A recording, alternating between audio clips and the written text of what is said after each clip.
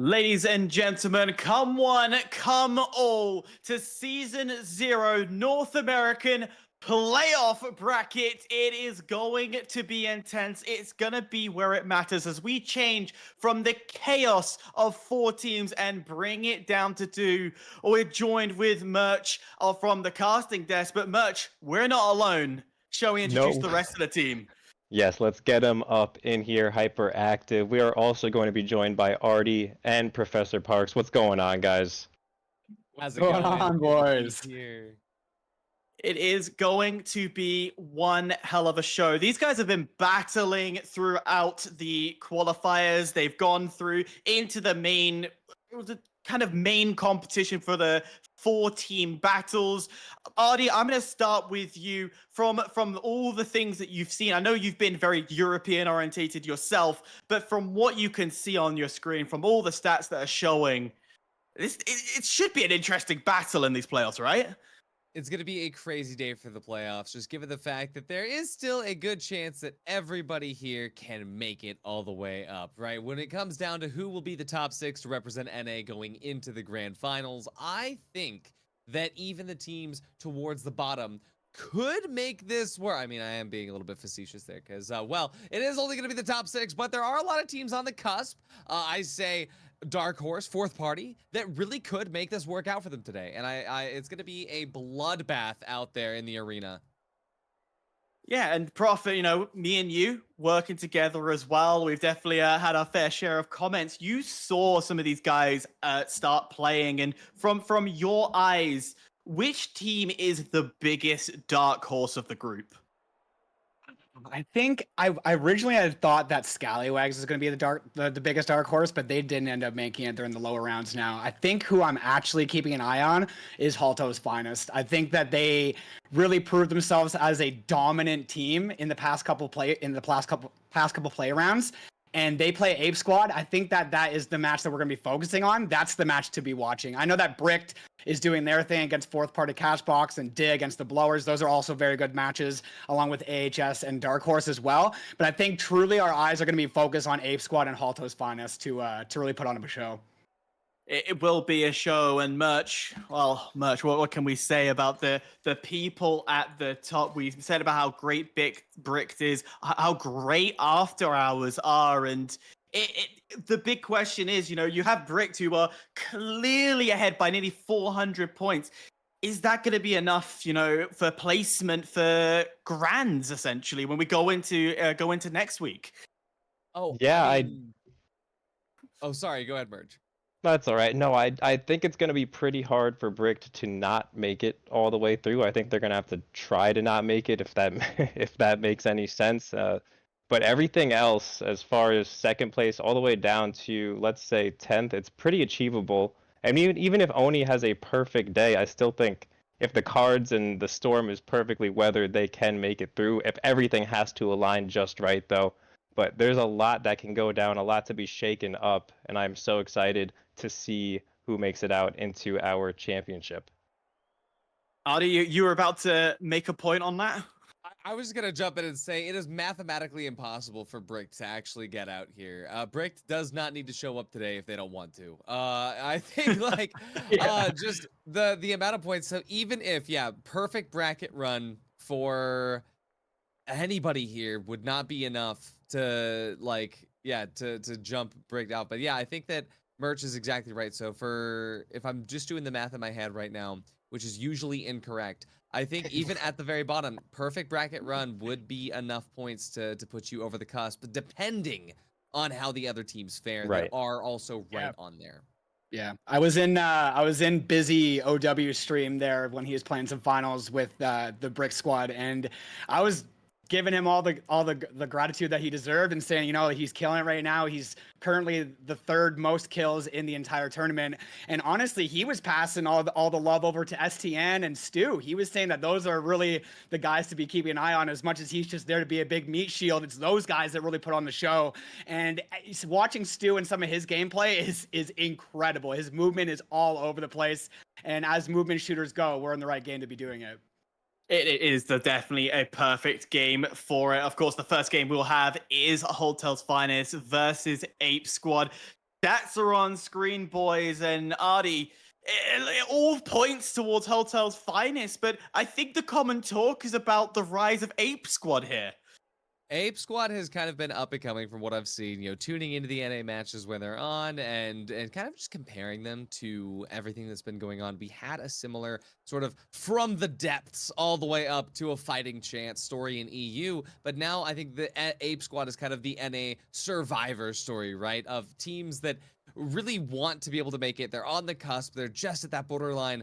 I think the Ape Squad has the opportunity to do it, especially with how the meta has changed given the new season or the last couple of updates, the buffs and nerfs every couple of weeks that put some teams in a bad spot. Ape Squad has always been, hey, this is working out really well for our team. Hey, these adaptations are working really well for our team. And I think that Ape Squad actually has a good chance of surprising us here in the first match. March, you've been a little quiet in the corner. Do you think this is Hotel's finest game to take home, or do you think this is Apes? I'm gonna go around predictions now between everybody. I think the pressure is more on HF here. To be honest with you, they definitely market themselves as a 3v3 team. So finishing third overall in the regular season was nice, but they expected to finish first, and they want to take first here today. That's for sure. So I think the pressure is definitely on HF, but both of these teams are extremely capable. It's going to be tough to say if I had to pick between the two. There's just so many killers in this lobby from top down. But I think with the substitute of Grad in for commit today, that might be just enough to give HF the edge here. Professor? Yeah, piggybacking off of what Merch said, HF doesn't really have much pressure on them. They kind of know that they have themselves solidified with the points wise, but I think Ape Squad knows they need to not be monkeying around here, for better words. They got to get this cash and get things going. So I think that they're gonna show up and show out here today. And Artie. I mean, I already kind of said it earlier, just talking about the potential for an upset here, but I think it's going to come down to, the 3v3 situation, how everyone is feeling about 3v3s, and I mean, when it jumps into these map picks, though, I mean, look at this, right? Sis Horizon, Fortune Stadium, Las Vegas. I can't lie to you, this is like Holto's finest bread and butter, these three.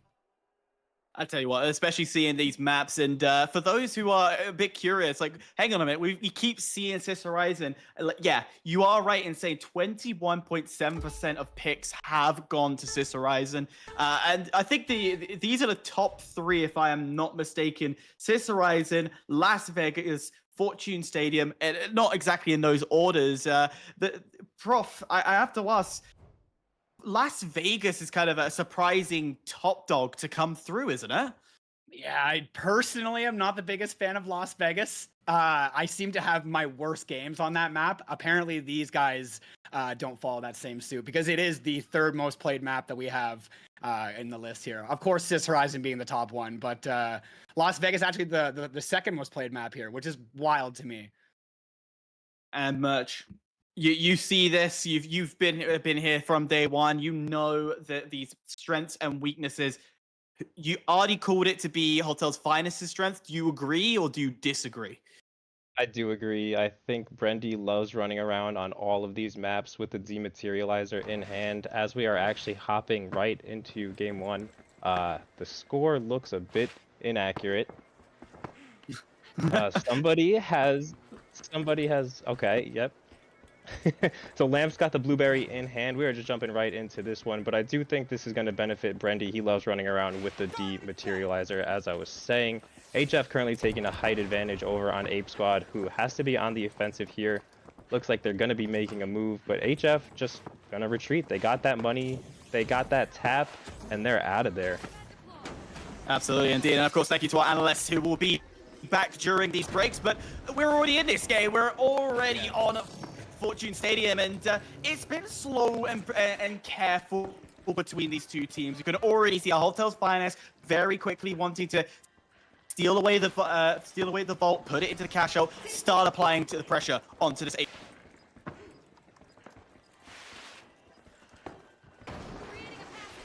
Jeff has wasted absolutely no time. They're now set up parallel with their cash box as we see Ape Squad going for a drop play more likely than not. We're going to see a DMAT and Winch come into play just to throw off the centering if I had to guess. But we see Lamp.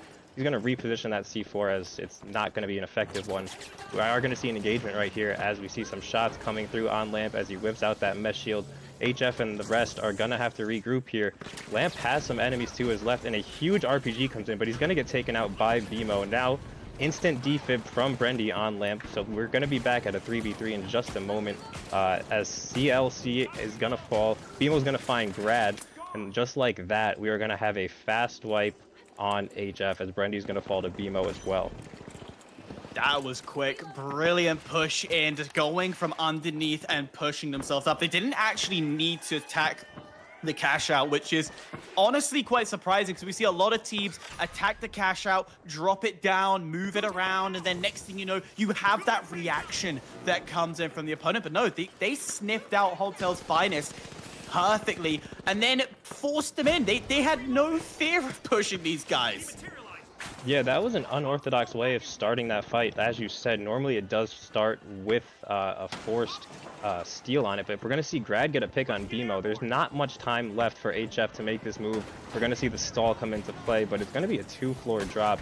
Not even necessary. Lamp is going to find one. We just don't have enough time regardless of what happens in this fight. HF is going to get the wipe there. Lamp with a nice 2-piece, but it's just a hair too little too late. And Hotel's Finest will claim the first cash out. For those who are new, who are wondering, well, how did they get 25k and what does it go up to? Well, it's imagine 25 is 1. Every cash out is a point. It's first to get 2 cash outs win. So Hotel's Finest will have that 1-0 lead in this game. They are 1 away from winning. Ape Squad also need to get 2. So it's very easy to swing things back. But at the moment, Vault look is opening under Hotel's Finest name. They're right on top of it. But it's all about this engagement. Who's going to be the first pick and who's going to be first to fall? Yeah, Ape Squad is in a pretty powerful position here. We see HF trying to move the money with the gateway. Almost a really good goo just to get that money going even further and safer. However, they miss it with the jump pad. So Ape Squad's in a pretty powerful position here still. They have the height advantage. It looks like we have a winch hammer in play, so that is something that HF is going to want to distance themselves from as we see them ascending on the other side of this Halto building. This is their building. They are right at home. They want to dominate here. We have Cashbox 2 just sitting, doing nothing right now. A winch is missed, unfortunately, but we have an ape going on the Ape Squad here. Lamp's going to find himself in a not great position, but Brendy's going to get the trade. Brendy gets 2. Lamp is still alive, and he's going to get the 3rd, so that is huge. And now they are going to go get that res and go plug this vault as well. That was a nice push. It was a lovely push and a few missed swings that was a disadvantage to Ape Squad. Critically, gotta be hitting those, gotta be winching and catching the player to take advantage. So you're gonna be kicking yourself from those misses, but Hotel's Finest will kick it off. They are staring down the barrel of claiming their second and final vault in map 1. It's very early. It's very early, this vault. This cash out. It can swing very quickly as already 8 per hair. Yeah, as we see a counter pad, they're already on the highest height on this map, and they have a jump pad to get even higher, just in case Ape Squad does attempt to take the height on them. But Ape Squad instead is going to be looking to attack C from underneath it. We have 1 drop into play, but the stick is in. Brendy's going to get some damage in, but it's not enough to get the stop. Grad, however, does find a kill on BMO, so we're seeing a 3v2 in the favor of HF right now. We're just going to go for a flip here. I like it. That's something that we don't really see a lot. You go for the white first. Unfortunately, the stall does come into play, but Brendy's going to find one on Hashi there and go right back at it as Ape Squad is wiped yet again. It almost felt like Hotel's Finest allowed the steal to come in. They would have played retake and push back into this site, and especially with 20 seconds added to their clock. I'm gonna be real hot, March. This looks done and dusted. It's done and dusted onto the side of Hotel's Finest. There'll be one last attempt from Ape Squad. It will be a rush. It will be chaos at the bittersweet end. Yeah, in theory, they can do it here, but let's see what actually ends up happening. We have a red barrel in hand, just trying to cause some sort of disruption. Every stall that they can throw, HF being they have already done it, just making this as difficult as possible for Ape Squad. Serve shots coming in. Grad's going to find another pick. Grad has been finding all of the picks. He's going to get the 2-piece as well. One lone soldier left for Ape Squad, and he is going to fall. That is a very fast 1-0 map count for HF over Ape Squad here. It feels convincing. It felt very convincing.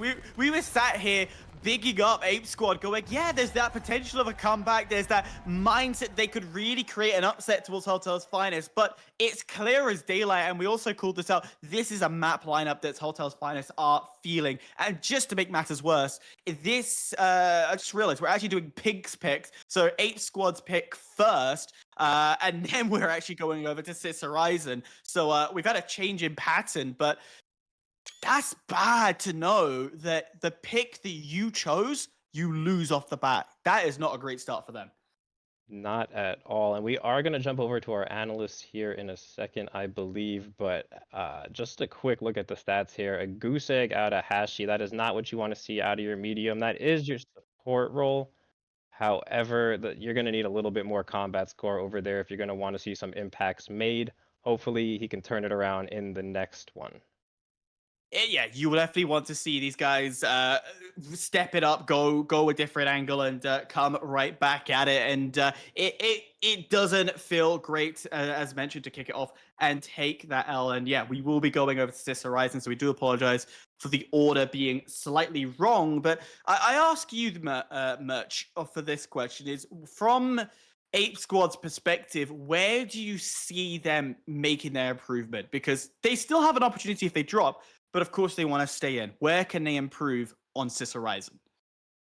They are going to need to, I think, slow it down here. Those fights were all extremely fast. I don't really recall seeing many resets at all. Maybe a quick defib coming in from Brendy on the HF side of things, but Hashi was having a hard time staying alive over there. So you're going to need your medium to stay alive and get those resets going. I think you stretch out these fights a little bit longer.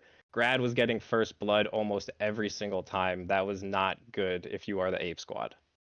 Yeah, graduating a known light that can fry in the match. I don't know how many times I have said his name during postseason, and it is phenomenal the way the man moves. But off to the races, the fine gentlemen go for yet another time. This time on a darkened Sis Horizon. A lot of players usually complain about the darkness of this map. Do you see a problem when you play on dark Sis Horizon?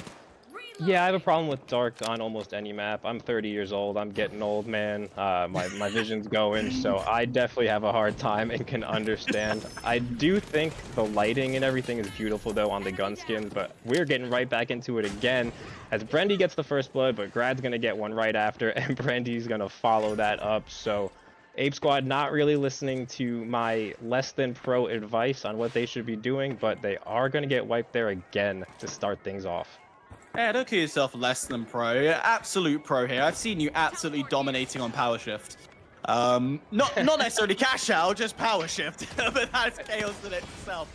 Not the great start. Hotel's Finest just has this confidence to push into Ape Squad. They have that confidence to literally get it in their face and say, all right, we'll play this CQB, we'll play this close, and have the mechanical skill to win those one-on-one fights. And then when they have that battle won, it then ends up to double up, double or nothing. And then you now have 2 players against 1, and they just keep adding on until eventually the last player and all of them are hunting.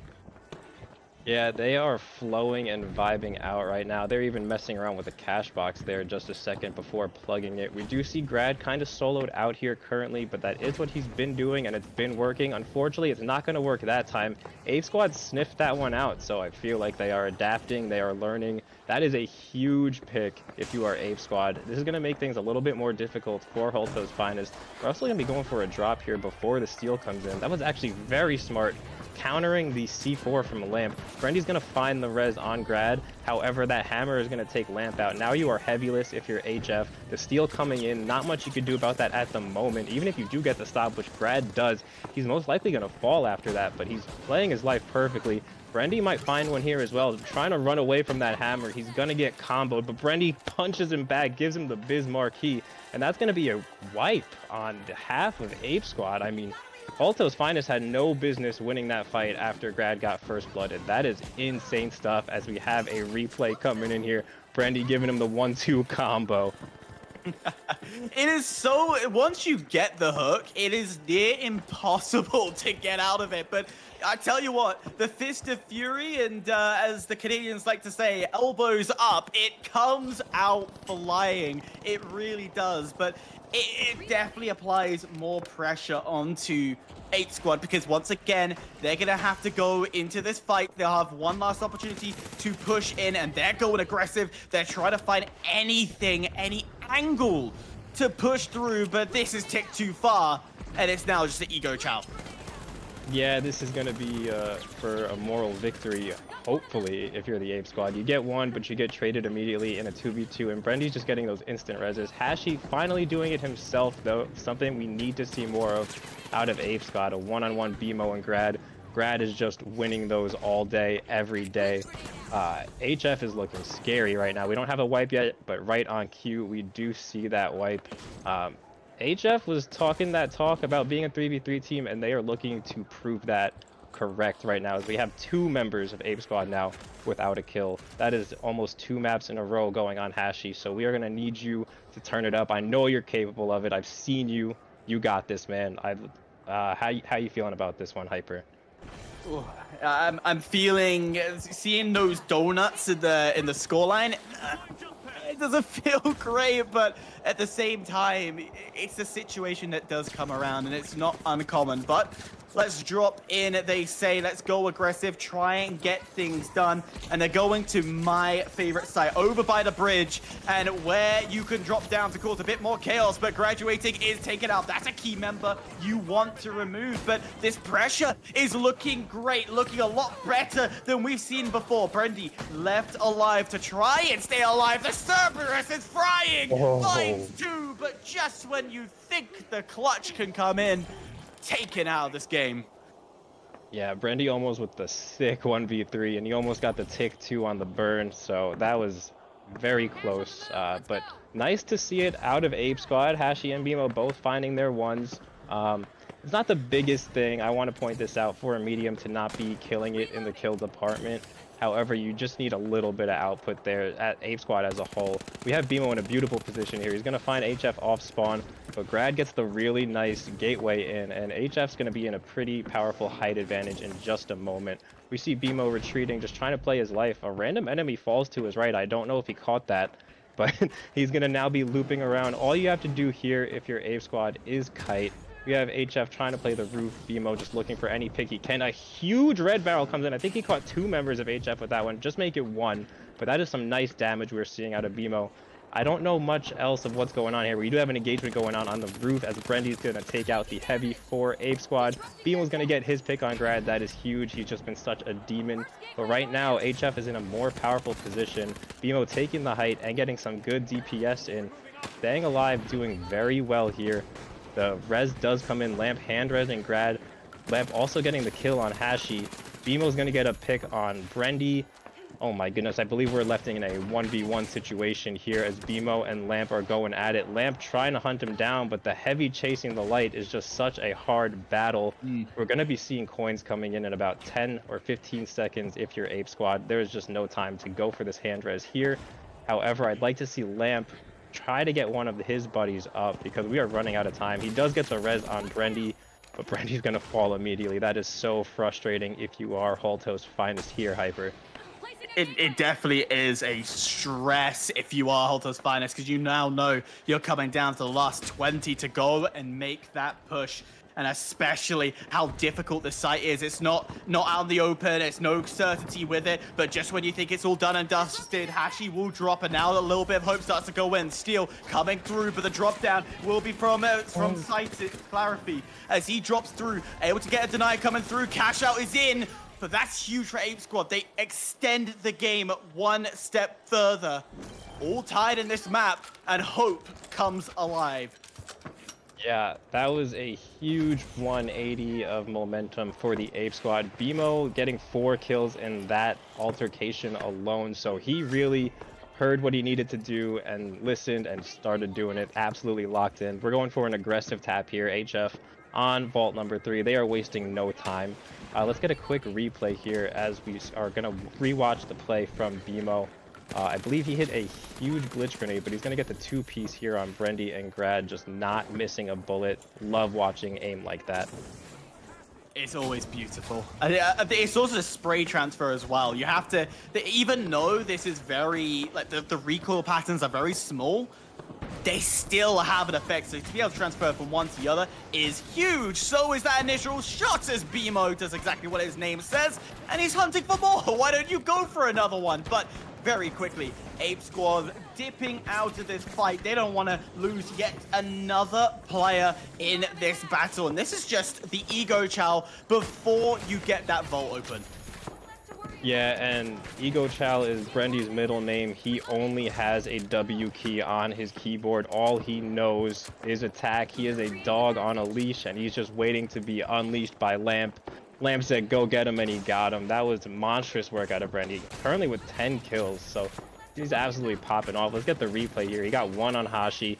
He's going to get not the second one, but all the damage on that second one as Lamp ended up getting that 2-piece.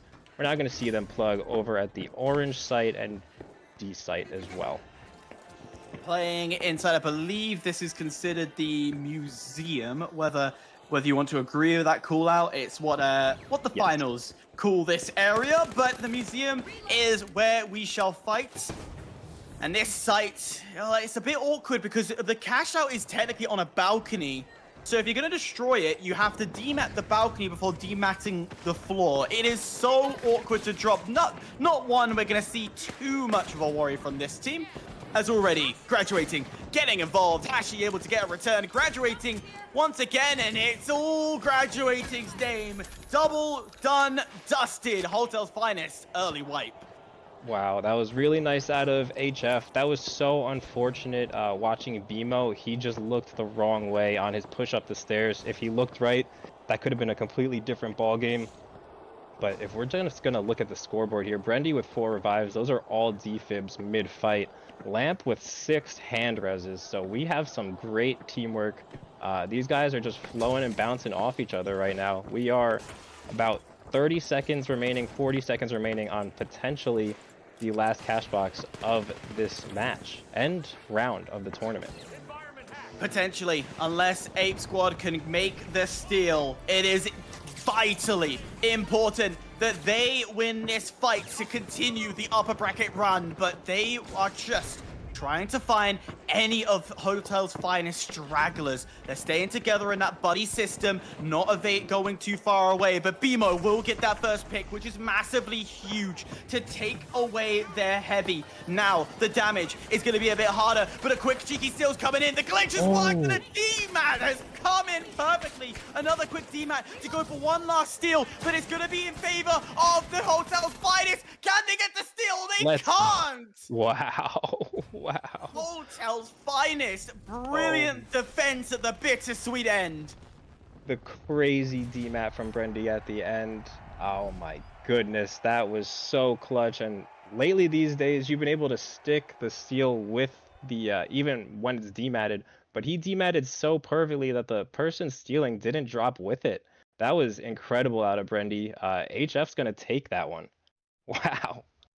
That is so impressive, and we have a look at the scoreboard from that game. Brendy and graduating, both of them sitting in double digits. It's rare to see 2 players get there, but when, it's rare to get 1 player into double digits. When you see 2 getting there, it is so impressive. And I tell you what, we have to go to our analyst desk where we're joined once again by Professor and Ardy.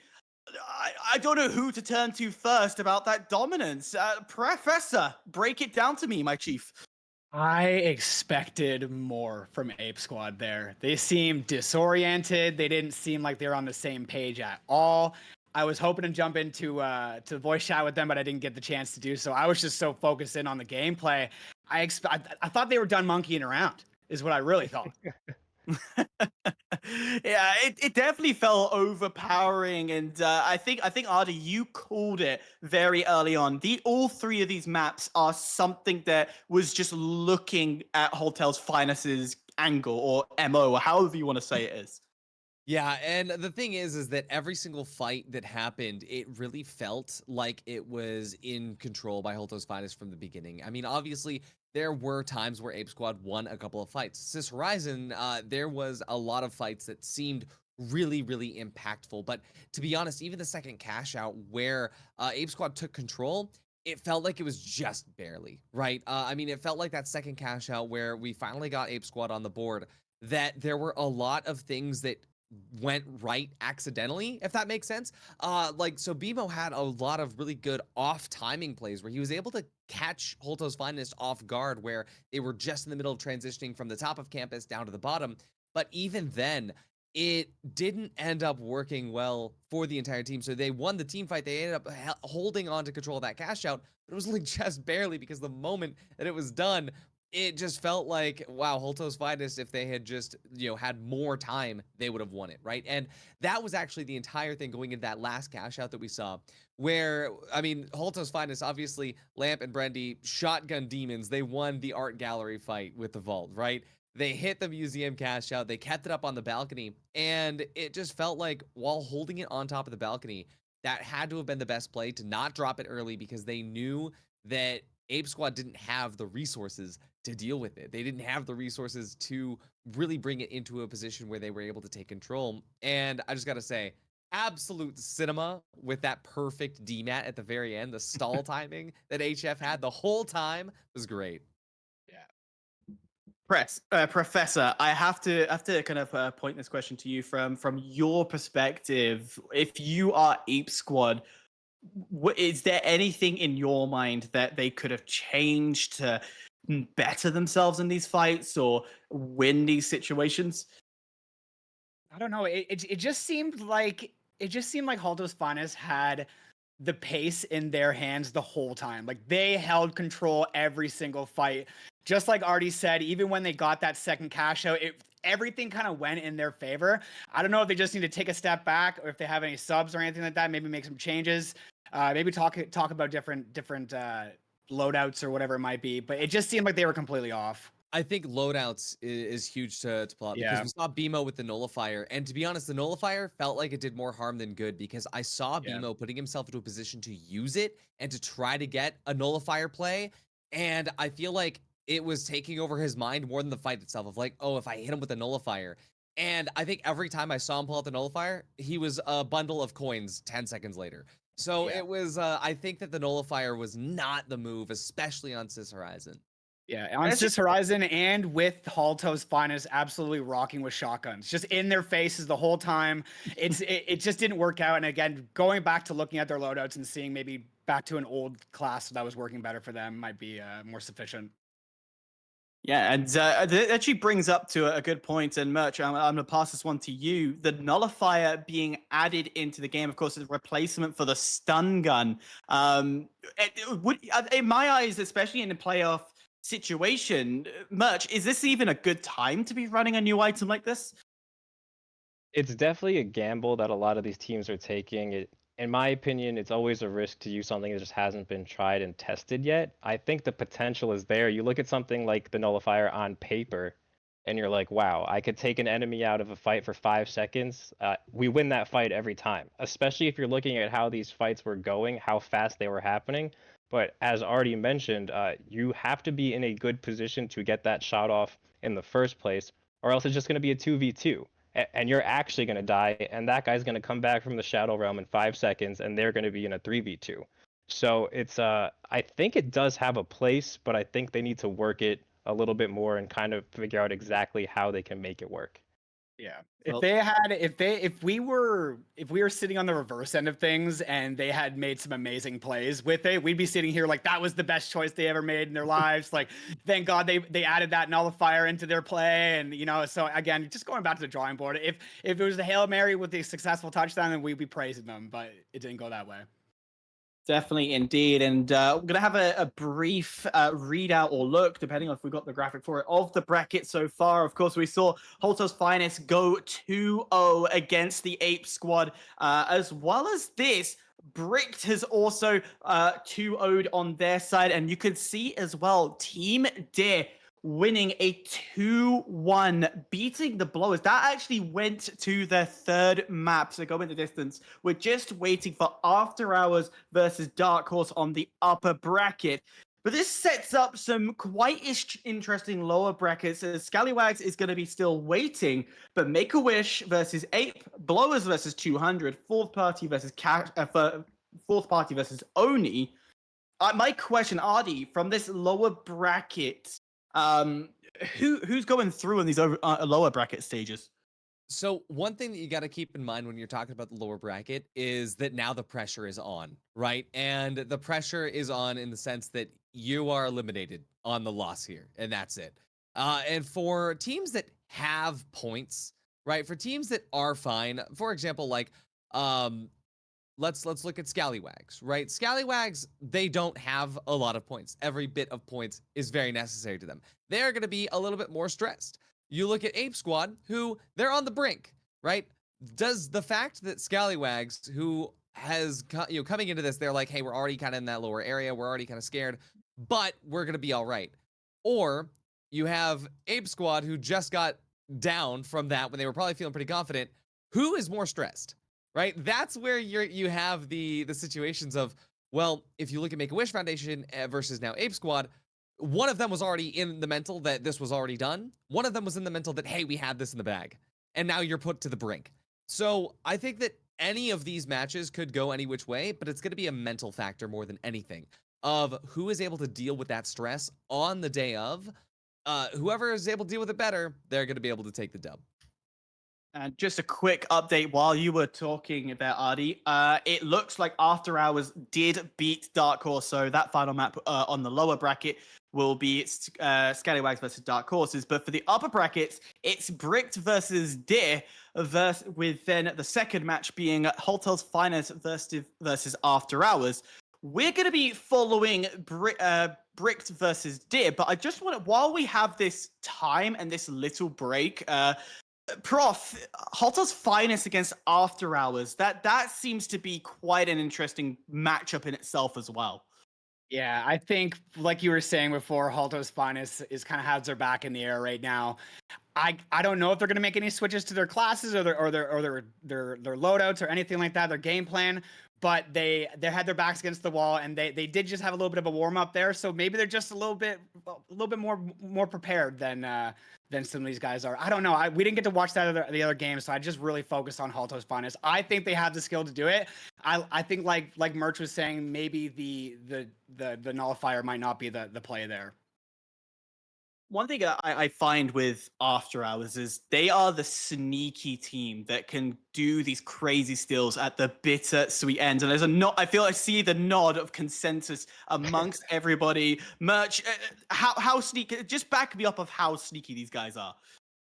I mean, you just got some certified killers over there from top to bottom, so it's not really anybody you're going to want to have a one-on-one engagement with. However, the same can be said for everyone on that HF roster, though. It'd be cool if the game worked in a way where it's like light versus light, mirror matchups like that, but that's not how the game plays. It's a team-oriented game, and we're going to see some crazy calculated pushes. As ratty as AHS can be, HF knows how to sniff that out, and they know how to deal with rats. They know how to sniff, and as we said for the other side, Bricked versus Deer. We're gonna break that down in a little bit when we get the full graphics in. We can break down with the numbers, but I'm gonna put a throwing question. Just while we got a little bit of time before we get things going. Artie, you're gonna love this. Should we bring in? should we bring in? Keto. Sorry, should we Kyoto. bring in Kyoto? Kyoto. Yes, absolutely. Kyoto is my favorite map. It is the hottest take that I have in the finals, and that's because of the fact that it breaks every rule. It turns the game on its head.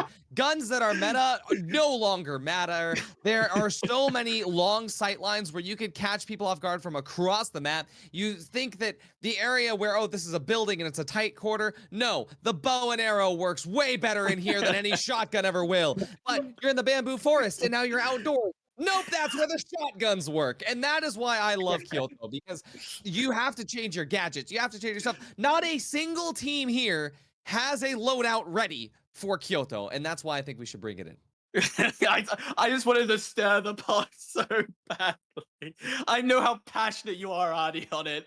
But let's reel it back in. Team Bricked and Team Deer on your screens. Of course, Bricked on the group stages came out first. And then Team Deer coming out fourth. We know Llama, the king of the sledgehammer, onto Team Deer's side. What maps, Professor, are we wanting to see from Team Deer to benefit the sledgehammer?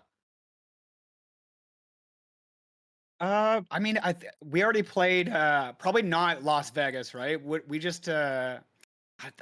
I think that maybe Skyway could be all right for that. Just anything that's closer encounter, lots of buildings around, right? Something that's open, like Las Vegas would be, unless you're in the buildings there.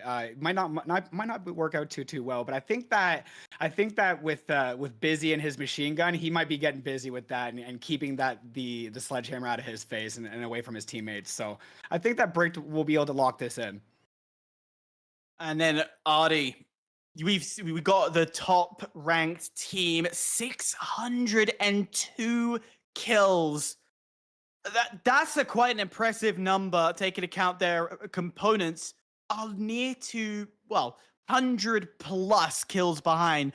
If your Team Deer, what are you looking to do to try and break this Brick squad?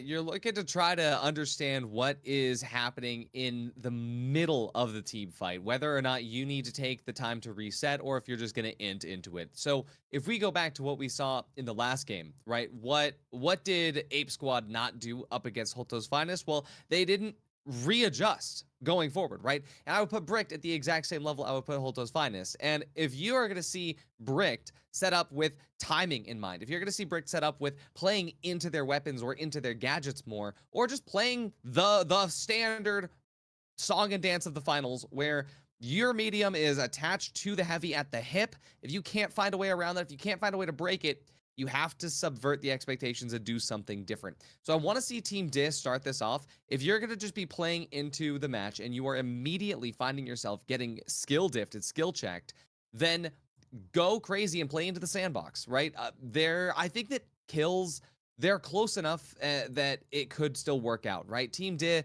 at the end of the day, they're now playing a different game against Brick because we're in the 3v3s. And I think that it just is going to come down to not only the mechanics, but also how you're focusing each team fight. Each team fight is its own match in and of itself. And if they don't change up from the very beginning, if it doesn't work out, then we are going to see a very similar match to what we just saw. I'm just going to quickly hop in and say a map that would really benefit Deer to make the upset onto Bricked is Burnell. In my eyes, time and time again, we have seen Team Deer go onto that map and fry. And, admittedly, it's not a very commonly picked map. As a matter of fact, it is the second lowest map pick in the rotation that we have going forward. And yet Team Deer, every time I've seen them play on it, have won, particularly when it is a 1v1 situation. So this, in my mind, has got to be a map pick that they have to pick and take advantage of, because it is a horizontal fighting play. And when you don't have to think vertically as much, that sledgehammer really comes out of nowhere a lot quicker. Yeah, There's that's so a many really good buildings point on out that there. map. There's so many buildings on that map. That's such a good point. Like the sledgehammer will unleash. Like Llama will put in work with that. Oh, Merch, you were about to make a point on that as well. Yeah, I was just gonna say that's a brilliant point there, especially when you pair it with the dematerializer. You can have your heavy absolutely cruising through these buildings. But let's see here as we have our map picks popping up on the screen right now. Map 1 is gonna be Seoul. 2 is Cis Horizon, and right on cue, if we go to a map Hey. 3, it will be Bernal. So we have some potential here to see some crazy sledge plays. Specifically, I think on Horizon and Bernal, not so much on Seoul, but Llama has proved us wrong before, so I am very excited to jump into this one. I was gonna say Soul seemed a pretty CQB. Before we hop into this, we do have to, of course, get predictions. Artie, quickly, who do you think's taking this series? It's got to be Bricked. Ricked, Professor. Yeah, it's gonna be bricked. Keep your eyes on Stewie. He's gonna do his thing. Well, thank you very much to our two analysts. We will be back as we start to load up the lobby once again. And of course, March, I can't not ask you the same question. Who do you think is going to be winning this? I want numbers this time. I want numbers from you. Let's see. I mean, I want to play devil's advocate here and not give it to Bricked, but I think they are just too dominant. I think we're going to see a 2-0 here, and it's a respectful 2-0. I mean, no disrespect to anybody. It's Bricked, guys. They've really never shown any weaknesses in our 8 play days. I mean, they've just been dominant, but we'll see what happens. You know, you got to play the games. They're not one on paper. Absolutely. It definitely is a strong area. We are mere moments away. Again, thank you to all the analysts for being in our little breaks. Thank you. We're hopping Hyper, in. Thank you. Before I go, I just want to say, they're bricked. I'm bricked. Let's get into the game. Let's do it. Let's do it indeed. Artie said it perfectly. There's the two teams. Off to the races, the fine gentlemen go. It's here on Seoul, of course, Embark's second ever map created. It is beautiful. Personally, my favorite. And already we can see it looks to be that Team Deer will be the closest to Vault, but they're not wanting to open this yet. The Ego Chow will start off.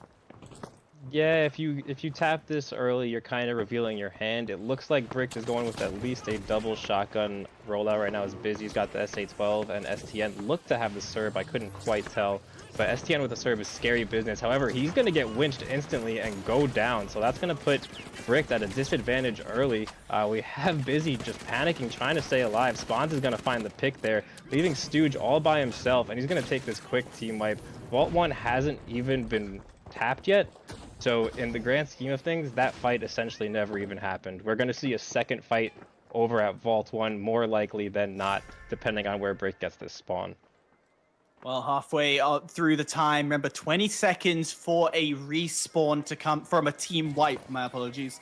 And yeah, that Ego Chow really is, in its name, it was there just to create that square up to demonstrate who was better. And first round, going construction, it was Team Diz play, and well, the spawns went right to the original point, and they've dropped the vault on top of it. That's not a great start. No, spawns fell off the map. The money's going to go way back. Now we're going to be in a very interesting position here, as we're probably going to have a second fight over this box. I stand corrected, as Bricked is just going to take advantage here, bring the money over. It does look like they are going to try to get this plug-in and the timer going. Busy in a very powerful position, but he did not know he had two members of Team D. Easy 90 damage he could have just given there if he knew they were there.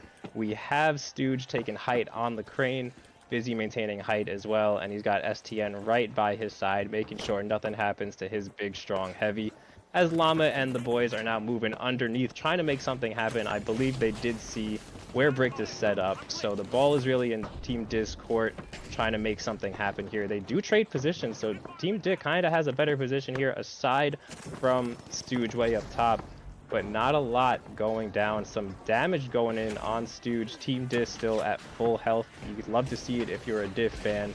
However, no deaths are happening. Busy's going to use his RPG and make Spawn's 2-bar. That was a monster RPG. However, he is going to catch that winch and fall to Boo Boo. So not huge, not great if you are him. However, Llama's going to get taken out by Stooge. We are now in a 2v1. However, STN got the res off as well. Now we have a 2v2, I believe. Spawn's gonna fall, Busy's gonna fall, and that is all of Brick Squad falling. We're gonna see a flip with about 60 seconds left on this box. That is pretty impressive how quickly Team Deer pushed in after their huge mistake. They backed out, pushed from underneath, and they played tight. They didn't fully aggress. They did that initial push. It almost like felt faked. And what did that do? That forced Brick to reposition out of their hiding spots, revealing themselves, and then Team Deer quickly adapted to the plan, to the play, and in doing so, taking full control. And now, only with, 20 seconds left on this point, it's going to be a rush. Bricked, you gotta push now.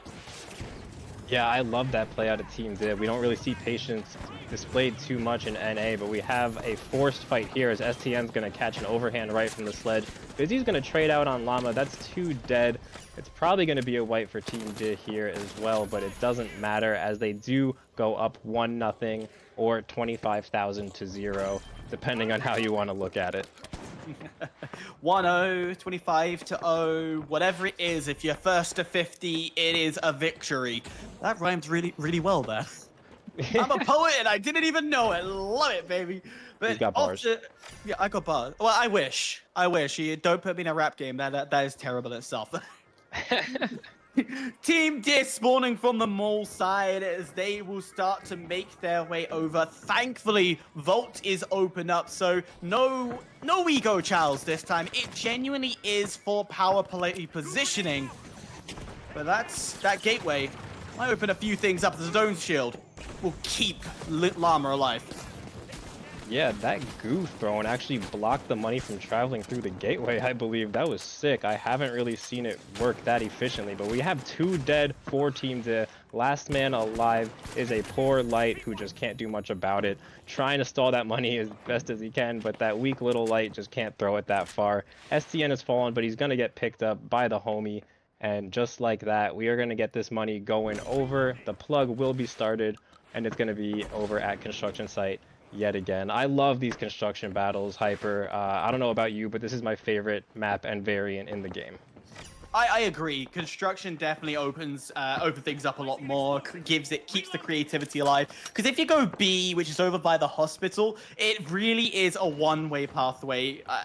Realistically, if I was in any position, I would try for hospital, but you also have to factor in spawns. And thankfully, spawns would have favored Brick's side, but why take that risk? Why risk running into Team Deer when you can play it safe here? Yeah, I agree. I'm also a bit intrigued by the weapon choice from Brick, specifically STN. I've seen him run a lot of things, including the Serb, and he is dominant with it. However, on a map like this where you can play such crazy height advantages, I've seen him do crazy work with the pike. He also uses it on suspended structures Bernal. I feel like he could have been dominant with it on this map here, but we do have an engagement. Some nice shots coming in from Stooge. Nobody falling for either team. However, it definitely appears that Brick is in the more advantageous position to get this fight started. Stooge just kiting, doing his thing. That's the name of the game. That's STN's phrase he loves to use. Just kite, prolong this. All we got to do is defend. No mistakes need to be forced. However, Team Dis seems to be forcing this engagement here. 2 teams on even playing fields. However, we have an aggressive jump pad coming in. Player almost falling off, but he is going to catch that ledge and get the remantle. That is huge out of spawns. Almost fell all the way down. Llama's going to find one on Busy. We have another one coming in on STN. Stooge, last alive yet again, just trying to get out of there, but he actually stays close and then falls off the map. So trying to do his thing there, and just like that, actually, this is going to be a 2-0 for game 1. Teams is going to take it. There's not enough time to respawn if you're bricked. Well, we said about the possibility of Team Deer upsetting, and I tell you what, RD and Professor said no, it's not going to happen. Well, ladies and gentlemen, Team Deer have just beaten the seeded #1 in the first map, meaning their power map, the decider of Brunel, is open to possibility if they lose Cis Horizon. So this is a great position for Team D, because you have now that comfortable position where you can take an L in Cis Horizon and know comfortably that you're going into your favorite map. Yeah, that I'm pretty sure everyone in the building is shocked right now. Looking at the scoreboard here, 5 to Stooge and Busy, 0 for STN. I'd like to see a different weapon come into play there. I do think that was a bit of a factor. STN is an aimer by every stretch of the word. He hardly misses his shots, and I think the Pike could have kept Team D at a bit more of a distance there. But you know, hindsight's always 2020, and we are going to be getting into the next one. I believe the map was Cis Horizon, right, Hyper? That it will be Cis Horizon, indeed, a definite favorite. And the more I play it, the more I can understand why they love this map. But I want to talk about some of the stats that I have on my screen. 4-4-3 in terms of the kills coming from the Team Disc squad, and the spread is so even. It is so well done from them, each of them stepping up to when they needed to. For a moment, I thought Llama wasn't gonna be stepping up to play. We know what he can do with the sledgehammer, but when he did come alive, oh my lord. Man swings and does not miss. He is a demon with it. So I'm glad to see he stepped up when he needed to.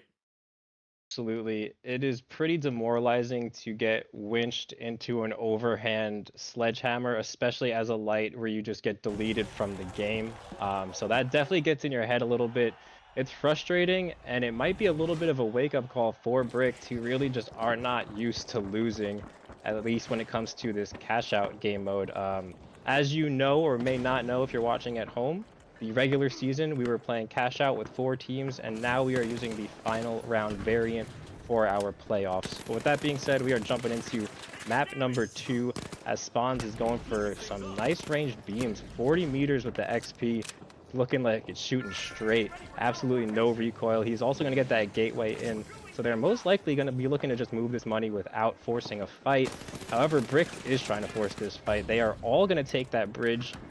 Very interesting strategy if you are bricked, and now they're going to be swarming in, as Spawns is going to look for these off angles, but it's just a bit too late because Stooge already has 2 kills, and now he's catching some shots from the Serb. He's on fire, literally, and he's going to fall to STN. So STN sticking onto the Serb as we see our Horizon. It makes a bit more sense on this map, I think, with all of the DMAT plays. You can really force these close range engagements if you're STN.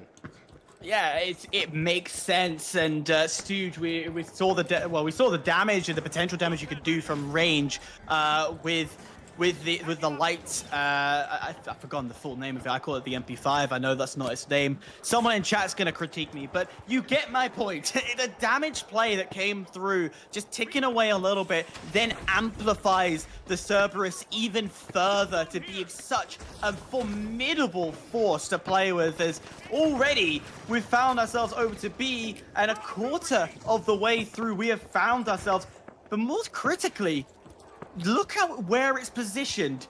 It is not indoors. It is placed outside. So that's something both teams need to factor. They need a wipe before pushing the point.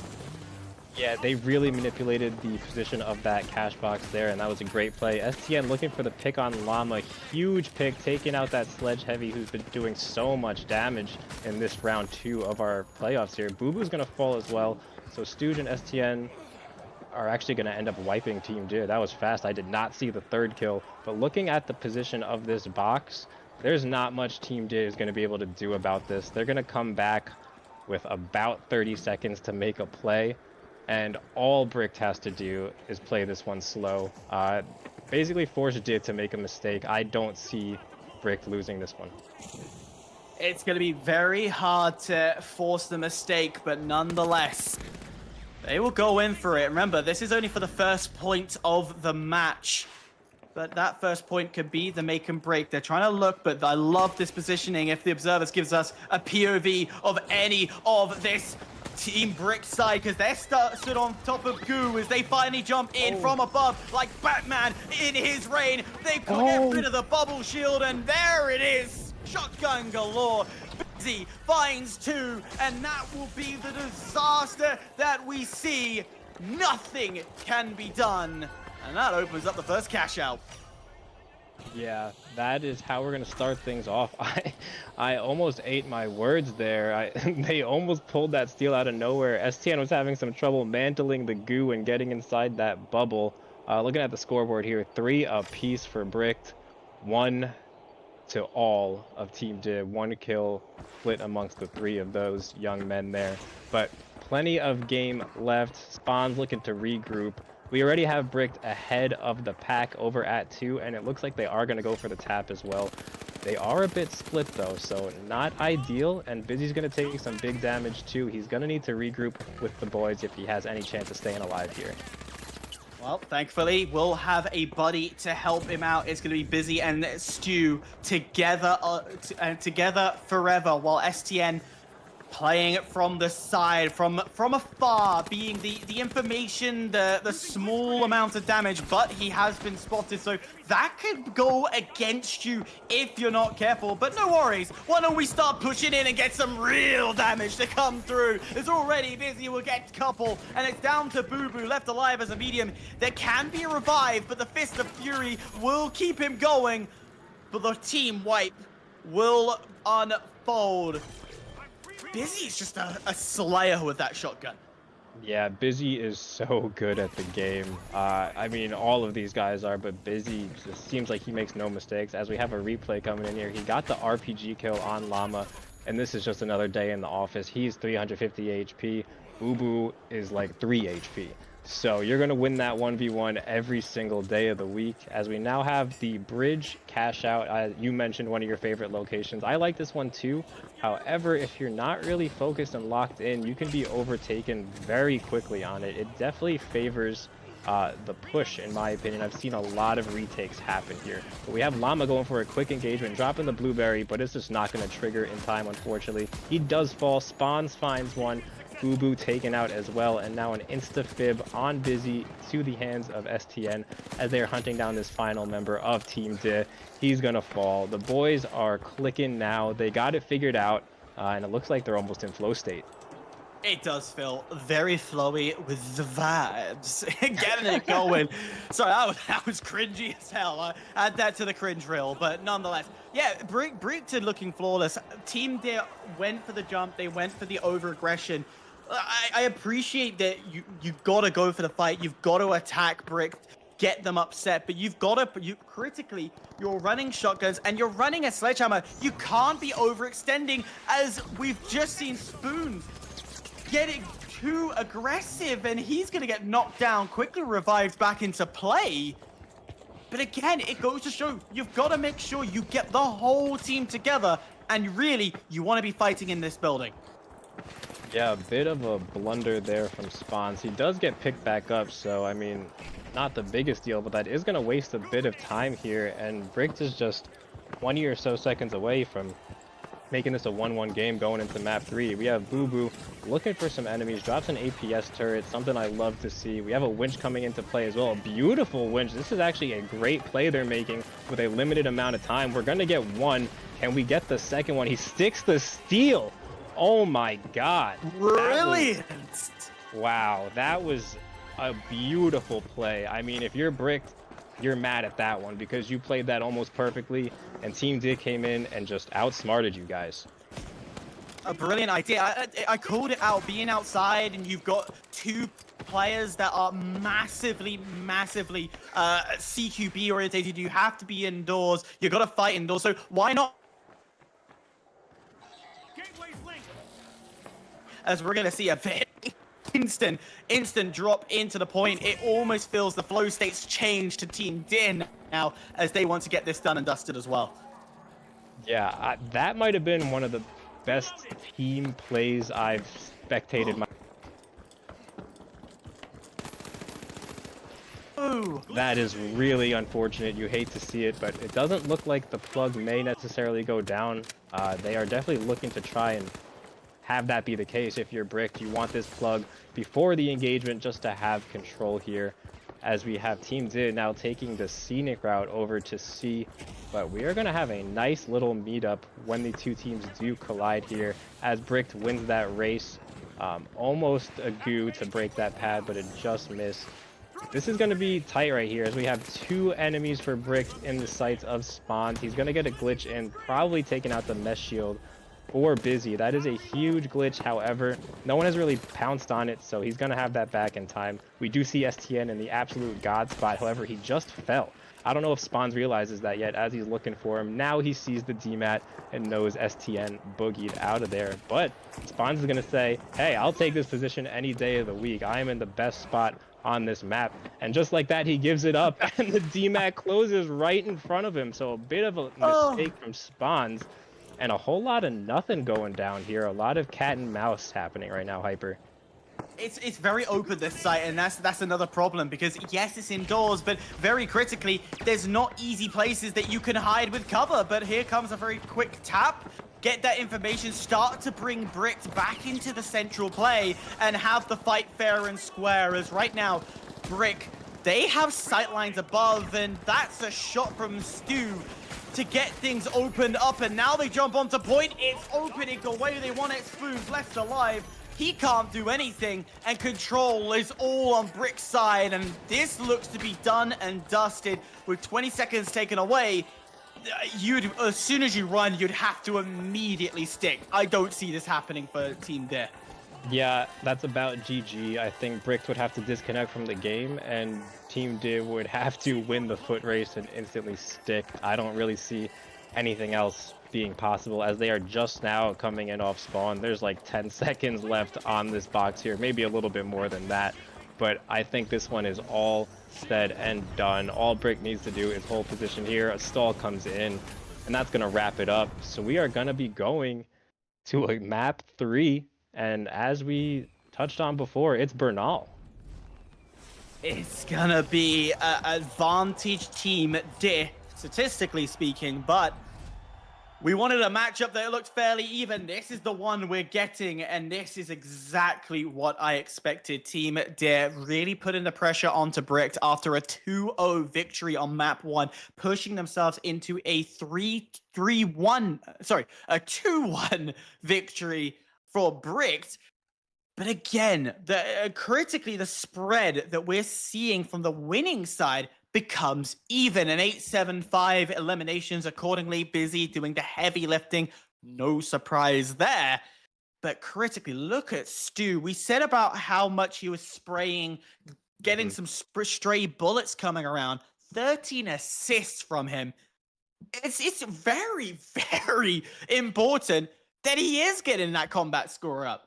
Yeah, for sure. That was what I was going to touch on. And so I'm glad you did, because that really just sticks out. I mean, highest combat, least kills. So it's not about the kills. As you see those 13 assists, that is crazy numbers in a 3v3 variant. We did go all 3 cash outs, so that makes a little bit more sense. But that man is shooting everything that is on his screen. It is exciting to watch. It is exciting to be a part of. And we have Bernal, and shout out to Ozzy Punto for that raid. Thank you so much. Let's go. Thank you so much. As we hear in the background, I don't know if you can hear it. I can hear it. I've got my own game open, but I don't know if you guys can hear the countdown. But we are loading into Bernal. Critically, I said this before. I'll repeat it again for those who didn't hear. As much as these other maps are very vertical play, DMAT galore, etc., etc., etc., we see a lot more horizontal gameplay that comes in with Bernal. Players hate it because you can't drop the site or do anything like that. So instead, we see a lot of winch plays. We're going to see a lot of moving the site outside. And with the likes of Alama, who plays Sledgehammer, the mass amount of buildings help him so much. Yeah, that's definitely the case. However, and it makes a lot of sense now that I'm really thinking about it, why STN is just sticking on the Serb. It is your best bet at dealing with a melee weapon when you're forced into these close engagements. Obviously, you can do that damage at distance with the pike, but these players are all so good at playing to their strengths and forcing it. STN not taking the gamble there, just playing it safe, I think, and going with the Cerberus here. As we have Bricked setting up an aggressive pad, a little bit of a split push here, and they're going to find Team Dis split up a little bit as well. Some really nice positioning from Stooge over across on the height there. They are going to get one pick as we have Llama trying to bait one in. He might die to the tick here. He's going to die to Busy's punch instead, and that is going to be a wipe. Really nice work out of Bricked. Both teams split up in their own regards. However, it looked like Bricked was just a bit more coordinated on that push. What I love from that Bricked push is as you called out, it was split. You had one player going solo, creating that attention, making sure that those bullets, those kind of like, look at me, I'm over here, as Ted Lasso demonstrated in the show. It was like, over here, look at me, I want the ball, I want it, and it draws people. You're gonna look at it, you're gonna start looking in that direction, and in doing so, just gave the opportunity for Bricked to catch all of them off guard. Yeah, that was a beautiful DMAT from STN, whose spidey senses were tingling. Is he stuck in the floor now? Something is going on with the screen. This is looking absolutely crazy. It looks like the building has been sent into orbit. However, Busy will find his pick on Llama, and Team Dit is gonna fall. Not exactly sure what happened there, but that camera was going crazy. Team Dit yet to get on the board. Stooge with 3, Busy with 4. STN doesn't have his kill, but he hasn't died yet, and he's got 4 assists as well. I mean, quite frankly, his heavy and light are just popping off right now. Not much STN even has to do, but we have a quick spawn coming in for Team Day. No surprise as well, if you can just catch a glimpse of that cash out. It's out in the open. It is very, very difficult, so you have to go for the fight. They're going to quickly realize this, call out, this is in the open, boys. We've got to find them, we've got to fight, but instead, they're going aggressive. They're going under the smoke. They want to draw the players out, and that glitch grenade was huge. That really did slow down any progression of utility. Still successful, and now they've got all the players out in the open. It's a fair fight to come through, as Spoons will be the first to drop, but Stooge is traded, and very quickly, a return steal coming in, while Boo Boo is trying to get kills and revive. Bricked, he sent 2 off, kept 1 to take it back and claim advantage. Yeah, that's insane. I don't know how they get away with that. A wipe is yet to occur. However, this is going to be tough to retake if your team did. You got away with 1 cheeky one, but you can't really make it 2. A crazy counter steal from Brick there. We have a one-on-one engagement going on. Busy is going to fall. I just don't think there's enough time on this steal anyway. I do want to quickly talk about that. That was a beautiful smoke into goo. And to top it all off, there was an APS turret. So there's a good chance Team Bricked had no idea that they were shooting at goo in the first place because of their positioning, just because of that smoke completely blocking it. And even if you pushed that, the player was going to be hidden in the smoke. So smoke steals are definitely something, if you at home, you should be incorporating that into your game, especially if you find a smoke barrel. I'm not telling you to run smoke grenades or anything like that. Yeah, smoke grenades probably the least chosen, but we're gonna have an eco chow before we get on to point. The spawns favored Team Dit this round. They spawned closer to the vault, so they will try and look to slowly press backwards while looking at the gunfight that's ahead of them, maybe to get that tap to come through. Learn from their original mistake, learned from a mistake onto Soul. But right now, both teams continue that squaring up, trying to see where they are. Because this vault, well, it is hidden, but 100% will give away your position. Yeah, both teams playing this one very carefully here. Pretty fair positions across the board. No one at a true advantage here. However, you definitely prefer to be Team Bricked just because Llama's got that sledgehammer, so he can't really help much in this fight. We do see a potentially very aggressive gateway coming in, but just like that, it is glitched out of existence, so we're gonna have to wait for the cooldown on that one.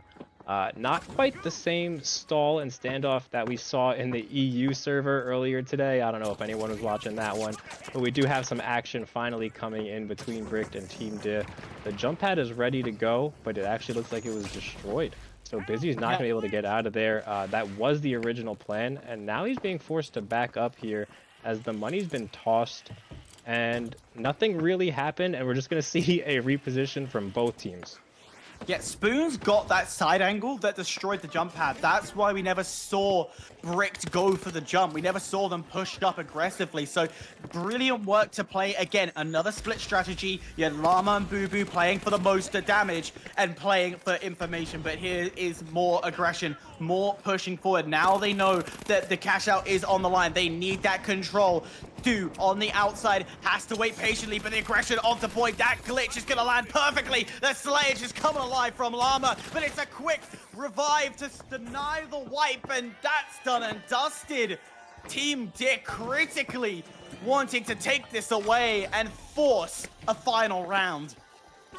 Yeah, great push out of Team Did. That was an interesting fight from Brick's perspective, because as we were spectating Dude, if you were not looking at the kill feed, you totally would have felt that Brick was going to win that engagement. The damage he was putting out, the monster glitch he hit on 2 enemies.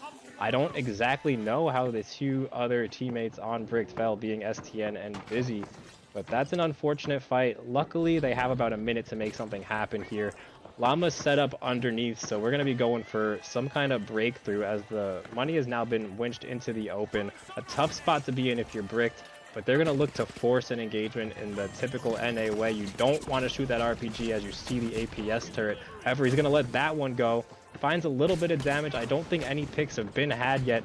Spawn's taking some huge shots, getting out of there with half his health. Boo Boo finding the pick on Stooge as well. Bricked is going to need to find some picks immediately. Spawn's doing an amazing job. STN finds 2 though, and Spawn's is 30 HP. This is not great if you're Spawn's. All they have to do is hop this money and force Spawn's out immediately. He's going to hit a huge glitch, but there's not much Spawn's can do in this position. He's going to have to 1v3, and I don't think he can. He's got a goose stall in, but no, he doesn't.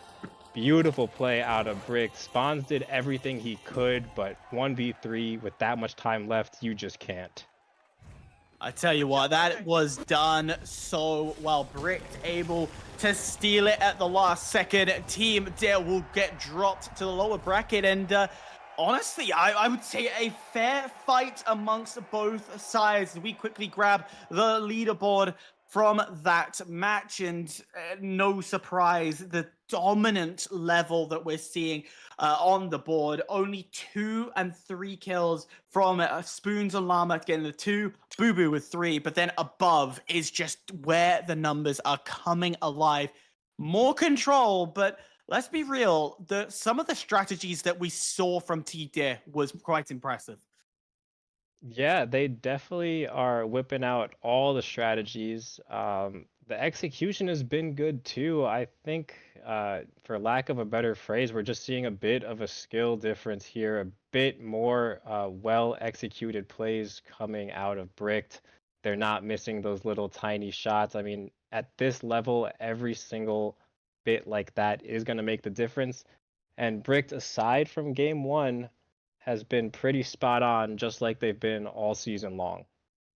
Well, we're going to quickly hop back to the analyst desk. Welcome back, Professor and Ardy, as they join us once again to break down this quite incredible matchup. And I'm going to put it to Professor first. You called, well, both of you and Ardy called that this was going to be a Bricked victory. Professor, did you expect Team Dit to steal a map? No, that was wild. They were playing their game the way that they needed to that round. Like they won all the fights that truly mattered. It was back and forth, obviously, throughout that whole first beginning. But I think that Brick struggled with the sledgehammer, knowing that Llama is the best sledgehammer winch user in the world. And then they made some adjustments. They added the sonar nade when it came into the second round.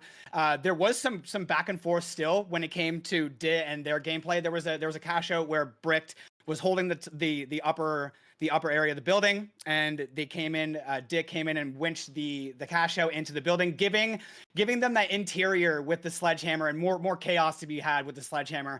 And I think that's what ended up biting them in the butt in the last cash out that we just witnessed. There was that they had the cash out in the building, they had the sledgehammer, they had everything locked in, and they decided to pull the cash out outside, and honestly, kind of gave Brick an open opportunity to come in there and take that.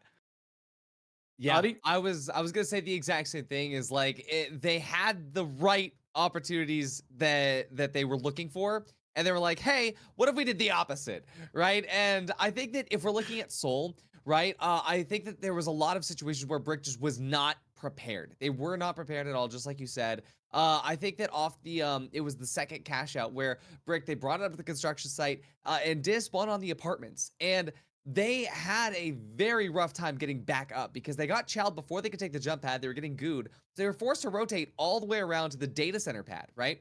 But then when Brick backed into the high-low setup, Did just dove up to the top, and Llama was able to just pick up a double. Same thing happened on Bernal in that last fight, where even though Brick had control of cash out 2 on Bernal, they got the early damage onto De, but they were able to just stay focused. They pad up to the height, and Llama gets a double, right? But yeah, throwing it out to the street, it was just wild. And like, I think that the issue was that as soon as Brick figured out what they needed to do, which was play more rotational fights, get opportunistic picks, right? And just sort of, you see Sledgehammer, you run away from Sledgehammer. Then as soon as they did that, Did just sort of didn't have anything they could do, because unlike the four team aspect, when you're here in the 3v3s, if you just get one of your players hard countered, it is so hard to come back from that. It's almost a disaster situation when you do find that counter against what is kind of the anchor of the team. We know the team there really relies on Llama, and that surprise meta that the Sledgehammer is powerful. And we said how Brunel should be their map. There should be everything going their way. But what was it about Seoul that really kind of opened things up, Parks? I think that's everybody just knows Soul so well. When I told you guys keep your eyes out for Stewie. He was going to do his thing, but I think what really impressed me was STN. At the very end of that, it wasn't on Soul, it was actually on Sis Horizon, but he made a double play with a revive that won them that cash out, and I think that really tipped the scales in their favor. And it was just all bricked all day, the rest of the match. I think that truly was what stuck out to me the most, was their gameplay on Sis Horizon and STN really popping off. Yeah, and of course, we're going to have a quick point out as well. I'm just want to go to the bracket very quickly because there is a major, major upset in this bracket. Ape Squad is out. They lost against Make-A-Wish Foundation. They advanced through. We saw how there was potential of them going through. They're out of this game. Ardy, when you've seeded so high, you've done so well, and now you've just got knocked out within the losers round 1. Tell me the thought process. What do you do in that, knowing that you just got wiped here? Well, this is what I was talking about, right? It's all about that mental. So for Make-A-Wish, when they're already sitting, lower into that red zone of their point score, and they know that they're starting on that lower bracket, they're prepared. They're mentally prepared for the worst, and they know that they are up against a wall. For Ape Squad, they went in so confident against Holto's Finest, and to just get diffed 2-0'd, right, up against in the upper bracket where they were feeling so good before, it just sucks. And then you go into that lower round 1, and you're already demoralized, and you haven't had the time to make amends with it. Make-A-Wish just can set up and get right to work to win that next one. And it's always going to be about that mental game. I mean, if we look at what happened just now in the semifinals, right? Bricked was set up well, and oh wow, we just got, shattered, and we had no idea like how to deal with the sledge. So you just mentally prepare. All right, we just got to prep for the sledge. We just got to prep for it. And going into that, the second and the third maps, they did. And so I think that the finals, once you're at this level, the highest level of play, where your mechanics, your team strategy, your team, exactly how to play up against any single team on this bracket, it comes down to the mental. Are you mentally prepared to put in the work, to sweat, to calm out everything that needs to be calmed, or are you just going to get too locked in and focused on the wrong things? Just for the information as well for everyone at home, of course, all of this does add to the points as well, which, of course, reminder, Bricked is leading with 3,100 points, but the ones at the bottom, the ones that are out, of course, will be Ape Squad. 200 MS are out as well. They're sitting 11th in their bracket. Ape Squad was sitting 6th. We have fourth party cash box also wiped out in 8th. And then everyone's favorite, I feel it's a big favorite, Scallywags are knocked out. And in doing so, they will not gain any points going forward. So the matchups ahead is Dark Horses, Make-A-Wish Foundation, the Blowers versus Oni Legends. Merch, out of these 4 matches, who do you think is going through and why? That's a good question. I mean, that's a huge win. I wish we got to see the matches, but just based on what I'm seeing visually here, Make-A-Wish is probably on fire right now. They probably feel fantastic taking out a powerful opponent in Ape Squad. So Make-A-Wish has to feel good. I'm also really pulling for Oni Legends. I know we're not supposed to take picks and pick favorites, but Oni Legends, they had their work cut out for them coming into the league. They have their backs against the wall. They've pretty much had their backs against the wall the entire time. And to see them get that win over fourth party Cashbox is nice. And hopefully they could swing that momentum into round 2 against the Blowers. But we do have our map picks coming up, which is Fortune Stadium for map 1, Cis Horizon for map 2, and we're going to see some Skyway Stadium, hopefully, if we go to a map 3. A big choice, of course. This is for the Hotel's Finest and Bricked Upper Finals on this section. This is, again, another best of 3 and critically an easy pathway to Grands. And Professor, teach me some wisdom. From the maps and the teams, which way are we swinging here and why are we swinging that way? Hey, I mean, I obviously think that everybody's leaning towards Brick, but we cannot look past Halto's Finest. They just 2-0'd Ape Squad and 2-0'd AHS, where we just watched Brick have a little bit of problem there against Di. They locked in at the very end, but Halto's Finest, what are they doing? They're out here putting their name on the top of the map here. Now at the very finals in the finals against Brick. I think that we're gonna see a Brick out of here coming with the W, but Halto's Finest is not someone to be overlooked. Of that sense, are they gonna 2-1 or are they gonna 2-0 their loss? It's gonna be a 2-1. Brick takes first round, then Halto's very quickly catches round 2, and then Brick finishes round 3. I think it'll be a close match, but I think Brick takes it. I think the third round will be all Bricked all day. Artie? I have no thoughts. I just want to see this match. No, we're not. You can't get away with that. As somebody who literally religiously does pick'ems and predictions on everything he loves. No, I need to hear it from you, Artie. Which way are we swaying? I gotta say, I think that the redemption arc from Bricked after the last 2 has me really confident that Bricked can actually sway this. I mean, we've already had some upsets in the bracket. It's time for a couple more. So you're going Hotel's Finest. I'm going Halto's Finest. Oh, merch. I'm actually going to piggyback off of that. I think if you asked me this question before watching any games today, I would have told you Bricked is winning the entire day. However, HF has looked absolutely dominant, and Bricked has looked good, but they've also looked human today, which I can't say I've ever seen them looking human before. So I think HF definitely has the chance here, the opportunity to seize this one and get out of there with the win. I'm excited to see what happens. Thank you again to our analyst desk. As you can see on your screens, the match is about to get on. Well, is underway. Gentlemen, go. And starting off on Fortune Stadium, it is a popular favorite. We know.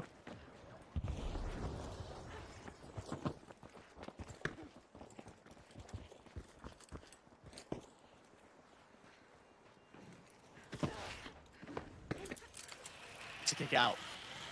Yeah, you definitely have to make something happen, and both teams are fully aware of how good it is to be in possession of Cash Out B. We saw that standard opening from HF. They always take that roof lamp, just holding mesh out. However, Bricked has seen a thing or two about these guys over at HF. They play with and against them every single day. So they knew exactly how to position themselves. And they're going to take a counter position here. But HF is going to get things under the way. So they're taking the risk in forcing this engagement, hoping that if they win it, they're going to get a head start over at B.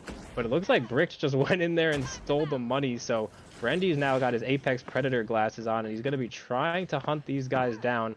Doesn't want to get too ahead of himself. Turns around very wisely, making sure his team is able to catch up with him because he is moving rather quickly. Again, just making sure the boys are there. I love this. This is not something you really see a lot.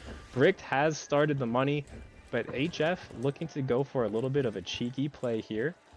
Potentially a drop, more likely than not. They will be going for a drop or a possible entry from the bottom. I like this. However, Bricked is currently playing above it. And we do see Stooge roaming around on the level looking for picks. Brendy's going to find him. Stooge is also going to find him. Gets a shot off on him. And now the communication, the comms are coming in. I love this play out of HF. They're taking all the angles. Brendy's going to find the pick on STN and get the insta-res. That is huge. He is going to fall to Busy. Busy's actually going to pick up 2. Wow, what a swing of events there. It looked like HF had the jump on that push, but Bricked, not even predicting it, just reacted immediately and pulled that one out. I agree. I love the way that was playing. It was stealth to kick things off, get that information. As soon as one player was spotted, with the trigger discipline that we see from this higher division is phenomenal. Bricked, they didn't go for that full aggression. Yes, they fired a couple of bullets at the open player that was in plain sight. Like, you have to go for that chow, but very quickly backed away. Didn't want to aggress anymore. But I tell you, talking over players, down to half health and Busy taken away immediately off the map. That's a huge damage player off the map. The steal's coming in, and Stooge can't even get to it, but the DMAT dropping down will massively stop things from coming through. There's still 20 seconds left, and there's still a chance to steal. Dude has 7 HP and a dream, but he hits the perfect red, and it's going to make the other player so low. Oh my goodness, Stooge had no business winning that with 7 HP. He got very fortunate. HF a little unfortunate. That money did not fall through. And that kind of left Brendy and I believe Grad just sitting ducks in that hole. They caught the red barrel. I mean, all of the cards fell into the perfect places for Stooge. Amazing clutch there to hold on, and that's going to be a 1-0 so far for Bricked. Borns coming out by the tower. That's going to be quite big here. Graduating is going to get spotted, but here's the tricky discipline once again. Well, the Common Days is cursed. I thought it was going to allow the players to go through, instead getting a little bit of tag, a little bit of damage, and that's all you need. It's just little pellets, little shots, just remind your opponent. Man, we're still here. We're still having a little fight over here. Yeah, we do. We're just having a little bit of a fight over here now, a bit of a long-range engagement. HF definitely in the more advantageous position here, but again, all of these fights, especially when the vault hasn't even been tapped, are borderline meaningless. You're kind of just shouldering each other for position, but other than that, not much is really going on here. We have a one-on-one between Stooge and Grad, 2 controller demons. I love to see this going down on light. You would not know that either of these guys are on controller if you actually watch them play, but they do not miss. It is very exciting to watch them play. Again, not much going down here, Hyperactive, but we do see Brick trying to get active. They definitely are. They're trying to just get that position. Now the vault open. This fight is more meaningful, and there's the push in. As we can see, Stooge tagging down, peppering a lot of damage as Graduating will respond with a trade against Brizzy. And this, critically, has opened things up as the revive will keep the game alive. 2v2, but critically now with no defib in play, revives are going to be slower and more meaningful.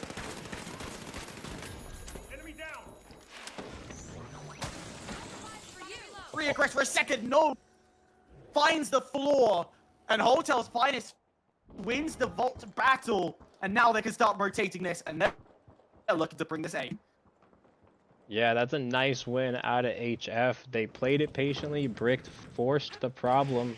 They looked to have pretty good positioning in doing so as well, but it didn't matter. Just as HF uh, got reacted on and lost that fight, I feel like the roles were just reversed over here. And HF wasting no time getting A plugged in here. Lamp set up with C4 underneath site, going for one drop. When that second one comes up, I believe he will go for the double drop.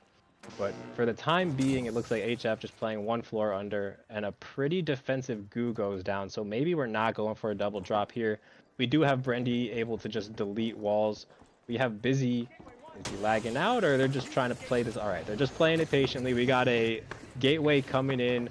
Busy holding mesh, just protecting his teammates the best he can. But a lot of time is ticked here. We're about halfway done. This is going to be a make or break fight. Busy might go to force point here, get rid of those C4s, just make HF reveal their hand. HF has no eyes on this right now. They're going strictly off of reaction and sound, just like that. The C4 does get triggered. Busy still looking for the picks, holding the height. I like it a lot. Still has his RPG out. He has the potential to make or break this fight. We see HF now swinging over to the other side of the building, so a bit of a reposition. They haven't revealed themselves yet, which is good. And we see another drop coming in. So now we have Stooge taking a lot of damage here as Brendy's going to pick him off. That is huge, but Busy's going to find Grad. So both lights are down in the lobby, and Busy's now going to pick off Lamp as well, leaving Brendy all by himself. He's going to need to get a defib quickly, but instead he's going to be taken out. That is a huge win. One fight on this cash out, and that's that. Bricked is going to walk away with it. It's one fight, that's all that's needed, and it was a lot of information gathering, a lot of squaring up, just seeing where those openings come through. But again, Busy, you just could rely on him in every situation to get it done and dusted. And talking of done and dusted, map 1 completed. I wouldn't go as far to say this was a bricked dominated game, but it definitely felt that they had the upper hand on 9 times out of it. Well, I'd probably say half of the occasion. They definitely were ahead. Hotel's finest, making those slight mistakes to open the doors for Bricked. Yeah, and we are going to take a look at the scoreboard here. I mean, pretty even stats, a couple more kills to the favor of Bricked. But again, yeah, as you mentioned, it was a quick 2-0, but it didn't feel as dominant as you would think to see a 2-0 there. But regardless, Bricked is going to go up 1-0. It just seemed like they had the answer every time for everything that HF was trying to do. 1-6 out of Lamp, not what you want to see out of your heavy. But other than that, nothing is really jumping out to me. STN with under 1,000 combats, kind of crazy, and still walking away with the win.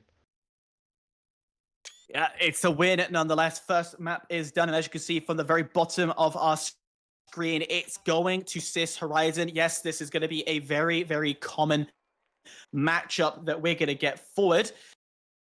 A little insight of the lobby. Nonetheless, I feel this is where the tables could turn. Really, in my eyes, we're going to that Cis Horizon. It's a map that is fairly even for both sides.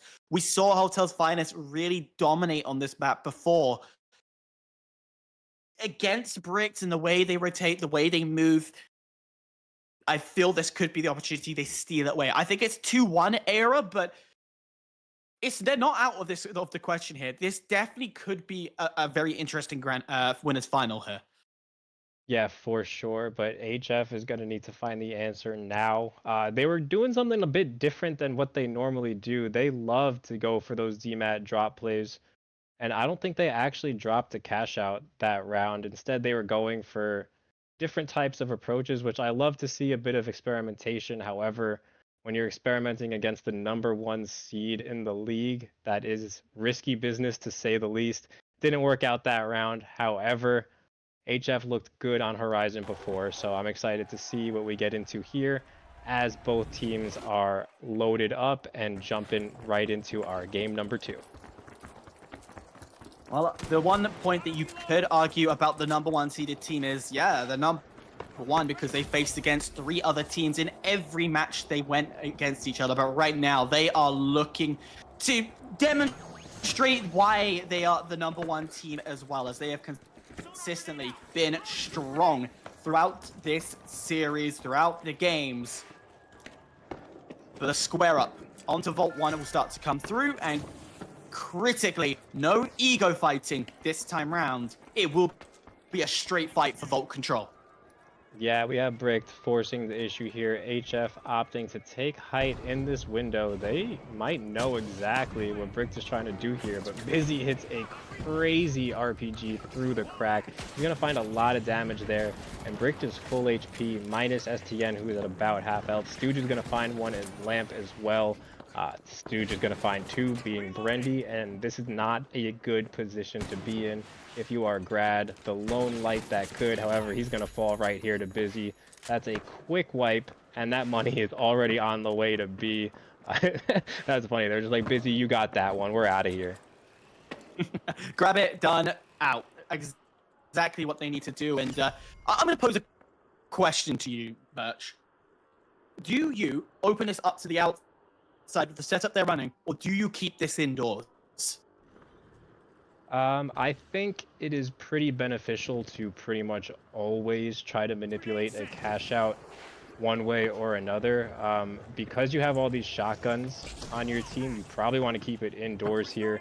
However, the game tries to position the initial cash out in somewhat of a fair position, so any type of relocating you can get on it is more likely than not going to put you at a bit of an advantage here. But we have Bricked walking, trying not to make any footstep audio, and I think they hear HF running around up top. We're going to get some nice back shots on Grad, who's going to fall. STN with the pick, putting HF at a somewhat disadvantage here. That is not what you want to see. This is very different from the HF we saw against Ape Squad as they get wiped here. They're going to need Grad to start getting these first bloods. That is what was making it work for them in that round 1. I'm assuming that's what happened in round 2 as well. But it's not happening right now, and Bricked is too good of a team to be constantly getting picked off like that against. No, you can't be losing these fights, and critically this early on as well. As you can see very quickly, we're getting that Vault cash out moved outside. We're getting it repositioned, change up the strategy, change up the books, and you're gonna have to push in aggressively, which is exactly what the Hotel's Finest will look to do. They're gonna put the goo out to try and put a defensive line forward, a mesh shield out as well, but very quickly they jump in, and it's Graduating left alive. He usually can clutch these situations. Down to STN, left alive, but the revive will make it just a little bit harder for Graduating to keep this going. So running for his life is all he can do. Cash out completed, an insult to injury. STN gets the kill. That is a bit unfortunate for HF, trying to make something happen there. Grad did get the pick, just like I said. Unfortunately, it looked like Brendy was the one on that stick with Lamp protecting him. In a normal case, that's exactly what you want. You have a mesh heavy there, but Brendy was one shot, so he had absolutely zero defense. He couldn't defend himself, I should say, and he died immediately, which then is going to put Lamp also in an awkward position. So just a tough spot to be in for HF. One of the rare cases where you may not want your medium being the one stealing that money. No, definitely not what you want to see. Quick rotation. Why not we put this at A? Yes, sir. They're going for the multi-story building just next to the museum. Well, it's not directly next to it. You go a little bit back and then you get close to it. But very quickly, we're seeing those rotations form in. They won't aggress straight to point immediately, but this cash out critically dropped into the alley, so it makes the life just a little bit harder. Stu will take out a critical Graduating. Well, not below. He gets revived straight back into play, but it's just 1, 2, 3 out of the park, dear sir. DoorDash, whatever you want to call it, done and dusted. Yeah, this is not looking good for HF right now. Brick definitely proving myself and Artie wrong, and I will hold that L, at least for the time being. They're sitting pretty. They do have one maybe 2 potential pushes left if you're HF, but based on this timing, unless you work extremely quickly here, it's really looking like the final push of the game. Busy setting up all the booby traps in the world. HF did get that back alley spawn. I don't know if Bricked actually sniffed that one out though, but HF trying to collapse here. It looks like they're going to go for somewhat of a methodical approach, not trying to make any mistakes. Basically play for this final point. We see them taking an ultimate height up above, but that's not going to do much if you don't know where the enemies are holding underneath, but they do now, that's for sure. Busy just trying to kite, get out of there. RPG comes in, but it's just going to catch the dome shield and nothing else. He's now got a counter dome shield coming in. STN finding his pick on Lamp. Brendy immediately rezzing Lamp though. That is good, and that is what you need if you have any chance at doing this. We only have about 15 seconds left though for something to happen from HF. They're basically going to need a wipe instantly, and Busy, boom. That is a huge pick on Brendy. Grad's going to fall to Stooge, and Busy with the 2-piece on Lamp. I mean, that was some dirty stuff out of Busy there. 2-0 done, dusted. 2-0 in the maps. 2-0s in the games. 2-0 on everything. That was more dominant. It was more in control.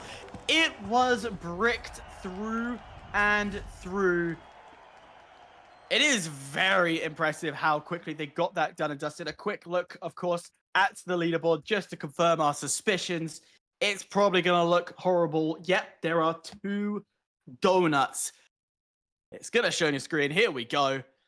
It is Lamp and Brendy, both with donuts in the kills, and critically Busy. Once again, they're heavy, and it is surprising to see the heavy to have the most amount of kills in this situation. 7 in that game.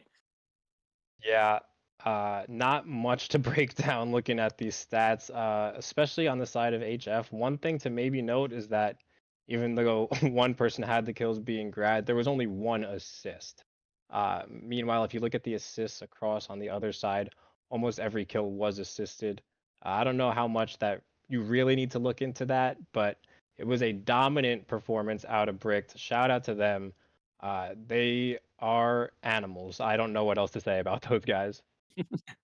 Absolute animals. And talking of animals, are the 2 greatest animals amongst them. One for the land of the north and one on the land of Hawaii. And we're going to go Hawaii first. Artie, you really pressing me. You've got a big point to make here. Big point. Yeah. So chat, what the did we just watch? Because this is, mind you, this is the #1 team, Bricked, up against the #3 team, Holto's Finest. That doesn't usually look like this, right? When it comes down to how teams end up performing, if you got a team that's like 10 and you got a team that's like top 3, okay, yeah, like you can kind of see when that happens. These are top 3 teams, but it didn't even look close. It not in any shape or form. Prof, do you have anything to add to that reaction? I think it's the best reaction I've There's seen not in for a much while. else to add. Like, there's not. Was that quick play? What was that? Yeah. That was complete dominance from beginning to end. At no point in time did Halto's Finest stand a chance there.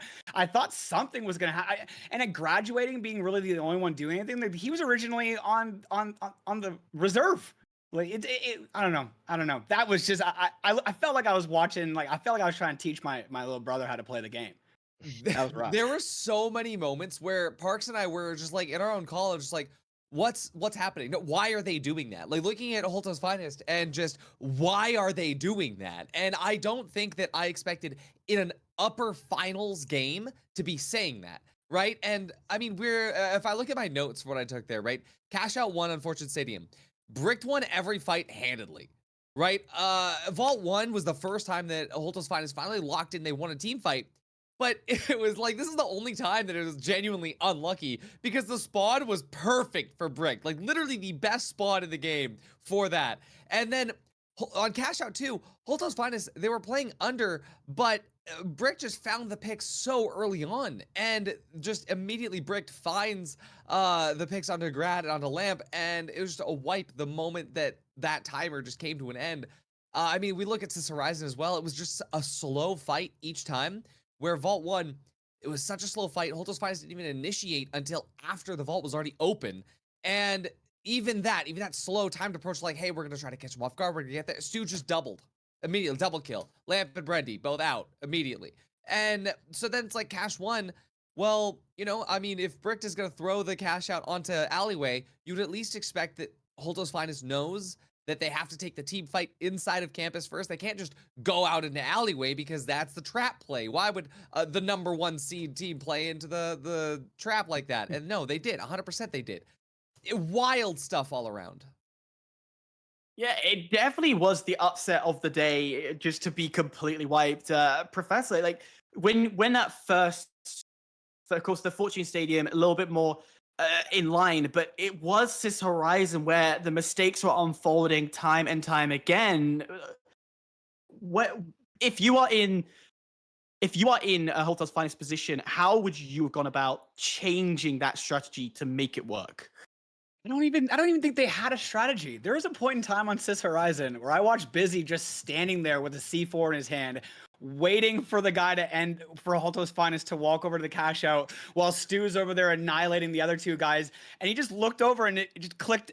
It blew him up on the cash out. It was as if he didn't even see the C4 blinking on the top of it. It was almost like there was not in the same Discord call. That was rough. That was rough, man. I don't know what else to say other than that felt like a quick play around. Like it felt like Bricked was trying to teach Holtos Finest how to play, and they just were bullying them the whole time. It felt like Holtos Finest just wasn't playing at their finest, right? They felt so off compared to normally. And mind you, I love Lamp, right? Like Lamp is one of my favorite players in the entire scene overall, and I have so much respect for him. And Brendy as well. Like the way that Brendy's able to just get in, and I mean, all my notes from watching their quarterfinals matches, Brendy is so fast on the res. He has near perfect positioning behind him. But you know, this time around, it just seemed like they weren't able to get involved where they needed to. And I don't know if it was just because you know, Bricked was just so much better on their positioning, if it was mostly just of a luck thing. But I do really think that that Holtos Finest needs to sort of rethink the way that they approach Bricked specifically. Well, Holtos Finest will have one more opportunity in the lower final, which for them is great. They're going to be walking away with a minimum of 400 points if they can advance through 700 to 1,000 ahead of them. But they're have to rematch against Bricked. But noting on our bracket that we have another two have fallen. We salute them. We say goodbye to them. It's going to be Dark Horses and Oni Legends will eventually fall their match. Of course, these are best of ones on the lower brackets until we get to lower semis. And in doing so, we're also going to say goodbye to Team Dih as well. So that is huge as they lose their lower quarters. That for me is a major upset in my eyes to see Make-A-Wish go all the way through. It's crazy to see. Yeah, Make-A-Wish with the with the lower bracket run, I did call it going into lower round 2. Once you take out Ape Squad, you got to feel pretty good coming out on top of Dark Horse and taking out Team Dit as well. So, I mean, they're going to have their work cut out for them if they continue to advance. Something to note, HF has secured a spot in the lower final, so they're just waiting for the winner here between AHS and the Blowers. And that's going to be a fun match to watch. I hope we get to take a look at Make-A-Wish Foundation because they've got to be buzzing right now. They seem to be on fire if we're just looking at the stat sheet here. However, I want to see it in game. Yeah, I think we definitely will get a little glimpse of the lower semifinals, but just for everyone at home, of course, we are starting to touch into giving points to teams. So that big bracket that we had walking into this, saying about how Bricked were the ranked #1, After Hours the ranked #2, etc., etc., etc. This is where those points matters because Dark Horse and Oni Legends, yes, they go out at losers round 2, but they will still be rewarded 100 points going on. Team Deer will go out with a little bit more. going to the next round as the lower quarters, they will have 200 points walking away from this. But more critically, Make-A-Wish Foundation are guaranteed 400 points here going into the champs, and of course placing themselves into the top 6, which is most visibly a great position going forward. I think Make-A-Wish, if I'm not mistaken, they're down in 10th right now. 400 would jump them all the way into the top 6 needed for qualification. Well, Adi. I mean, hey, it's called Make-A-Wish Foundation for a reason, right? If they can get in this win, then that would be enough. So, we'll see what they can do here. I'm very curious. I'm very interested to see what's going to happen there. Prof, do you see any other kind of upsets here? Do you think Make-A-Wish is going to push forward if they go against any of the two After Hours or the Blowers? I think that they got a chance. I think they had one wish, and that wish was to make it to the lower semifinal there, and just keep getting the points that they need here to keep pushing their way through, and they're going to get that wish. Well, I tell you what, the wish has come through, but we are going to take just a short break. We want to make sure that we get all the lower quarters caught up, done and dusted, as After Hours and the Blowers have started their game just a little bit later than we expected. So we're going to take that short break. When we come back, we will be straight back to a little bit of a pre-talk about who is facing Make-A-Wish Foundation and the lower semifinal as we head into the first best of 3 on the loser bracket. But grab yourself a cuppa, grab yourself a popcorn, drink, whatever it is, because we're going to be back very, very shortly. Welcome to the Finals Pro League. This is the seasonal battleground where teams fight for dominance, bragging rights, and the ultimate title of regional and world champion. Season 1 kicks off with 2 qualifiers where only the strongest make it through. 3 teams from each qualifier will advance to the regular season. But getting there won't be easy. The format? A modified Swiss bracket. If you lose twice, you're out. Win 4 games and you punch your ticket to the league. Simple, brutal, competitive. In the regular season, the best 12 teams in each region battle it out over 2 intense splits, each lasting 2 weeks. Every split has 4 playdays, where teams are shuffled into fresh groups of 4. And if your squad isn't clicking, no worries. There's a short roster change window between splits. The format? Cash out. Placement and eliminations earn points, stacking up to determine playoff seeding. Only the top 2 teams in each region secure an automatic spot in the championship series, so every match matters. Out of the regular season and into the regular playoffs. The top 8 teams from the regular season start in the upper bracket, while the bottom 4 teams wait in the lower bracket, hungry to fight their way up. The format here is final round 3v3. Lower bracket is best of 1s until the semifinals, where it's best of 3. The upper bracket is best of 3s until the finals, which are a best of 7 showdown. Every playoff match earns teams points towards their season total, affecting their seeding for the grand finale, the championship series. 12 teams, 2 regions, 1 trophy. Welcome to the championship series. With an initial $500 prize pool and growing, this 2-day event will see the top 12 teams from both regions pitted against one another for the title of world champion. The top 2 teams from each region get a free pass to round 2. Every match is best of 3 until the upper bracket finals go to best of 5, and the grand finals, best of 7. Only one team will stand at the top when the dust settles. We'll see you in the arena where we'll find out who can reach the finals.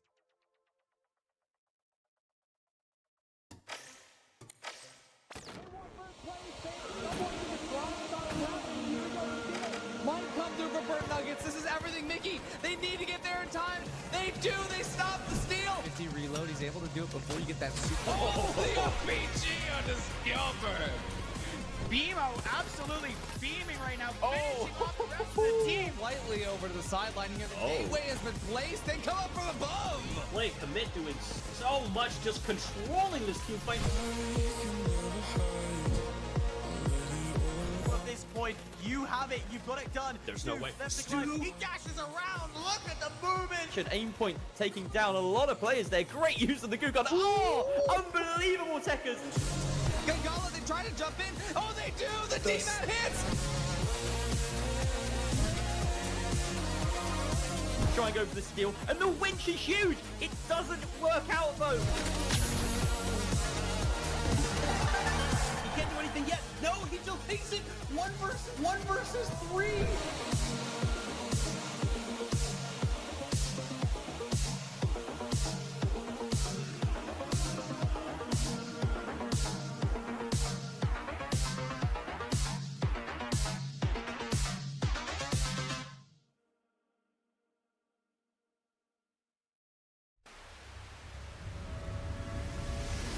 This isn't just a game.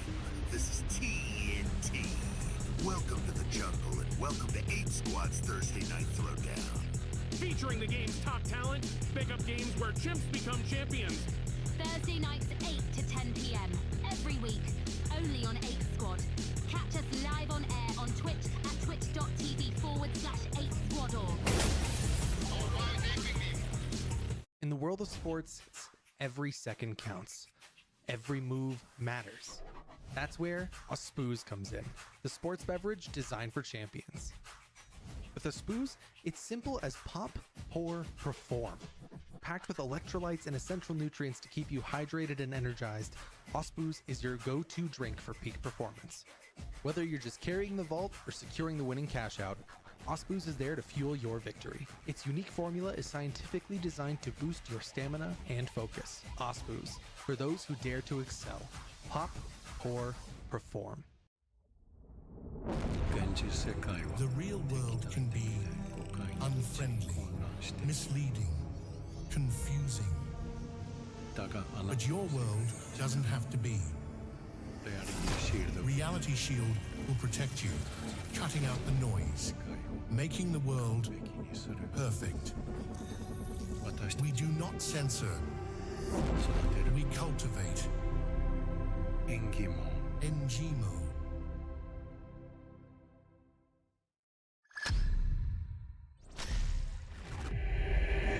It's showtime!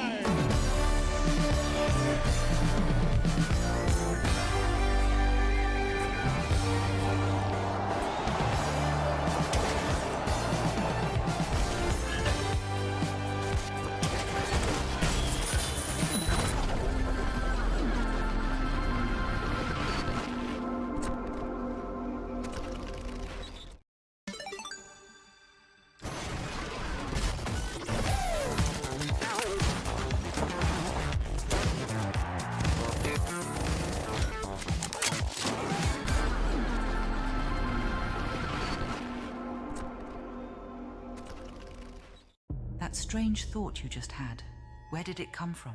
And was it even yours?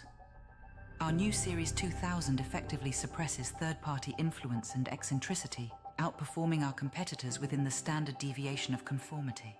With the Series 2000, your mind stays in control. Via, we as one.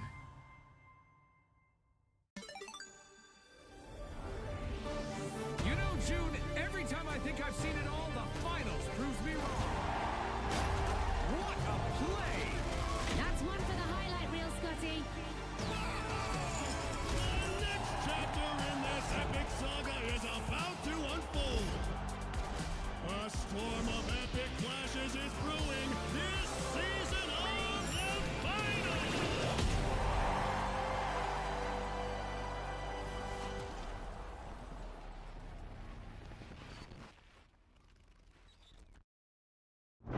The stars. Distant. Watching. When will they arrive? Will your family be disintegrated first or last? Will your family dog become their leader? With Holtau's alien invasion insurance, you don't have to worry. Alto, we got your back.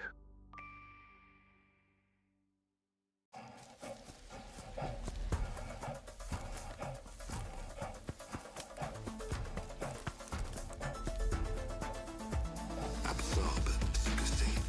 Monde. Pour misérable et fortuné. Absorbe. Ce que tu désires devenir, c'est ce que tu es. Alors, absorbe.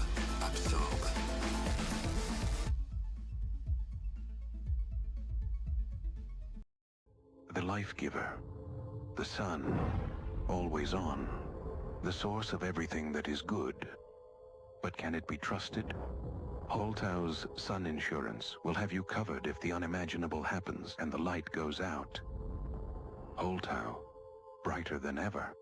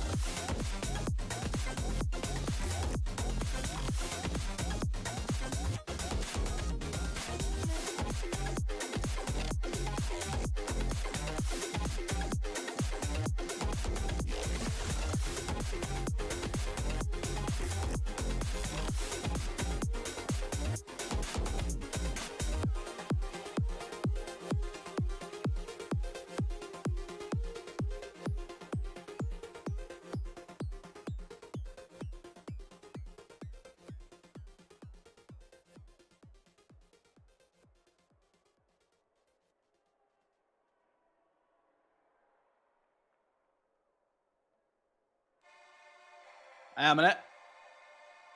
Hey, there we go. We're here. Welcome back, ladies and gentlemen, as we go into the critical do and die moment. 400 points are on the line for all the teams from here on onwards, and it just keeps going up. I'm still joined by Merch, Co, and aside me, but this is a storyline for both teams. A dream has to come to an end. Yeah, we got two legendary lower bracket runs in the making here. Make-A-Wish and the Blowers both starting in lower bracket round one, and they're both finding themselves here in the lower semi-final. But one of these Cinderella stories is gonna come to an end, and the winner will find themselves taking on HF in the next round. But I think we had some picks come in from our analysts over on the desk. So if you wanted to cover those, Hyper.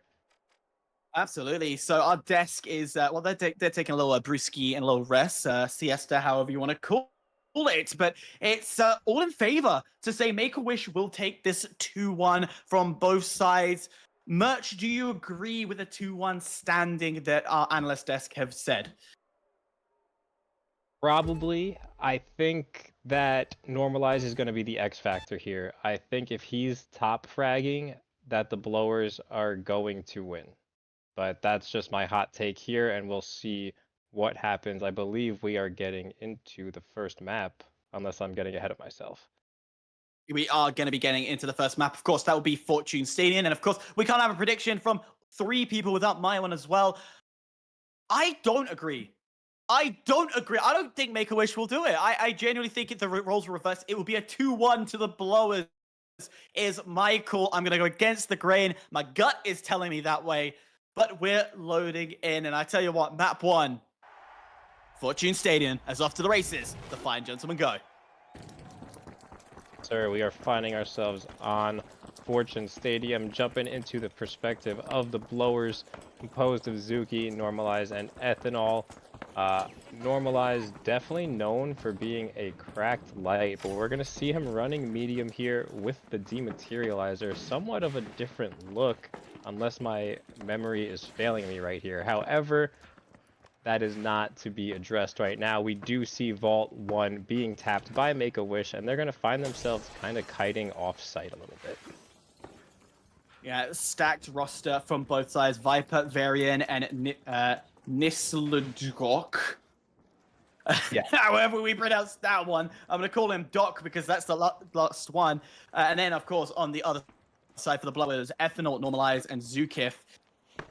To round off that team. And you said how strong Normalized is, but you can't rule out Ethanol, a strong heavy that does pack a punch when he wants to. But right now, Volt's been opened. Volt is movable.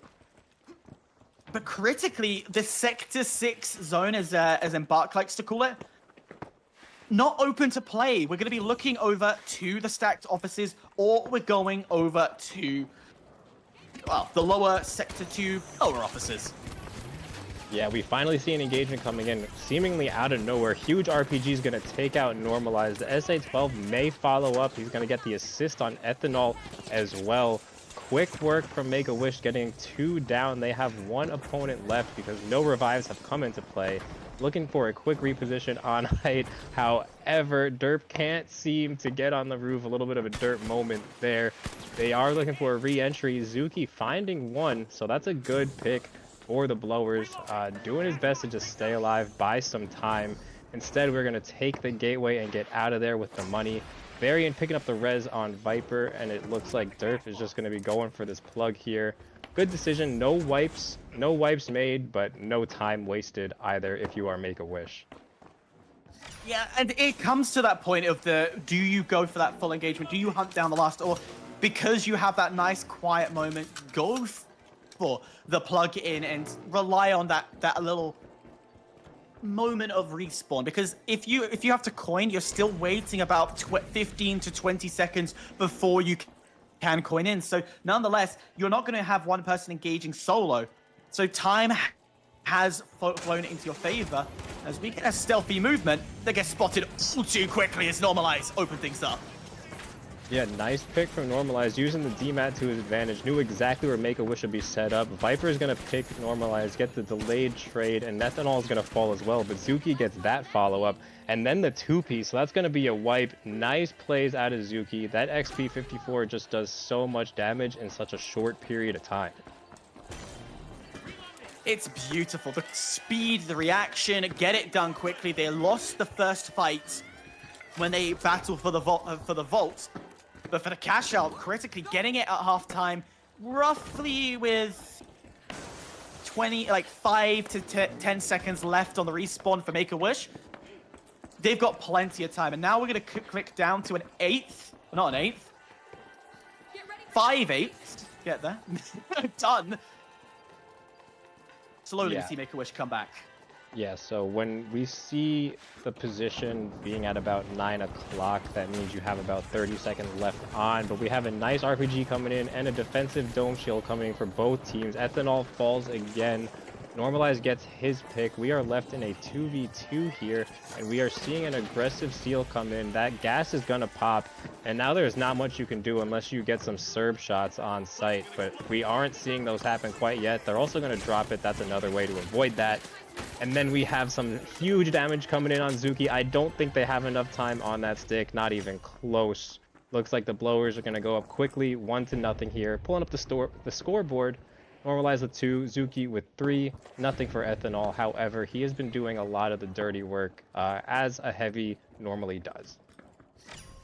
what I love from that last play from Zukif, playing his body, playing his life to force away the players. They can't go for the stick. They know that if they go for it, the bullets are going to be sprayed into them. So instead, play off, try and get him killed. But it was just a little too late. And I love that from players. We see it in a multitude of games that time is your friend. And this is an awkward sight. The Vault being in Sector 6. We don't usually see it positioned here. We usually see a cash out position in Sector 6, because now you have to win this fight to get out of the place. You've gotta do it. Yeah, you are gonna have to force something for sure. And the Blowers opting to take somewhat of a disadvantage here. I mean, Make-A-Wish doesn't have to do anything. Side note, that Pamaz looks so weird with the hollow. I thought it was an F-car. But we have some nice shots coming in from Varian and an aggressive push from Viper as well. Not something I really agree with. I don't see any point in this push Viper's making right now. May even be setting up a gateway. It looks like a gateway is set up, so they're going to be looking to just get in and get out. I do like to play all of a sudden, but Normalize is going to find that pick on Viper. So looking to be a little bit of a mistake. A nice barrel coming in from Varian as well, and he's going to fall to Ethanol. Down to Doc, left alive and quickly wiped out, and the Make-A-Wish are not wishing for anything right now. As very quickly, that was a great run from the Blowers, a great hold to lock things down and an open door to go and move it. The closest site is B. But it was done well. It was done smoothly, but they're not moving just yet. I am surprised. They're actually waiting for the respawn. Are they going for another fight? They're getting a bit cocky here. Yeah, they're definitely practicing patience, which is something I believe in for sure. They know that they're going to be in a tough spot trying to get out of here, just based on the timings of the respawns for Make-A-Wish. So we have some game chat going on, actually, if you guys can see that on the side of the screen. But now we just have a role reversal here. The Blowers, if they wanted to, could drag this out for 13 minutes. I don't think they're going to, as Make-A-Wish is forcing the matter anyway. We see a nice dome shield coming in from Ethanol. He's probably going to get his one here on the light player. However, he's just getting out of there. Those shots doing no damage. This time around, they are going to be doing some damage, but not enough, actually. Interesting stuff there. It looked like the shots from Ethanol just doing absolutely nothing. No, it didn't look like it was doing the best amount of work, and yeah, it's gonna get moved. It's Normalized, getting vocal in the chat as well. As finally we see the Vault out to play. But yeah, it was a great push from Make-A-Wish. They learned from last time the mistakes of over-aggressing and I'm loving the talk between these two teams. It's fiery indeed. I'm sorry, I get distracted too easy with these conversations. Yeah, no, I don't blame you. I'm in the same boat, just trying to keep it together as these guys are being ridiculous in the chat. But Varian is going to get some nice range shots with that Famaz on Zuki, getting the pick. I assume Zuki's going to get picked up pretty quickly, but maybe not, because this fight is going down. Varian's going to fall. Derb is going to pick one on Ethanol as well, leaving him in a not great position, being Normalized, and that's another quick wipe. So quick, though, that we have plenty of time for a good push to come in if you're the Blowers. Not too much to worry about. Plenty of time to strategize here. That is a good point to make. Yes, there is so much time for the Blowers to go for one more push. We're getting to halfway now, and the respawns are coming in. And from the wide map that I have, not too far away either, so they could push straight in, go aggressive. They have to deal with a little bit of goo that's in the way, but once that's been covered, they could go aggressive. We know these guys are aggressive. We know they can hit their shots. It's the timing that have not been in their favor right now. As slowly, they're downstairs, dematting it down to the floor, and that's going to be 2 floors, maybe 3 floors that Make-A-Wish have to deal with, but they've read it early. They're jumping early to push onto point and go for that aggression. No one's been taken out just yet, as very smartly we see the Blowers not over-aggressing, but 2 drop. Ethanol left alive in another 1v2 and a quick wipe to finish it off. Yeah, I think that's been 3 or possibly even 4 consecutive wipes now. Make-A-Wish on the blowers. So a bit of a momentum swing here. Maybe a little bit too much chatting going on. Need these players to lock in. Going into this last cash out. Winner takes all here as far as map number 1 goes. Jumping on board with Derp. Still typing away. We're going to see his message pop up in just a second. As it does. Back over to you, Hyper. This is giving me Counter-Strike vibes. It really is. They're talking. That is back and forth. I'm not too unfamiliar with the way these guys think, the way these guys want to play, and of no surprise, Cash Out D will head back into the infamous Sector 6 location. It's gonna finish where everybody do not want to fight, and quickly get it moved, get it done, and Make-A-Wish. They want the early score on the board to close this out. Yeah, and it looks like they're gonna get out of there with the highway robbery as the blowers just aren't able to make up that ground. They're gonna be on their tail as fast as possible. Ethanol may be a bit too quick, possibly getting picked off here, but Make-A-Wish does get that plug in. Every single person is still alive. Make that 2 dead now for Make-A-Wish right on cue. And that's going to be an instant self-unalive from Varian, strategic tactical team wipe. But the blowers are going to get this flip here, and this is one of the toughest boxes to push, or cash outs to push, as we've covered pretty much every single play day this season. This is not the one you want to be pushing. No, especially as the decider as well. It makes it just 10 times harder. But to add insult to injury, on the battles over to Sector 6, it has been one apiece when it comes to the stalemate positions that they will find themselves in. So, with that in mind, who will be the first to break? As Viper, again, is going to do an early jump, create the gateway, allow his team to sneakily jump into point, and they can slowly make their way around and slowly get to point. Yeah, that's a good entry out of Viper there, using the gateway to get the team across the map safely. That is more than half the battle when you are pushing this box here. However, we're going to be seeing a bit of a bait, forcing the utility to come in. Gets the stick momentarily, but loses it. Also gets nullified, so we'll see in a couple of seconds as Viper falls down. Normalize does get that pick. Normalize looking for a second one as well. But we do see Derp picking one. Another one will fall as Normalize gets the revive with the defibs. That is 2 dead though, or 1 back alive. Now full reset for Make-A-Wish, and we're just going to be seeing this last second steal because there's not much time left at all. The stick sticks as well. Oh my goodness, nobody did anything about it. I think Normalize was dead and couldn't demat it out. That is insane. A series of unfortunate events for the blowers, and Make-A-Wish make it out of there. Unfortunately for the blowers, critically on that final play, the demat didn't demat the way it should have. They were trying to drop it down, the goo blocked it, and in doing so the positioning was slightly off, so only half of it was opened, and then the cash out did not drop, and that's why they lost that final play. But unfortunate indeed, as we have a quick glance at that scoreboard. An extended game with an extra fight and ego chow that came from the blowers, which cost them dear to not go for that rotation, but 9 kills for Varian to kick things off. That's a good way to feel a 9 to 5 and not in a work day. Absolutely, being a 9-to-5er myself, I feel that one. I do want to go back and just double up on what you said. That was not a failed demat. There's nothing Normalize could have done about that. The goo pretty much just kept it in place. He didn't miss, so I do want to point that out. But that's really frustrating, and that is just tough to deal with. But if you are Make-A-Wish, you don't care. You take that 7 days a week. Absolutely. We definitely love that. We definitely see the confidence going forward. But of course, next map going forward. Well, that's actually still unknown. I don't think we got fully informed of what it would be. Actually, I can tell you what it would be.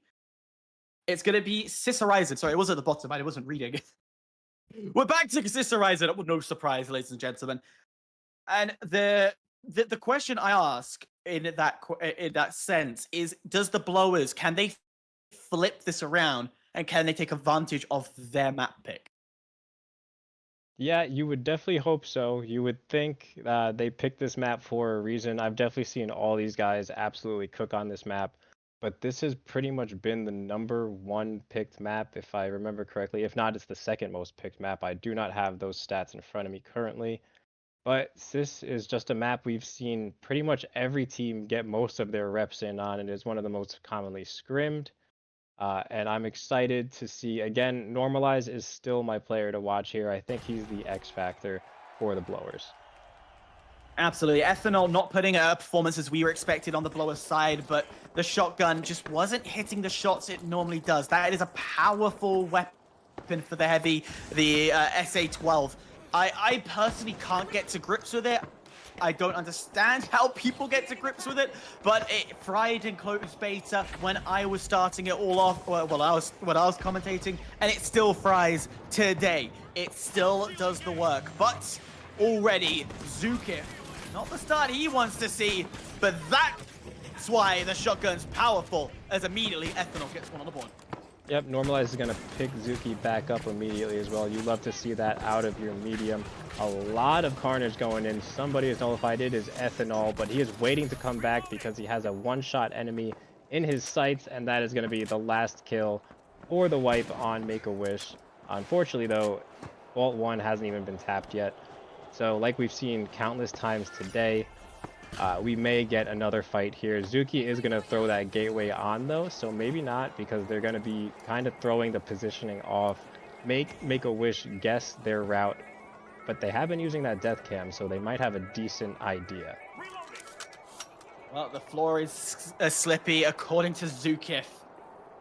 He is confident that the talk back and forth is phenomenal. Almost feels like we're getting prepared for the LAN in the 4th quarter of this year, which will be happening in Stockholm, Sweden. I am pumped for the times we get to see these guys live. The atmosphere is going to be amazing. But again, the second fight, you called it, has to come through because it was an ego chow to start things off. And now they have to fight for possession of the vault, even though it has been moved just that little bit closer to B. Yeah, they moved that box about 90 meters to the left, and now they said, all right, let's run it back. Let's do it all over. But we see some aggression out of the blowers here, but they're going to catch an RPG to the mouth. Normalize is going to fall, and I believe a second one is going to fall as well.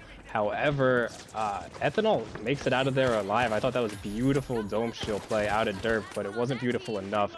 Varian finds one, Viper finds one, and the blowers get punished for their aggression there for sure. A bit of a mistake trying to move that money the way they did, especially knowing where Make-A-Wish was set up. Yeah, it's honestly in that time, like, you have so much time in the final rounds to go and fight. That's the whole point of the final round, is so you can clear out everybody. You can make sure you have full control over the whole entire arena. I wouldn't have pushed. I would have waited. I would have made sure you at least taken out 2 minimum, but there must have been theory to the madness, an expectation they were expected to come forward, an expectation. Well, Ethanol wasn't expecting everybody to be on the roof as he goes down to half health. Yeah, they definitely had an idea there. It just didn't end up working out that way. That's pretty reflective of my gameplay as well. I think I'm like the Bill Belichick when it comes to making a play call, and then I just die. So it happens to the best of us, it happens to the worst of us, but we are looking for the blowers to bounce back here. A bit of a height advantage for Derp. We have a C4 coming in. That box is being dropped quite a bit, but nobody has gone down quite yet. Gas spread out all over the building. We are going to see an engagement in the staircase momentarily. Just kidding, as Derp goes the complete opposite way as I thought he was going to. A complete reset from Make-A-Wish. They're not wanting to go for the fight originally, but Blowers decided, you know what? They've gone up, we go up too. They've gone for aggressive as it's a trade to kick things off. Normalize will take that advantage, and there it's done. The Blowers able to take them out with a quarter on the board. It's done, it's dusted, it's theirs, and 9 times out of 10, it will be not contested from here onwards. So we look upon the field and ponder where the next vault will land. Yeah, if you are the blowers here, you're just going to want to try to get in a pretty central position unless you have an even deeper understanding and know exactly where it's going to spawn. You just want to put yourself in a position where you're kind of equidistant to wherever it can spawn. But that's a nice play out of the blowers, and we do have an engagement from Normalize. Aggressive DMAT through the wall there, getting the ticks on Viper as well, but he's going to catch a stray, so he will get traded out. We do see Derp putting some damage in. Varian now has 2 to his belt. Derp has been sent to the underworld for just the time being, but he comes back, and that is a quick counter wipe on the blowers. Second ego engagement, except I'm not going to call it an ego engagement this time. This is definitely more a respawn engagement. There was absolutely no way of knowing where this was going to go. There was no way of understanding where the vault would be positioned, and so happened Make-A-Wish spawned close enough to come for that fight. So there will be another fight that may come through. I am mistaken. Very quick from Make-A-Wish. They're looking to tie this up quickly. Yeah, I like it. I like the fast action. Everybody just wants to get this show on the road, and I don't blame them. We're going to see a nice goo play. That's a bit of a low goo, though, unfortunately. Normally you see it come in way higher, and you're going to play that ultimate height. However, they don't quite get it with that goo. I don't know what happened there. We do see Derp trying to take height advantage, and we do see the blowers trying to manipulate this box just a little bit. Goo's coming in for a bit of extra protection, and they're going to try to get this steal, but that's just going to be an open hole in the ceiling. A huge RPG coming in as well, and now all of the blowers are struggling to find their HP. It's just been zapped away from them by Derp and his RPG. Derp does get nullified, but it doesn't really matter as he's now in a 2v1, and the last man alive trying his best to just get out of there. I'll make it 2 now, and we have Derp in a tough situation with Normalize, just playing his life the best he can, kiting, and he's still out of there. Just trying to play time here, trying to make sure that his team could go and coin in and rush back into play, because at the same time, Varian is out of the Make-A-Wish team, so he too needs to find a way back in. A quick revive will come through. Reset with less than about 20 seconds left on the clock. So the blowers, if they want to get a win and take map 2 onto their side quickly, they have to win this battle. Ethanol from underneath will put down a dome shield. He's got the most health, so no surprise he's going for the steal. Viper's going to wrap around the back, try to get any form of information, but jump from the outside will be a 2-on-1 battle. Zukip will win it. Now you got Varian above, trying to do some more damage, trying to keep things alive. The steal starting to come in, but it's not enough. Oh my goodness. Make-A-Wish, tie it up. We're going for one more round here on Sis Horizon. Oh my goodness, the stamina is being tested. I know my hands will be cramping for sure, being this dialed in for this long of a period. But looking at the scoreboard here, 7 kills apiece for Varian and Viper. 1 for Derp, but it doesn't really seem to matter as we are tied going into this vault number 3, or the last box of the game, if you will.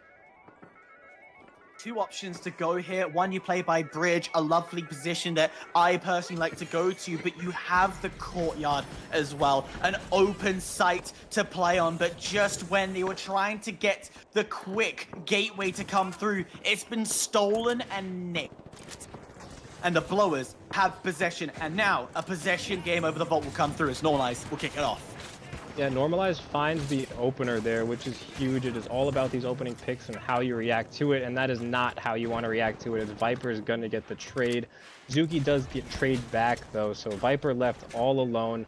The little light with 150 HP being hunted down by 3 absolute demons. Not a spot you want to be in. Normalized going for the kill with the heal barrel. Love to see it. Instead, just going to opt to serve him and get him out of there. So the blowers now making their way over towards one of these cash outs to try and get this money started and this game progressing a little bit. Going to D. They had a sneaky feeling that C might have had traps set up, everything prepped, ready over there. So go to the site that has not been touched. And no surprise, a strat I like to do. Let's start dropping it down. Give it a position where you could upset things and you have a sight line if they go and push. And talking of pushing, how about Make-A-Wish, as they are pushing above these guys, the footsteps above, making some noise. But Yes, not enough just yet to cause the reaction. Oh, but we do see a bait of a steal come in, and the box does get moved. I don't know if that triggered a C4 or quite what. However, it is a bit off center now, so something definitely initiated that. Not naturally, of course, as we have Normalized with a glitch barrel in hand. He's specifically waiting to see that mesh shield. I would assume as soon as you see that mesh shield, he's going to want to glitch it. But instead, he's just going to get RPG'd through the wall, and it's going to glitch himself. Crazy work there. Viper's going to find the pick on Normalized. He's also going to find the pick on Zuki, and that's just going to leave one left for the Blowers. Not really in a position where you want to wipe at all. So we have Make-A-Wish going for the flip here, and this is a tough spot to be in if you're the Blowers. It is a hard position. They've set this up to be awkward. They've set this up to make it hard, as map 2 is looking right now in Make-A-Wish's hands to close it out with a 2-0. One last push. The Blowers start that push. Yeah, one push left, one play to save it all, and it is highly unlikely. However, we have every tool possible being used. No one on site just yet. We do see one pick on Viper. 2 picks make it. We're going to need to see an immediate hop, and he cannot be taken off of this. He stays alive being dirt, but can he get the stop? He does. Oh no, he doesn't, as the Blowers actually get out of there. A monstrous steal at the last second with the retake. Huge stuff to extend this series, making it a 1-1. We're going the distance, ladies and gentlemen. We're heading to Viva Las Vegas. We're going nonetheless, and I tell you what, the Blowers stepped up just a little bit more. The cockiness got pushed to the side. We saw a little bit of smack in the chats at the start of the game, but very quickly, Make-A-Wish put the Blowers in their place. It almost was that wake-up call. It's like, right, we've done all the talking. Now we need to walk the talk. Take control, show what we're made of. But critically, look at that double digit from Viper. They're light on their team, running the shotgun. Not common, not popular. 10 and 6 on that team. Fantastic work. Yeah, the Viper making a case for the matter for sure that round. It definitely does its damage and has somewhat of a place. Not so commonly seen these days, but I mean, again, as I said, he's definitely making a case for it. That was a beautiful game all around. Great stuff from the Blowers, just extending this series, but great slaying power out of Viper. I mean, he's cooking right now. These guys are all dialed in. They've been playing for hours at this point today, so nobody's not warm, I'll tell you that much. Absolutely. They are prepped. They are ready. They are hungry to get this done. Remember, this is the semi-finals of the loser bracket. Best of 3 of the loser semi. Then we'll do a best of 3 for the losers final. And then a best of 5 for the grand. So we still have a little bit to go as we head into Viva Las Vegas. We're over to the States and over where the gamble has to come through. And that's something both teams will look to do. Yeah, everything is on the line in this trip to Vegas. No pun intended here. We do have a little bit of no action coming from Derp, but he is here. He's with us. Okay, nothing to worry about there. On the other side of things, we have the Blowers moving as a unit. Our first vault is going to be up on the Sky Bridge. Perfect median point here. Both teams probably going to look to engage it. They are going to get the tap, being the Blowers. So both teams, I think at this point, are really just looking to get this show on the road. But we have an immediate engagement, a beautiful jump pad, a nice RPG is going to come in as well. Ethanol picking off Viper and Varian before getting traded out. However, Normalize is going to get that last one. And Ops to save his defib too. Just a little play like that. Extracurricular stuff. All around great plays from Normalize, making sure his defib doesn't go on cooldown.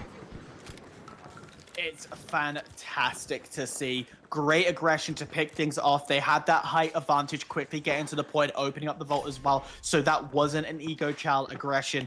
But what's making it worse than something I'm seeing from the Sky Cam is the very, very close spawns that we're seeing Make-A-Wish being given and Buck blessing them. So immediately we're getting a reaggressor come in as Normalize, getting the Fist of Fury out to kick things off, but it's just trade after trade. Zukiv quickly put back into the game. Viper's down, so the light from this Make-A-Wish squad has to come through, but it is just more blood on the floor. Zukiv left alive for the blowers, has to play time here, has to play aggressive, but play sensible. But finally, another Fist of Fury will take him down, and the turnover has come through.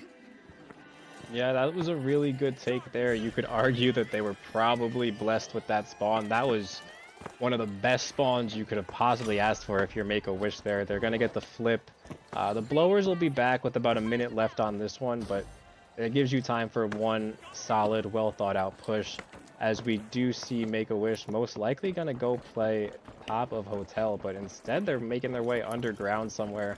I don't know if they're taking an alternate route, but let's jump on board with the blowers.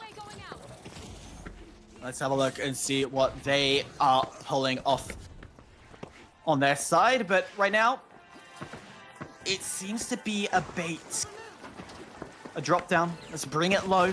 Let's get that information, and from the skies, we see Make-A-Wish push in aggressively. The shotguns are out, the RPGs are on the floor. As bullets fly, the dome shield's out to create some defensive position for Make-A-Wish, but very quickly, the escape, the retreat from the blowers, working well as they fight straight back in. Zukiv's able to get one, but a quick revive has pushed through. The stun, the glitch grenade pushes off the blowers, and they hesitate to go again. They have to commit to the steal.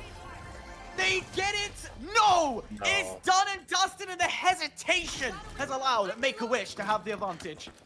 Yeah, it was that slight hesitation, a bit of a misjudgment on that timer there. Normalized thinking he had enough time to get the pick and also hop, or it could have also just been a natural reaction. Sometimes you're getting shot and you jump off of it. I'm not quite sure what happened there for him, but that was a matter of less than a second if I had to guess, so tough to see if you're a Blowers fan. Make-A-Wish is up 1-0 right now heading into Vault 2. I know for sure they don't want to go to a Vault 3. They want to end this right here, right now. However, the Blowers have other plans as they are setting up in what was previously called Kitchen. Now it's just a yellow blob of Osboos. We can call it the Osboos. Yeah, there is nothing there that resembles a kitchen. Can we even call it kitchen anymore? Like, it really doesn't. But more importantly, Vault has been successful, and more critically, Make-A-Wish not aggressing. They're sitting in the middle of the pathway. They are waiting. They want information. That jump pad was definitely giving Normalize a bit of issues there, but no harm seems to have been done as no money is really being progressed. The money is moving, but no timers are started.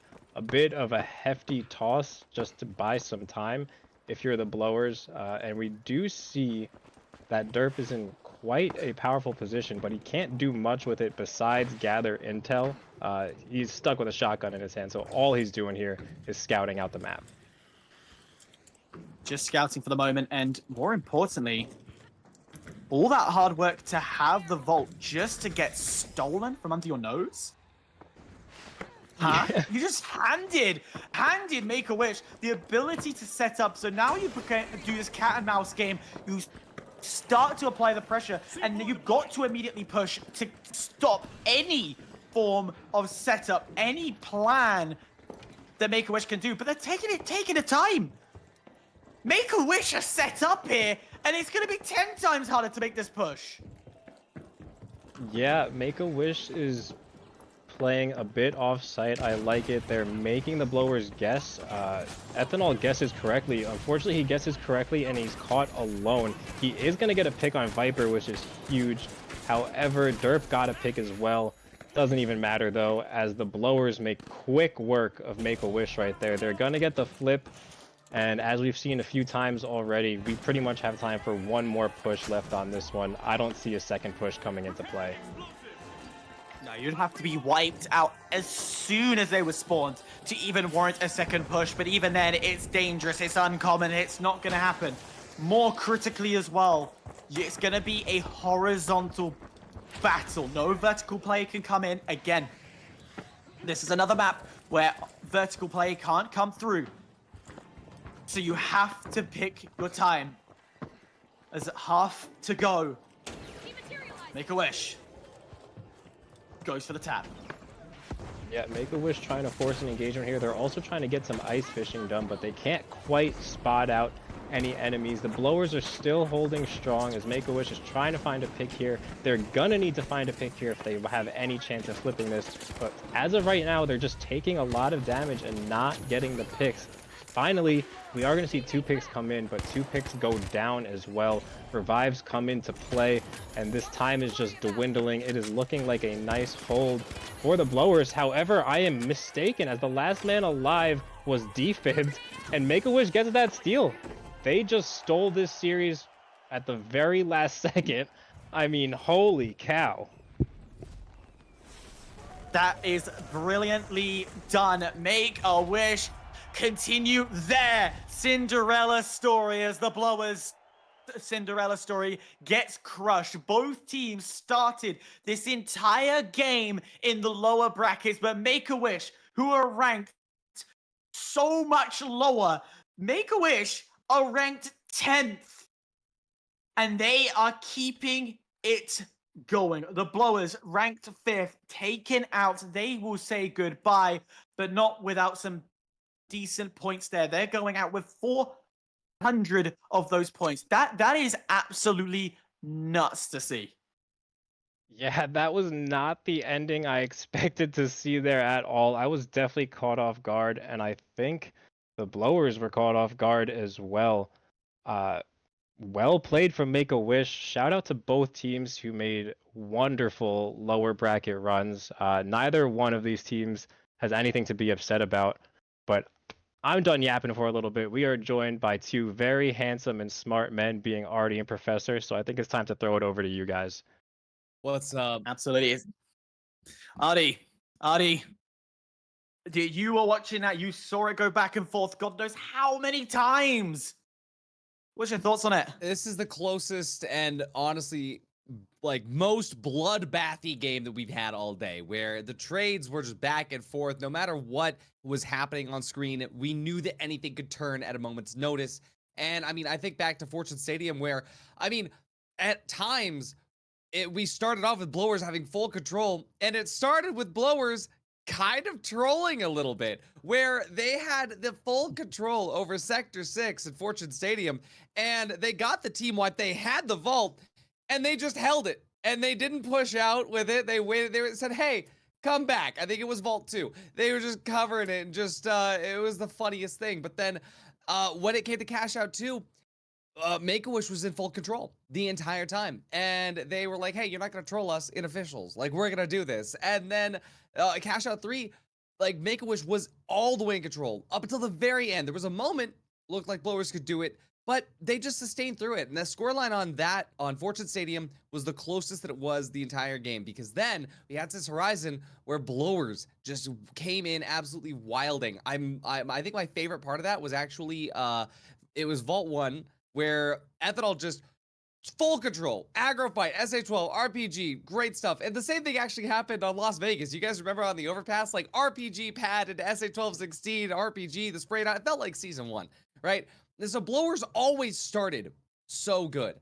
But on even on this Horizon, there was a moment where, you know, Make-A-Wish was in control, but then they just missed some impact and blowers came through. And even on Las Vegas, where Make-A-Wish, they came through in the end, there were a lot of times where Make-A-Wish just kind of missed and blowers were able to take full control. But at the end of the day, the fact that Make-A-Wish was just able to win the fights that really mattered, this is textbook the finals. It definitely is a textbook finals. And Professor, I know that you were definitely excited throughout it all. And you goes to show that consistency does uphold. And it definitely was an upset seeing the blowers get wiped out here. Yeah, I was kind of leaning more towards maybe the blowers not being able to finish this one up. Varian was absolutely lasering throughout the whole match, and I like a lot of you guys were saying, like a lot of back and forth. This was one of the most evenly matched rounds that we've had, and it was exciting to watch from beginning to end. Now, the blowers got a last second finish, a cash out for the win there in second round, but that's what it seemed to be the whole game. Like, even what we just finished, witnessed there at the end, another last second finish. So, I mean, I was loving the back and forth there, and for the lower bracket to be that exciting, that's what we're looking for here. It is. And ladies and gentlemen, I have some absolute banging news. You're wondering why throughout the whole conversation from Marty, my head was down. I decided to run a little bit of maths here.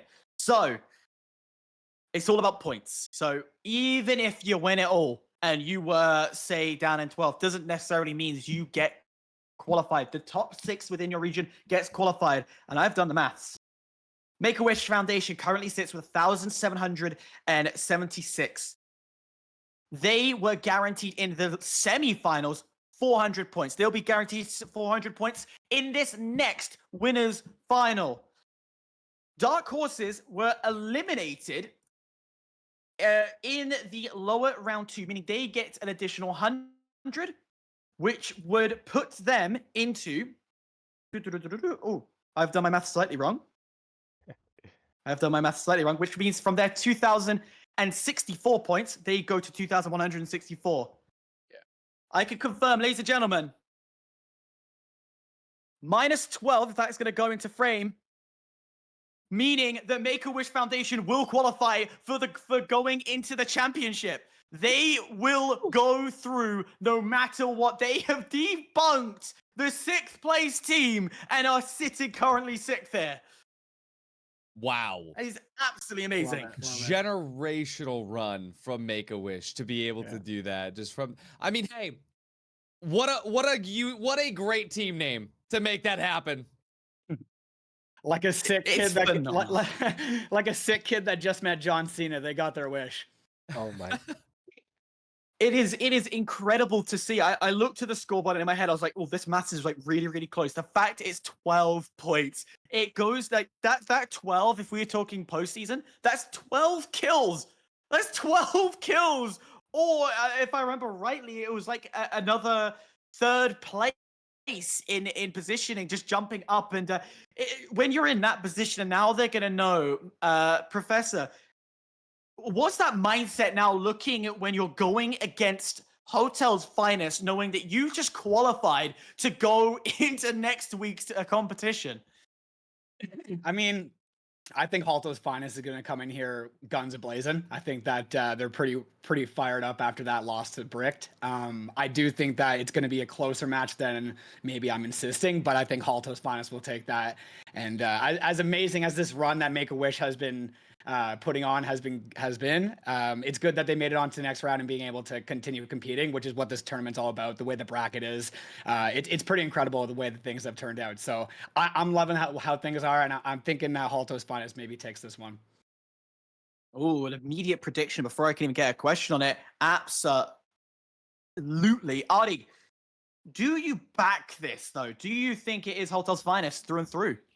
I think that Holto's finest has one upper hand here, if anything, and that was that they just got the opportunity to watch those last 3 maps. They just got the opportunity to sit back, watch, start stratting, figure out their map picks and bans, figure out what works really well against this team, what doesn't. And so I feel like for Make-A-Wish, if they can continue just raw performance, raw output, they'll have the opportunity to, settle the scoreboards, whatever they need to. But Halto's finest, I think they're chilling. I think Halto's finest is most likely going to take this, and I think it's going to be 2-1.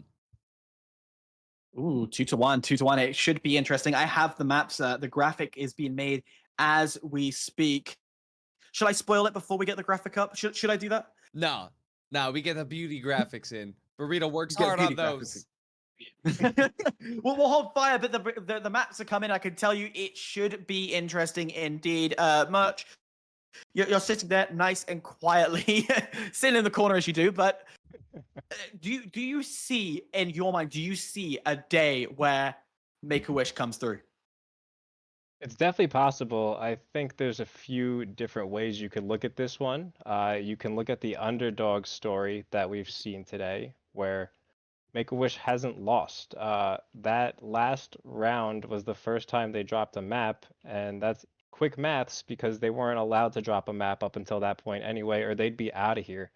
So they're definitely riding the high of feeling good. They're flowing. However, they are walking into the beast of Halto's finest, who I'm not gonna lie, I think those dogs are ready to bark. That loss didn't leave them happy, didn't leave them feeling good, and they are on a mission to prove here. They want to get themselves back into the trajectory of being in that grand final.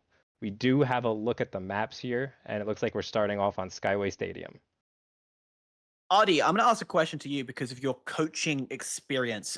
From a position that we're seeing Halto's finest, they've just lost and now they're becoming iced. They have waited a good while. What do you say to your team to unice them in this situation? I feel like they're not iced. I feel like if they were iced, I would tell them to just kind of focus on the basics, focus on what they know they could do well. But I feel like Halto's finest isn't iced right now. I think, like I said, they were able to watch those last ones. They're able to stay in the practice range and stay warm. And knowing that Lamp is the GOAT that he is, I know that he is gonna do his best no matter what is facing him. And so for them, this is just going to be one step. And I think that everybody is a lot more calm now that they know that they're guaranteed a place in next weekend's grand finals. For now, it's just going to be a battle of who's best, a little show off, a little practice before the fire. Well, it looks like we're about to load in. Again, thank you to Artie and thank you to Professor for joining us in the analytical desk. We will get them 2 more times as we go before the grand finals.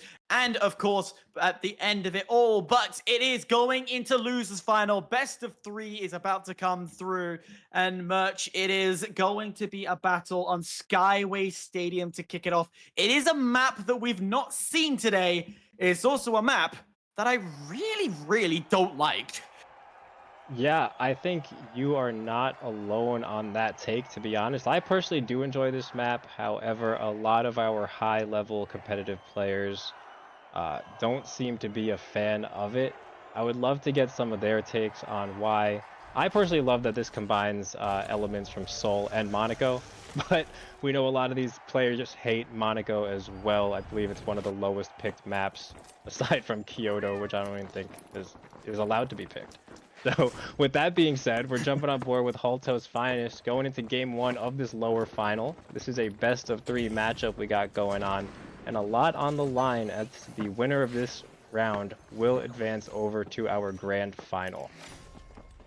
Also to note, this is the high-rise variant. This makes this map even worse in my eyes. Like I can get to grips with standardized Skyway. I can work with it, but when it's like this, I do not like that middle island that is raised from above. And we're going to see a lot of players take advantage of the height positions as a lot of the cash outs will be dotted around the map. We're going to have one that is located in the center, but very quickly, if they're even thinking of going to A, those cranes will fall also quickly.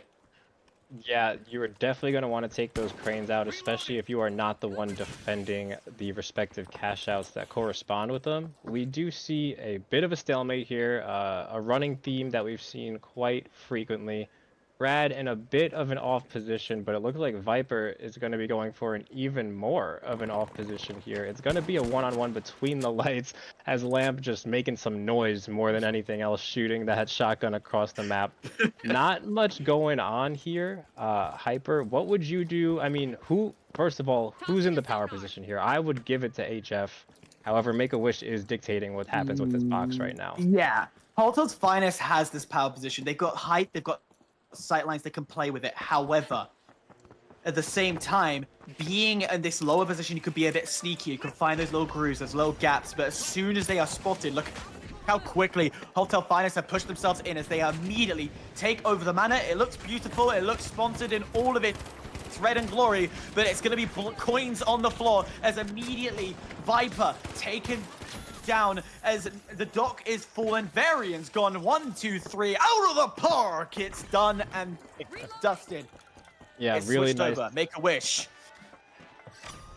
Yeah, really good stuff there. Sorry to cut you off. I apologize. However, it did look like Brendy got that opening blood. It looked like Grad was going to fall. He fell to about 20 HP, so that's great to see if you're a fan of Holto's Finest. Grad able to play his life, not getting that first blood that he was doing so well with against Ape Squad, but it doesn't matter because Brendy did all that work for him, and they win that quickly, leaving it off in a 2v1 to end off that fight. However, we have a fast push coming from Make-A-Wish.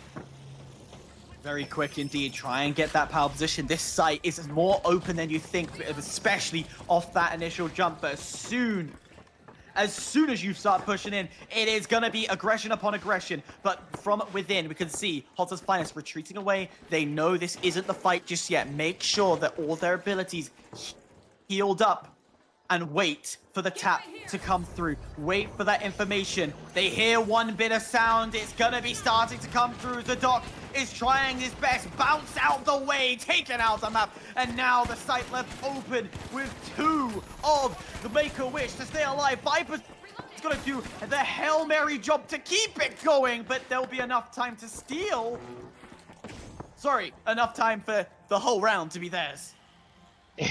Yeah, so HF is going to lock down that first box. That is one of the tougher boxes to push, so can't really beat yourself up if you are wiping in that scenario, but we're going to quick replay here as they take that gateway and get stuck by Goo. I thought that was going to go poorly for him. However, the pick comes in from Grad as we see, and the second one shortly after, and that really was just all the momentum this fight had. 3v1's never going to work in a situation like that. Vault 2 already picked up and open. Am I mistaken? No, it's not been open. I thought it had, as the engagement for the Ego Chow will start to come through as already we're seeing low health on the side of Holto's Finest. Lamp's already fallen. Quick revive to bring the Doc back in as Varian was left alive temporarily. And this brings a level field amongst both teams as the aggression still goes forward. Now the Median of Varian will drop to the floor. Nothing to save their lives. Graduating a Lamp, clutch up. They're able to get the vault open, but they don't have that quick pathway to a site. Yeah, the moving of this vault might be delayed a little bit. However, Grad, as well as pretty much every light, are running that gateway, so we are going to still get some fast travel. I do want to note, Make-A-Wish has not wiped HF yet. It's been only wipes to the hands of HF, so those boys are shooting. They're locked in right now. You love to see it for HF. If you're rooting for Make-A-Wish, you're going to want them to do something a little bit different here. I'm not quite sure what that may be. But definitely just a different look. That last fight looked a bit different than the others. They dragged it out a bit longer, but it didn't really seem to matter. Another waiting game starts to come through. This time the clock is ticking for Make-A-Wish. They know they have to make an execute at some point. So what information can you give yourself? What can you uncover that's presented in front of you? They're standing right on top of the site. They're going to go loud, but not force any rotations just yet. Holto's Finest remaining patient, but they're going to get a lot of information as a sonar of the grenade is going to pick them up. But finally, here comes the push. Here comes the steal as they drop them down. No one again going for the big old push. No one getting up in the business as another tap onto the cash out comes through. It's hesitation galore. Yeah, we're seeing just the failure to commit to a play here, and beautiful positioning out of HF. They're not biting on anything right now. They let those initial C4s off to get that first steal. This might be a permanent stick though, as we do see HF engage. They knew exactly what was going to happen, but we're going to have the biggest engagement of the game so far as we have Derp trying to get some damage in, playing his dome shield, but also taking shots on the mesh of Lamp. Still no picks have come into play. However, Brendy's going to fall to Varian there. We need to see something happen. HF still has the time advantage on this. We're going to need to see someone make a move now, and no one gets in time. That's a huge steal from Make-A-Wish, prolonging this one, sending it to a third box. Whoa. Just wah is the only word to describe that clutch. They had been on the back foot throughout this game, and finally, just out of nowhere, step up, step it alive.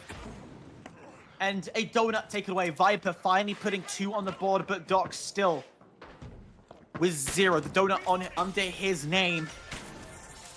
And just to add a little bit of insult to injury, Vault also getting tapped open. No ego childs here. Make-A-Wish know who they're up against. Yeah, absolutely. Just a smart business decision. However, we are going to have the engagement take place anyway. Make-A-Wish in a slightly better position, but HF trying to flip the script, move things. I love that DMAT jump pad play. Derp, I thought was going to get taken out by Lamp. However, that is not the case whatsoever, as Grad's going to fall as well, and that's going to be a wipe. Looks like Derp got 2 there. And that is quick work, and now we're going to see Vault 3 being advanced across the map, possibly over to the construction site. My depth perception's a bit off, so it's actually looking like one of the house spawns here. But nice push out of Make-A-Wish. Yeah, going to A, going to the house as they climb up the long, luscious ladder onto the middle island. They're going to have sight lines for days. Remember, and this is the big remember, Make-A-Wish started this tournament in the lower bracket. They qualified 10th in this whole tournament, or the whole series, league, whatever you want to call it.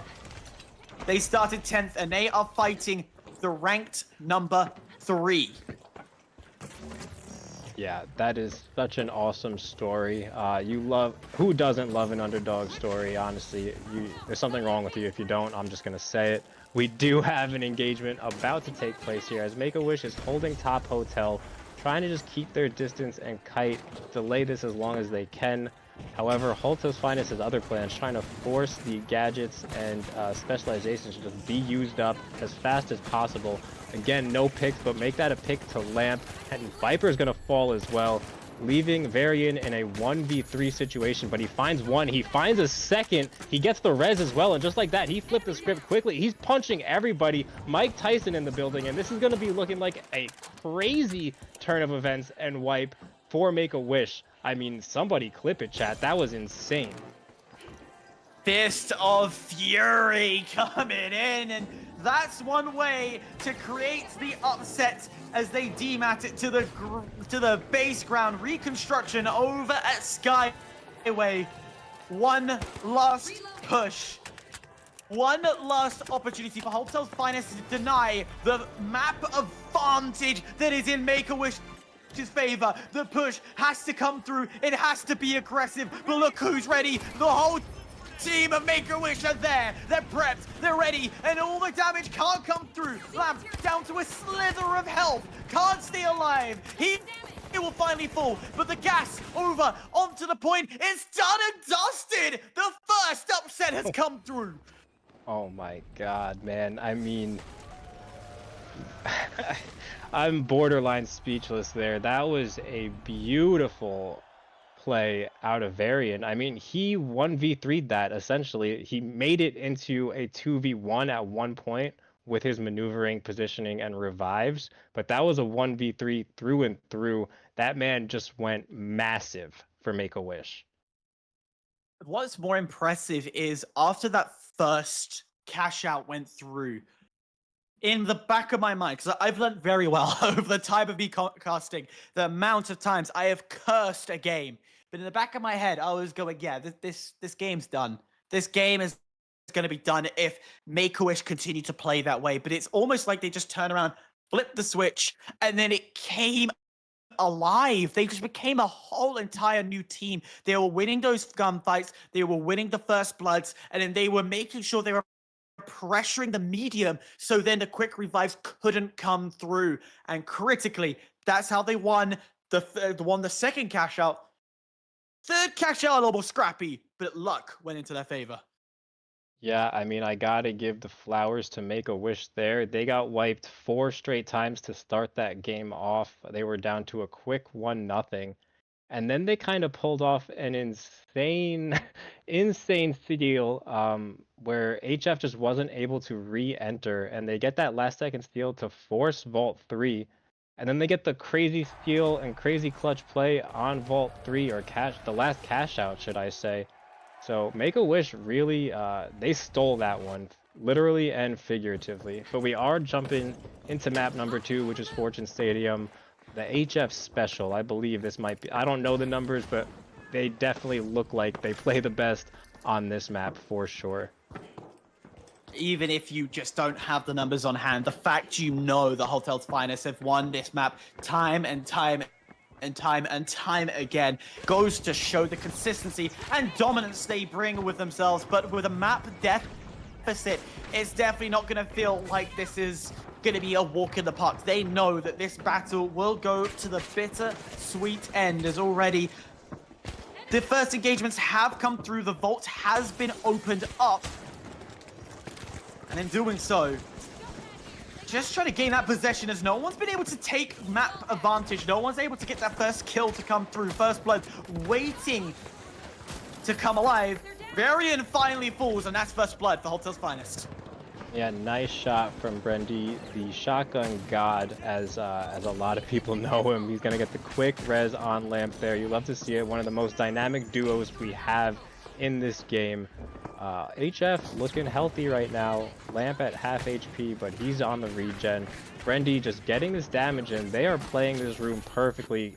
Beautiful movement as well. That's going to be the wipe. Brendy looking good on this opening fight, to say the least.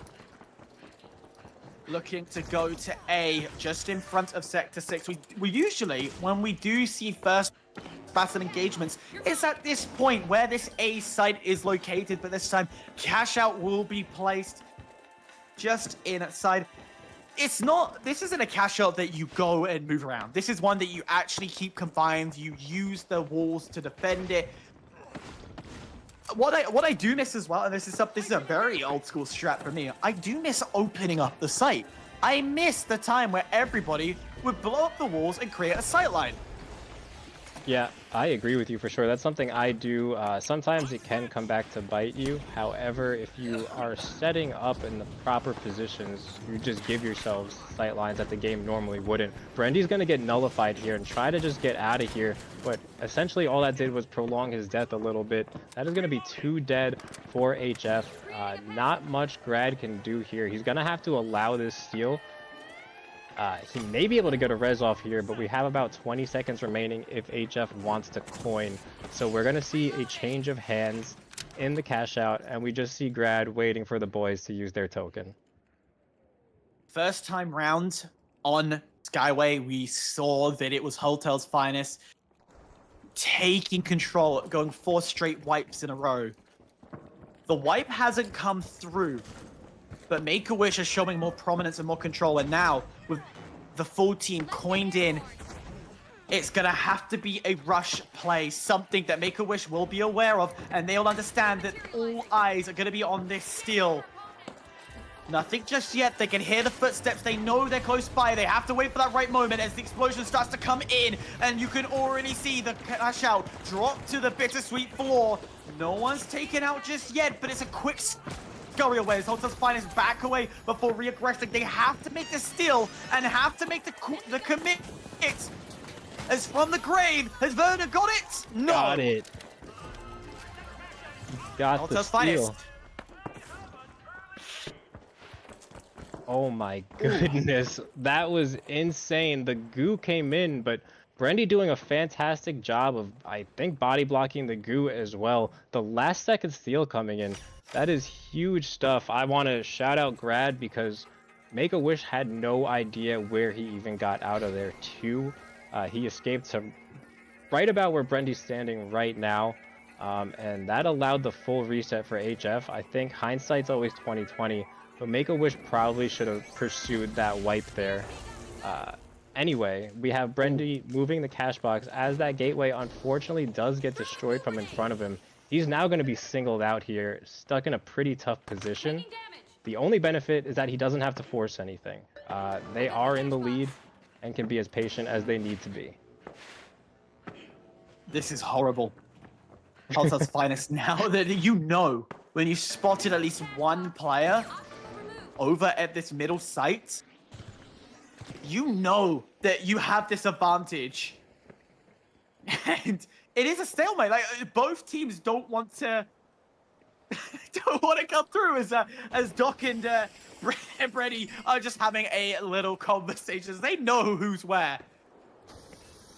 Yeah, I think if I'm Brendy, I might just take my life here. Unfortunately, that is not what he does. Not unfortunately, that is just not what he ends up doing. Brad is going to get picked by Varian here. I was going to say that Brendy should play for a bit of a reset, but we do see Brendy getting the pick on Derp. Viper finds Lamp, and Varian is going to res Derp as well. So the numbers look to be evening out somewhat as we have Brendy trying to get out of there with his life, and he was actually the last one alive for HF. So a bit of a delayed wipe, but 2 is now going to move. So my theory there was that if Brendy took that death there, it could allow for his teammates to possibly take a better position as Make-A-Wish would collapse on that vault. But of course, that's just on paper. Who knows how it actually would have played out. These guys play the game. We talk a load of BS just to make you guys entertained. Basically, I think it's the best way. We of course we have great understanding of this game. Please don't think we are talking BS. There is, we've put in the hours, we put in the work for sure. But nonetheless, these guys definitely know how to make those moves work. And yeah, it is a stalemate situation. You had one player stuck with the vaults, and very quickly you had the whole of Make-A-Wish on top of you. So it does become harder to negotiate. You know you're at a disadvantage, and theoretically, well, not even theoretically, mathematically, you're gonna lose every fight in that situation, and dreams have to come alive. Yeah, it was a numbers game for sure, and this is another numbers game here as we have a completely even matchup, but HF clearly in the power position. However, Make-A-Wish gets the drop on him. Doesn't matter as the quick reaction from Brendy is going to take out Derp. Viper does find Grad though, so HF is without their light. That is tough to see. However, Brendy finds Viper, so he takes care of that, and that's also going to be the wipe. We got one more push for Make-A-Wish if they want to just end this right here, right now. But if you're Holto's Finest, you are feeling pretty good. You have about a minute left on this, and you're up 1-0, possibly heading into map number 3. Definitely what they want. They want that rematch against Bricked, who I've been waiting for. They've been waiting for a little while here to get the game going and get their grand finals going. But they're watching this. They're seeing how Hotel's Finest readjust themselves after a 2-0 loss.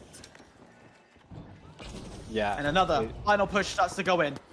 Drop down to the second floor, down to the first floor. Are they bringing it to ground? No, it's going to be a battle onto the point. Varian will be the first to go, graduating as well. But critically, a medium gone from Make-A-Wish, and that's not going to help when they're completely wiped. It's all tied in this lower final. A bit of showmanship out of Lamp there too. I don't know if you saw him say hello. I love stuff like that because the players definitely hear it in game. So a little hello right before you lose the game, just a little insult to injury. As we head into map number 3, I believe it is Sis Horizon. That's what the graphic is telling me anyway.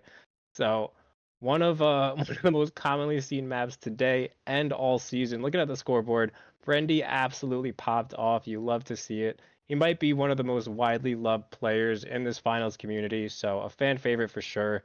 Love seeing those guys pop off. But hey, we are tied 1-1 going into our last map of the lower final. Winner of this is headed to the grand final. Is it that Cinderella story that goes from the losers all the way to grands, or is it going to be the bitter rematch that people have been anticipating? As Hotel Finest, ranked 3rd, will go against the ranked number 1 of Bricked, or is it the ranked 10th that will advance through? That is the question mark that we are looking at. I can hear in my ears, we're getting loaded in immediately. It is... honestly, it's neck and neck. This could swing either way. Both maps have gone to all 3 rounds. It's hard to tell. I genuinely cannot pick who's going to make it. This is tough. My gut is telling me HF. I think they want their revenge on Bricked. I think at this point, it's not even about the placement and the seeding, because as far as that goes, I think we're playing a bunch of show matches at this point. I think this is really about the pride. This is about just walking out of here with something. and I think HF is trying to leave with something for sure. They seem very motivated, but who's to say? Because Make-A-Wish has been absolutely on point today. I mean, they've probably played the best today that they've played all season. So shout out to those guys as well. And I'm just happy that we've been able to see such high-level finals all day and all night. And Ego Chow will start to go through. Nowhere near the vault. No tap has come through. We said it once and we'll say it again. 9 times out of 10, these fights do result in another fight to come through. But right now, Hotel's finest take control and get the early wipe done and dusted. Sights about equally 100 meters away both directions. Yep, they can go wherever they really want to. The shots from Grad were looking real good there. I mean, there was 0 recoil on that gun. That is always nice to see. It's like visual ASMR. However, they didn't get this tap off until that wipe. But we have the power of the gateway. I don't know if Lamp realizes what he's walking into. I don't think he does. However, he hits a monstrous RPG. I'm sorry, no, Brendy gets hit with a monstrous RPG, and Varian is going to get the pick. Lamp now being hunted down. This is a tough spot to be in. Just a bit unfortunate pathing if you're Lamp. We don't have a wipe yet, but we do see Grad just left in a not great spot here. They do toss that money way across the map, so they're going to buy themselves plenty of time, kind of making this the best case scenario out of a pretty poor one. I was literally going to point that out. That was smart from graduating. He knew instantly, get this vault away. Let's play time. We can go for a third vault control aggression, which is very interesting to see. So smart play, caught out in the open with their pants down. But tell you what, they're up. They're ready. They're going for one more engagement, and very quickly. No drop of the bridge. I thought that RPG or whatever explosive that was had dropped the cash out down, but no. Yeah, it requires 2 drops sometimes unless you hit it perfectly. Even with the dematerializer, sometimes you have to hit it twice. So they just have it in somewhat of a bunker right now. I will say, if you are forced to steal in that position, you are very, very vulnerable. So not the worst spot for Make-A-Wish. Brendy's essentially stuck in this hole here. He gets C4 down, takes some damage. No, he doesn't take damage. I guess he got shielded from Lamp right on cue there. We do have him just hard sticking this, though. He goes for the flip right in the face of Make-A-Wish, and it's just looking like they are collapsing here on Viper and Derp. Not much you can do, leaving Varian all alone, and you're not winning that one, buddy. Sorry to say it. This is something we've seen before, and I will say it again. Graduating, putting in the damage. Look at his combat score, 2,400, because he's putting pellets. They're not necessarily killing, they're not doing a major amount of damage, but he's putting in enough to wear down Make-A-Wish, so those shotguns take 1 or 2 shots rather than the 3 or 4 shots it takes to kill somebody. It is smart because it was done from the other bridge. Hats off to them, but one final push has to come in. The steal could come through, but they got to be committed. They go for it. They're heavy, on point, still with most of his health. They've got to push in. It's the steal. It's converted over, and now you have to re-steal if you are Hotel's finest. But it's not going to happen, not just yet. There is still Viper and Doc left alive to defend, and they've done this job well. Yeah, I mean, I don't know if those were just convenient goo barrels that were found, but they perfectly blocked off Holto's finest plan there, their approach. I guess you could say Make-A-Wish probably knew where HF was going to be set up, but HF just a hair too far off site and unable to get back in position. I thought, even though they got that flip because of the pick that I think Grad got on the person on bridge, they might have still had a chance. But that fight took a turn for the worse very quickly after that initial pick. So really nice play out of Make-A-Wish. Getting one they probably didn't deserve against HF. Just unfortunate positioning there. Well, it's one step closer. Make-A-Wish just need to win this cash out to make the world's biggest upset to force themselves into grand finals. The cash out starts. It's under Hotel's finest control. We're going to the museum. And we're gonna see if history will be made here. I see what you did there. I don't even know if you see what you did there, but that was pretty I did. impressive, hyperactive. I like that one quite a bit. But we do see HF playing a bit off-site here. I like it. They do have the time. They can get back over there, and Orange really isn't in too much of a position to make a wish. However, they just pop up out of nowhere like your sleep paralysis demon. They are now on the bridge themselves, just trying to find some damage. More goo coming into play. I swear goo is going to haunt the dreams of HF if they don't make it out of this series. A lot of damage coming into play. Lamp the lowest on the health, and he is going to fall right on cue. Varian and Viper hunting down Brendy. Brad finds one, but he's left in a 1v2. Seen him do this before, but he's got his work cut out for him. Picking up Viper. He's going to get taken out to the FAMAS shots of Varian. Those shots are just looking steady. Make-A-Wish is going to get this flip. Much? Yes. I don't think you understand the severity of the situation. Look at the time. Look at how much time's left to respawn. They've just done it in the last 5 seconds now. We're looking at the last 20 for Make-A-Wish to make the upset of the series. Yeah, HF gets one chance at this. We saw Make-A-Wish setting up their goo. They're gonna look to play around that. Grad throwing an aggressive gateway in. They do travel through it before it gets shut down. Brendy entering with the dematerializer. There is no time. Someone's gonna have to stick, and they're just gonna have to get lucky here. Nice shots out of Grad. However, the stall comes in. Grad is gonna fall as well, and there is just no time here. Another stall comes into play. GG's. Wow. Make-A-Wish with the run of the century. From lower bracket round 1 to the grand final we go. Unbelievable. Seeded 10th. Seeded 10th.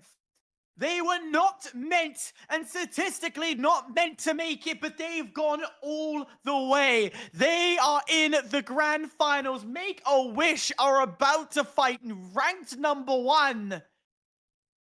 That is so impressive. Oh my god. I genuinely have no words to describe it. 6 kills from Varian with only 3 deaths, carrying the team also with great support on his back. There is no words. We got the team back. Professor, teach me a lesson on how this is done. Who doesn't love an underdog story? Who? Just like Merch said, who does not like an underdog story? And we were witnessing that right in front of our eyes. We're going to go see Make-A-Wish now going to go face Brick, who is the top dog here and has been the top dog the whole time. Are they able to keep that top dog spot? We're going to have to see what happens. I'm excited. I'm fired up. I'm chopping at the bit to see this next round. I haven't seen a lower bracket run like this in the finals ever. This has to be a first for the title. And I think that so many of the things that we've seen over the last few hours are just kind of hard to ignore as far as what is actually happening at any given moment, where these teams are learning, these teams are adapting. And I love how on Sis Horizon we had, my camera is way lagging behind, isn't it? We had Sis Horizon where my I was just like, what's happening? We had, that's so funny. So on Sis Horizon, we had a moment where both of these teams were at cash outs that they had played earlier in the day, right? And Holto's Finest, they finally made it at the very end of that first cash out in the moment where they had lost that cash out before, and they finally did it, but by the time they did it, it was too late. Second cash out, Museum Balcony. Flashbacks as Holto's Finest, they locked in to try to make it work like it did against Ape Squad at the start of the day, but they just couldn't do it. I am trying to take you so seriously, but your camera is so busted. It's so delayed. So It is funny. horrible. Thought it was you are right in saying it is so impressive, and the Cinderella story continues to go through, and it is impressive how they make their way. But the big question, Professor, I have to ask you is, where was these big mistakes that we're seeing from Hotel's Finest? What went wrong?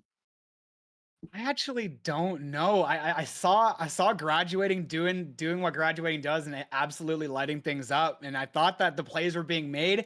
I think that they were just making them at the wrong time. I think that Make-A-Wish Foundation, it just seemed like they were more locked in, if that for a better use of that word. But I just think they were just a little bit more locked in when it comes down to things. Adi, got anything to build on what went wrong? Anything you noted? Yeah, so I mean, if we're talking about the very first game on Skyway Stadium, I mean, Make-A-Wish was in control, but at the moment that they were starting to look stable, Holto's Finest got in, they got timing, right? If we looked at like Cash Out 1, Holto's Finest looked so good because the very first fight, Holto's Finest, they had the upper deck control and they were able to get the drop onto Make-A-Wish where they used the gateway to just kind of come out from nowhere, even though they knew Make-A-Wish was going to sit up on top of them, and they swapped spaces with them. And in that very first fight, Make-A-Wish only did a total of 230 damage in the last team fight on Cash Out 1 on Skyway Stadium. But from that moment forward, Make-A-Wish just got inspired. Like, they just had a Bard moment where Mr. Derp just rallies the team and says, "It's time to win, gamers," and just got everybody aligned. And no matter what happened, it was the right moments, it was the right timing. And Fortune Stadium, where Holto's Finest, they got the W, there were still a couple moments there where the control was taken away from them, right? And so Make-A-Wish played into the control that Holto's Finest had, but it was just like Lamp and Brenty just getting amazing picks, amazing moments of greatness. But then it all fell away because those moments of greatness didn't happen on Sis Horizon. I mean, granted, there were a lot of times where we did see some great stuff, but the one time when we needed Brenty the most, he vanished, right? And Graduating stepped in and got the kills needed where we didn't have Graduating even on the maps we won. But for Holto's Finest, I think that it was just a lapse of consciousness when it mattered the most. Because, again, when it mattered the most, Make-A-Wish was just in control up until the last second. It is so right in what you're saying, and we have to now look forward. We have to say goodbye to Hotel's Finest. Again, they're going to be claiming 400 points to their name, which means if I look at the bracket in itself, they're already sitting second. They're going to get a first round bye going into the champs. So they're fine. They're done, dusted. Their bracket is over. But this is where it gets interesting because it is 700 points for second, 1,000 points for the winner. So realistically, like let's talk numbers here. Make-A-Wish, they're still going to say six. They're not going to jump any higher from that position. They're not going to go into overtake Dit at any point. Of course, there are a lot of maths that I would have to do and figure out on that side. But let's focus on Make-A-Wish Foundation and Bricked. Merch. We've seen both teams quite extensively now. From what we're seeing, are we sticking by this idea that Bricked is just untouchable? Or is this underdog story going to become the greatest story in esports history? Well, I hope that this final matchup doesn't get discredited at all because of the positions that both of these teams are in, where Bricked doesn't need to win.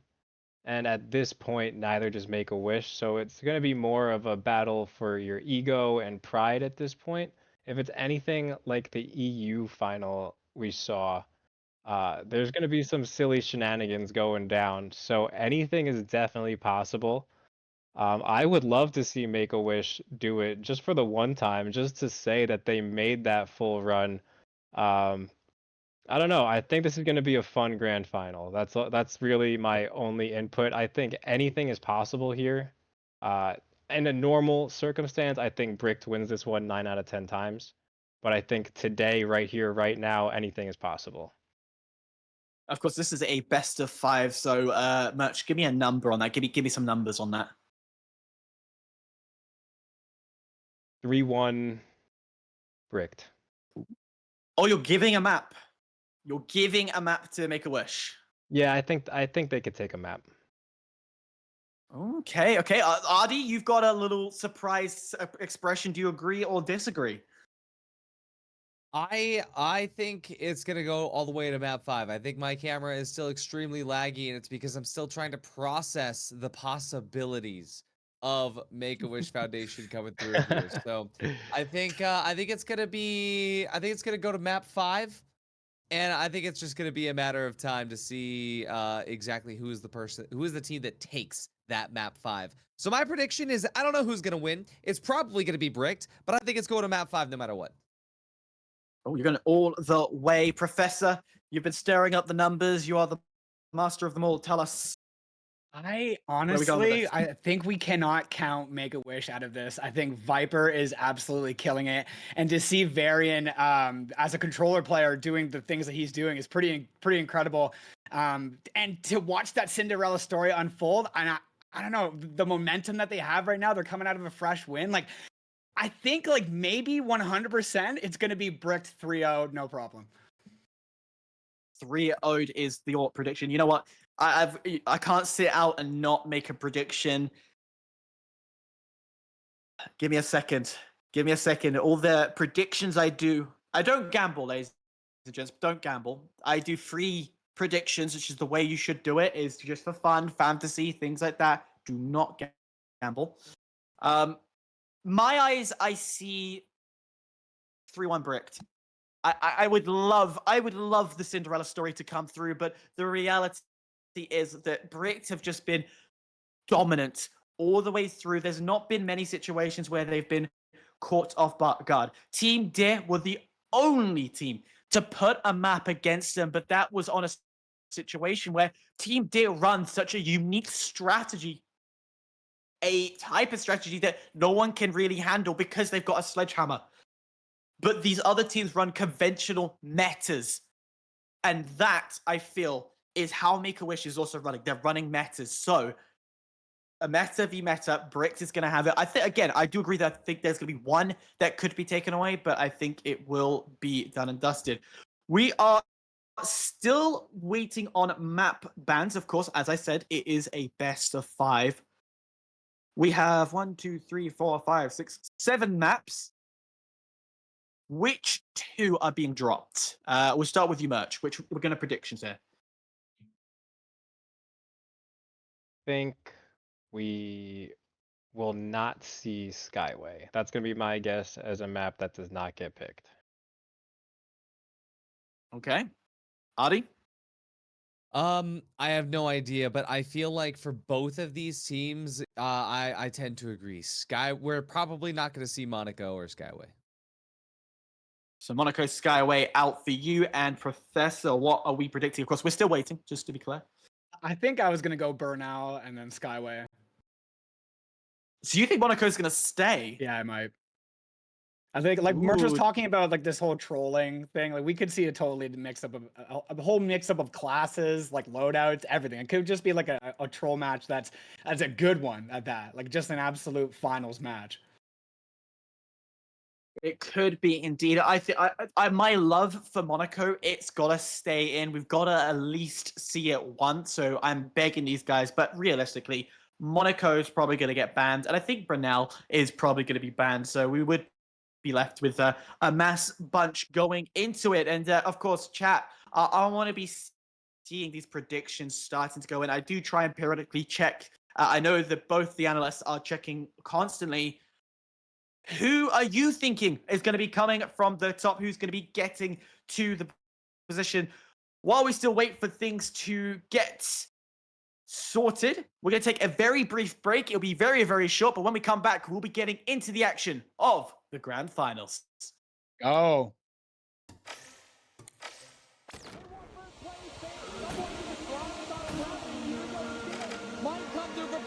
This is everything, Mickey. They need to get there in time. They do. They stop the steal. 50 reload. He's able to do it before you get that super. Oh, the RPG on the Skilbert.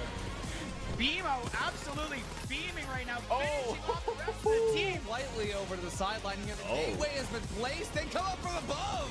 Play commit doing so much, just controlling this team fight. At this point, you have it. You've got it done. There's no way. Left to go. He dashes around. Look at the movement. Aim point taking down a lot of players there. Great use of the Gugon. Oh, unbelievable techers. Gangala, they try to jump in. Oh, they do. The team that hits. Try and go for the steal, and the winch is huge. It doesn't work out though. He can't do anything yet. No, he still takes it. One versus three.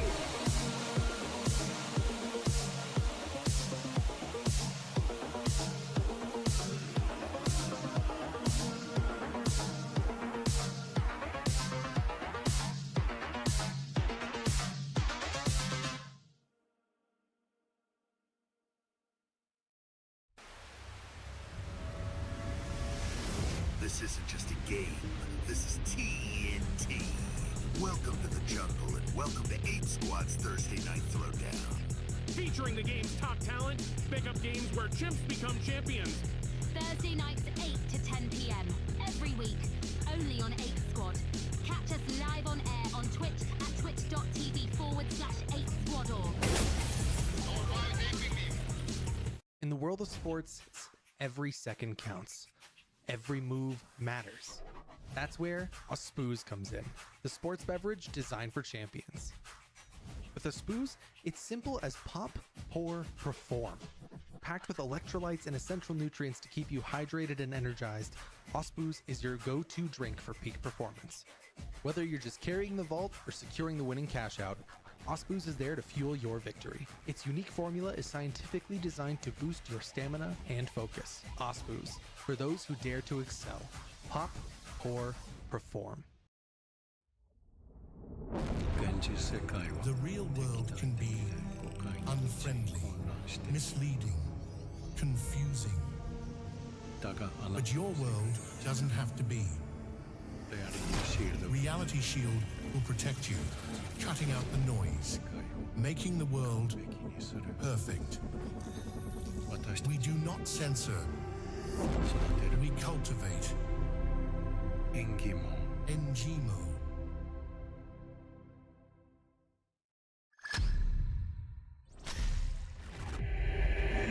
It's showtime!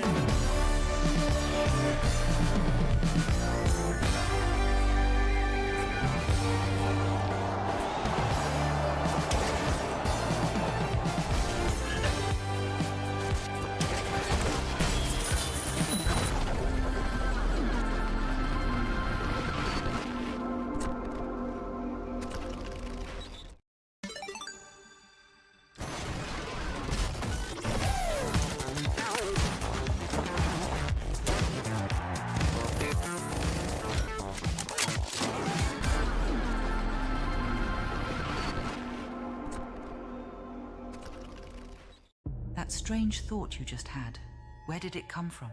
And was it even yours?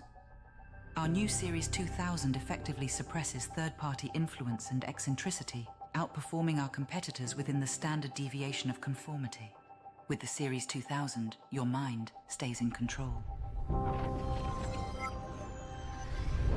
Via, we as one.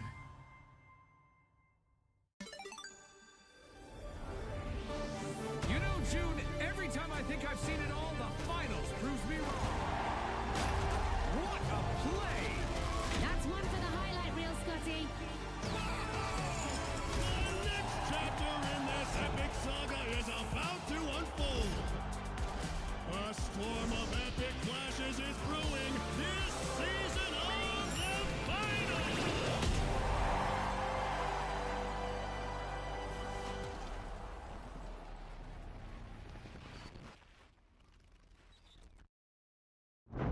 The stars. Distant. Watching.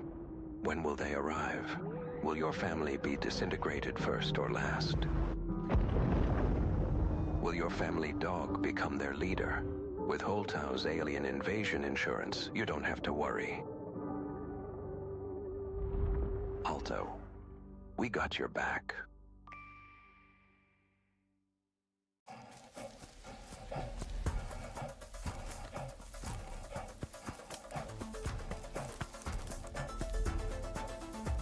Absorbe ce que c'est. Monde, pour misérable et fortuné. Ce que tu désires devenir, c'est ce que tu es. Alors, absorbe.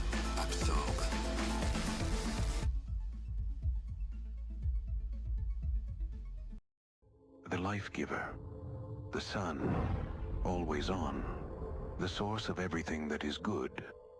But can it be trusted?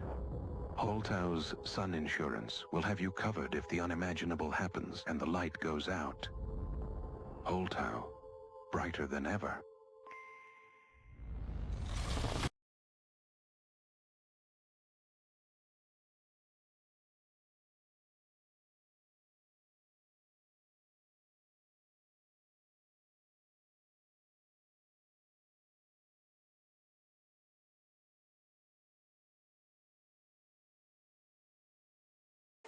Between me and you, 'cause you've been on my mind all day and making moves all night. What you gonna do with me? Whatever you want to. Take 5 and hard to explore ya. The wrist and the chills to your veins. One touch and a look and it's over, just a taste. You know I wanna love ya. Yeah, I like.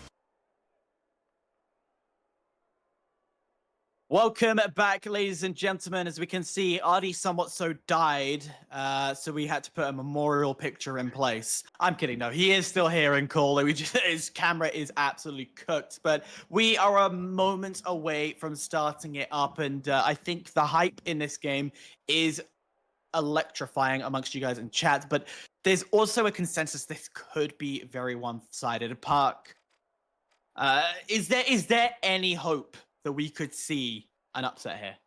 Absolutely. This is a game of seconds. Like that is the greatest thing about the finals, is that it is never over until it's over. Like that is, to be able to get a cash out within the last 8 seconds of a match and take the whole thing for the win. I mean, we never know what's going on. Halto's finances went from 10th all the way up to the finals now. So, I mean, yeah, of course there's a chance.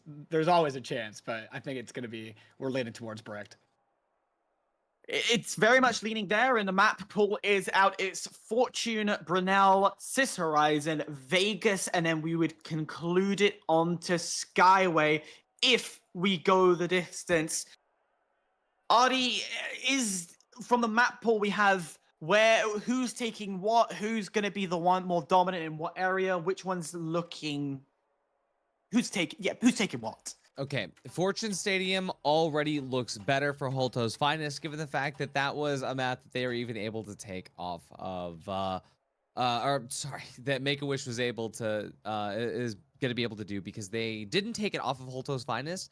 But I think that given what we saw from Bricht earlier, I do think that, that if we're going to see Fortune Stadium first, I think it's Make-A-Wish.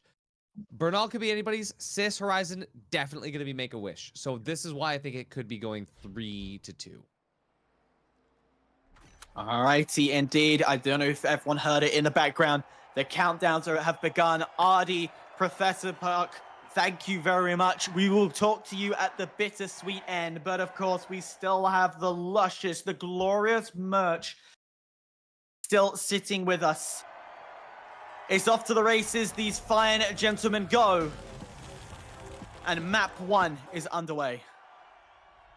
Yes, we are jumping on board with map number 1. The first 3 maps we are guaranteed to see are going to be Fortune, Bernal, and Sis. But we are jumping on board with Busy here from Team Bricht.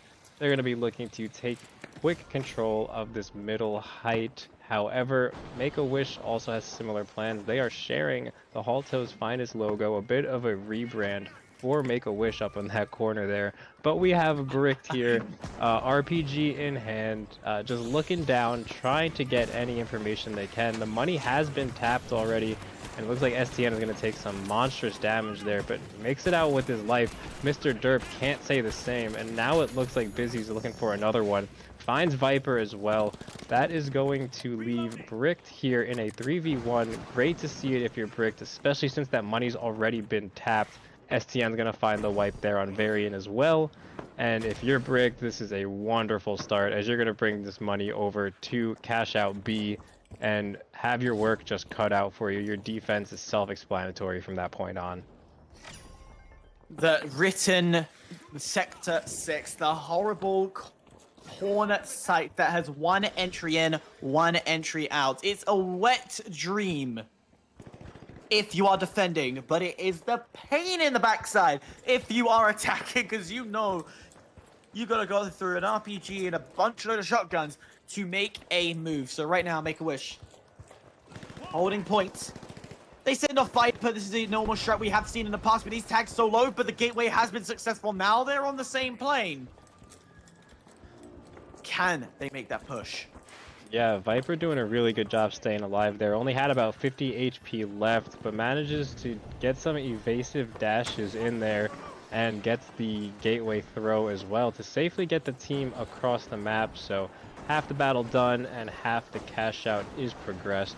Nobody has fallen for either team here, as we are just playing a bit of a game of chess. We see Make-A-Wish trying to find any damage they can, looking for those angles. Nobody's really taken an off angle yet, but now we see Make-A-Wish dropped, I believe, at least an additional floor down. They're probably running around on the second floor here. Actually make it the first floor, as we just see on the POV from STN. But again, no engagements are happening. STN finally taking some shots in the back, and they're just going to kite out of there, delay this as long as they can. Finally, some picks come into play as Stooge gets the pick on Viper. Not good for Make-A-Wish. They're going to want to get an instant res or an instant counter pick here, but instead Stooge is just going to get another one. Still haven't seen a res come in play for Make-A-Wish, so that's just going to be a wipe from front to back. A bit delayed, but Brick gets it done there. Done, dusted, and the cash out will go through onto their side. Brick taking the round advantage. Remember, for those who have just joined, first of all, welcome to the grand finals of the North American region. This is a game mode where it is $25,000 are given if you complete the cash out, and then it's the first to 50. So AKA 2 cash outs and you win. And already Bricked one step closer to taking the first map of this game. They're ranked number 1. Make-A-Wish ranked 10th with a Cinderella storyline to make it this far. And a split strategy as Stooge waiting patiently. He's looking to stab these guys in the back. Steals their gateway. Beautiful play out of Stooge. Finds himself behind enemy lines. However, there is one enemy just in a better position. He's gonna get him. That is Varian taking out Stooge. Looking like STN's gonna fall as well, leaving Busy all by his lonesome. He finds one on Viper. Can he somehow make his way to the second? Unfortunately, cannot, leaving Derp there with about half HP. I do want to say though, as I was touching on before this round started, I thought we were going to see some trolling. It doesn't look like we're going to see some trolling. It looks like both of these teams want this done as soon as possible so they can go to sleep.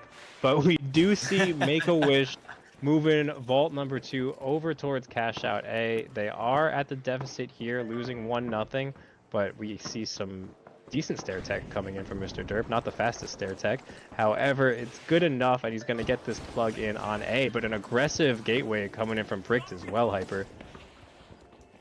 It's aggressive, but they've realized this isn't the time. Let's not go for the fight until we have a bit more information, a clearer sightline to play off, as finally they make their way onto the same building. Well, Hugh is in the same building. Now the rest of the squad has made their way through, but look how far away Make-A-Wish are positioning themselves. They're not being too close, allowing the traps to come through and draw out a few more players. So the damage will come through, but not enough to finish it off just yet. Yeah, we do see finally some picks going to the hand of Make-A-Wish. This is beautiful if you're Make-A-Wish. I mean, absolute textbook there, as Derp gets 2 and Viper gets 1. That's all you need. They are most likely... Nah, there's still plenty of time on this one. I'm getting a little bit ahead of myself there. But beautiful stuff out of Make-A-Wish on that hold.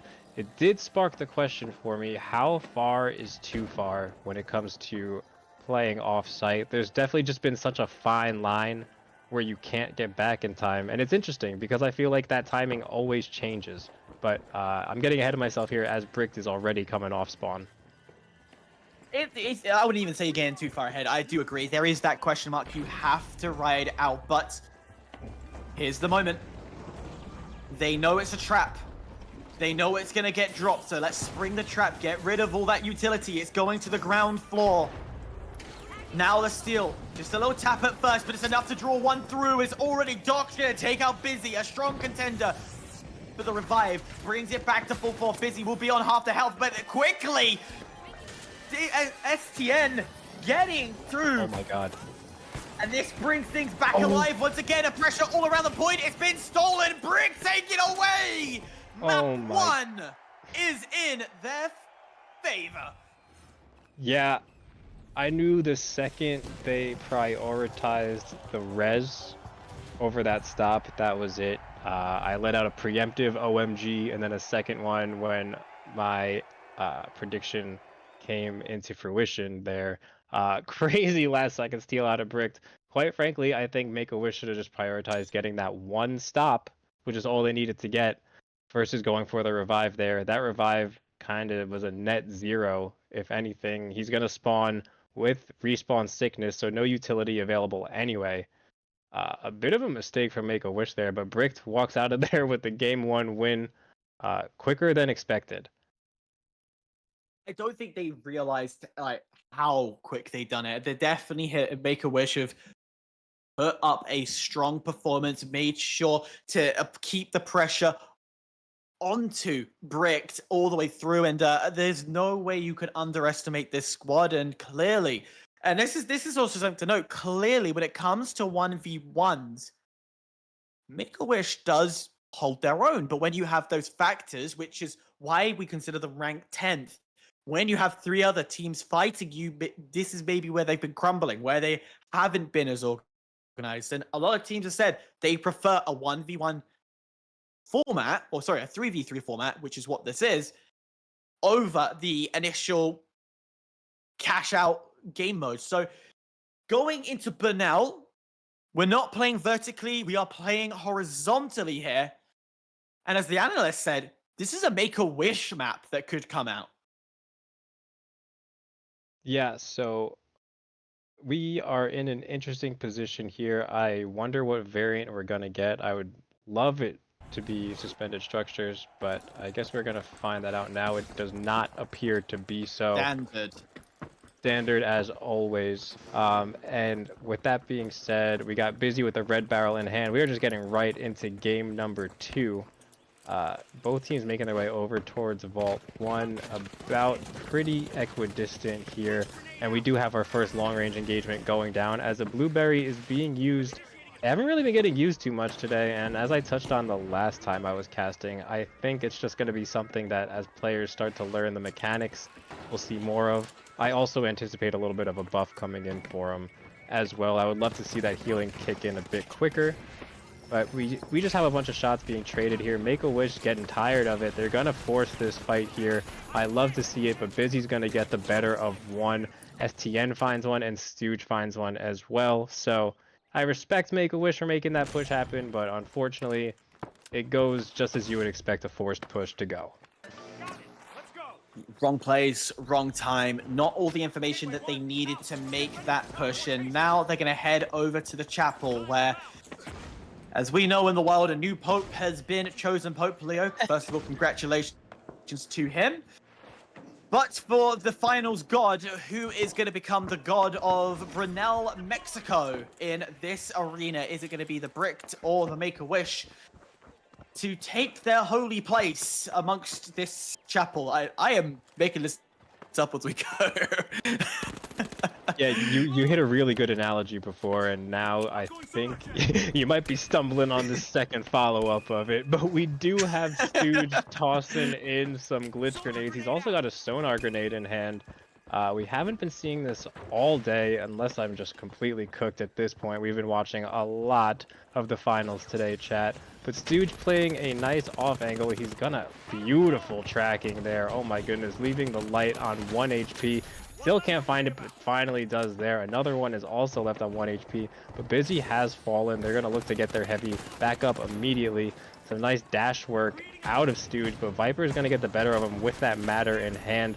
Varian's gonna fall to the SA-12. Viper getting another one with the Matter there on STN. Now in a 1v1, I believe it is Viper against Busy.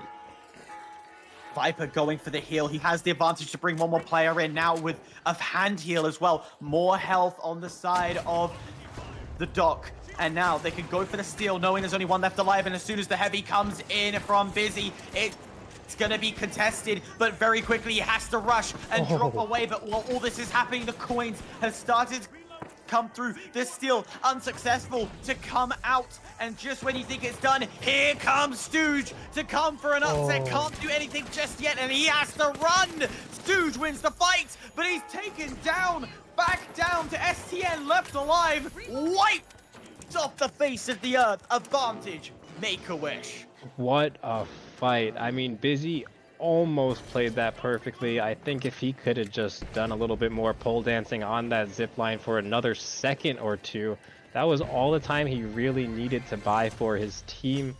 But even then, I think the team arrived on site and just weren't able to fully identify the target. That's tough for Brick. Just, you needed another second there, and if you're Make-A-Wish, you are very grateful to walk out of there with that one and take a quick 1-0 lead. Spawns very close to each other. Bricks are about to walk straight into Make-A-Wish, and Make-A-Wish, I don't think they were prepped already for the close spawns that come in through the barn that we are fighting at. But already a jump forward, Brick on top of the building that Make-A-Wish find themselves in, and they quickly have to go through the ice hole that they created, put some more damage in, but no one able to get that first blood. Well, here it comes, as already 2 have dropped from Make-A-Wish. Yeah, that is now make it 3, as that is going to be a wipe. Brick seems to have regrouped after that initial fight. I love those jump pad DMAP plays. I just love jump pad plays in general. One of the most slept on gadgets that Medium has. Not that it doesn't get used, it's pretty much 100% pick rate.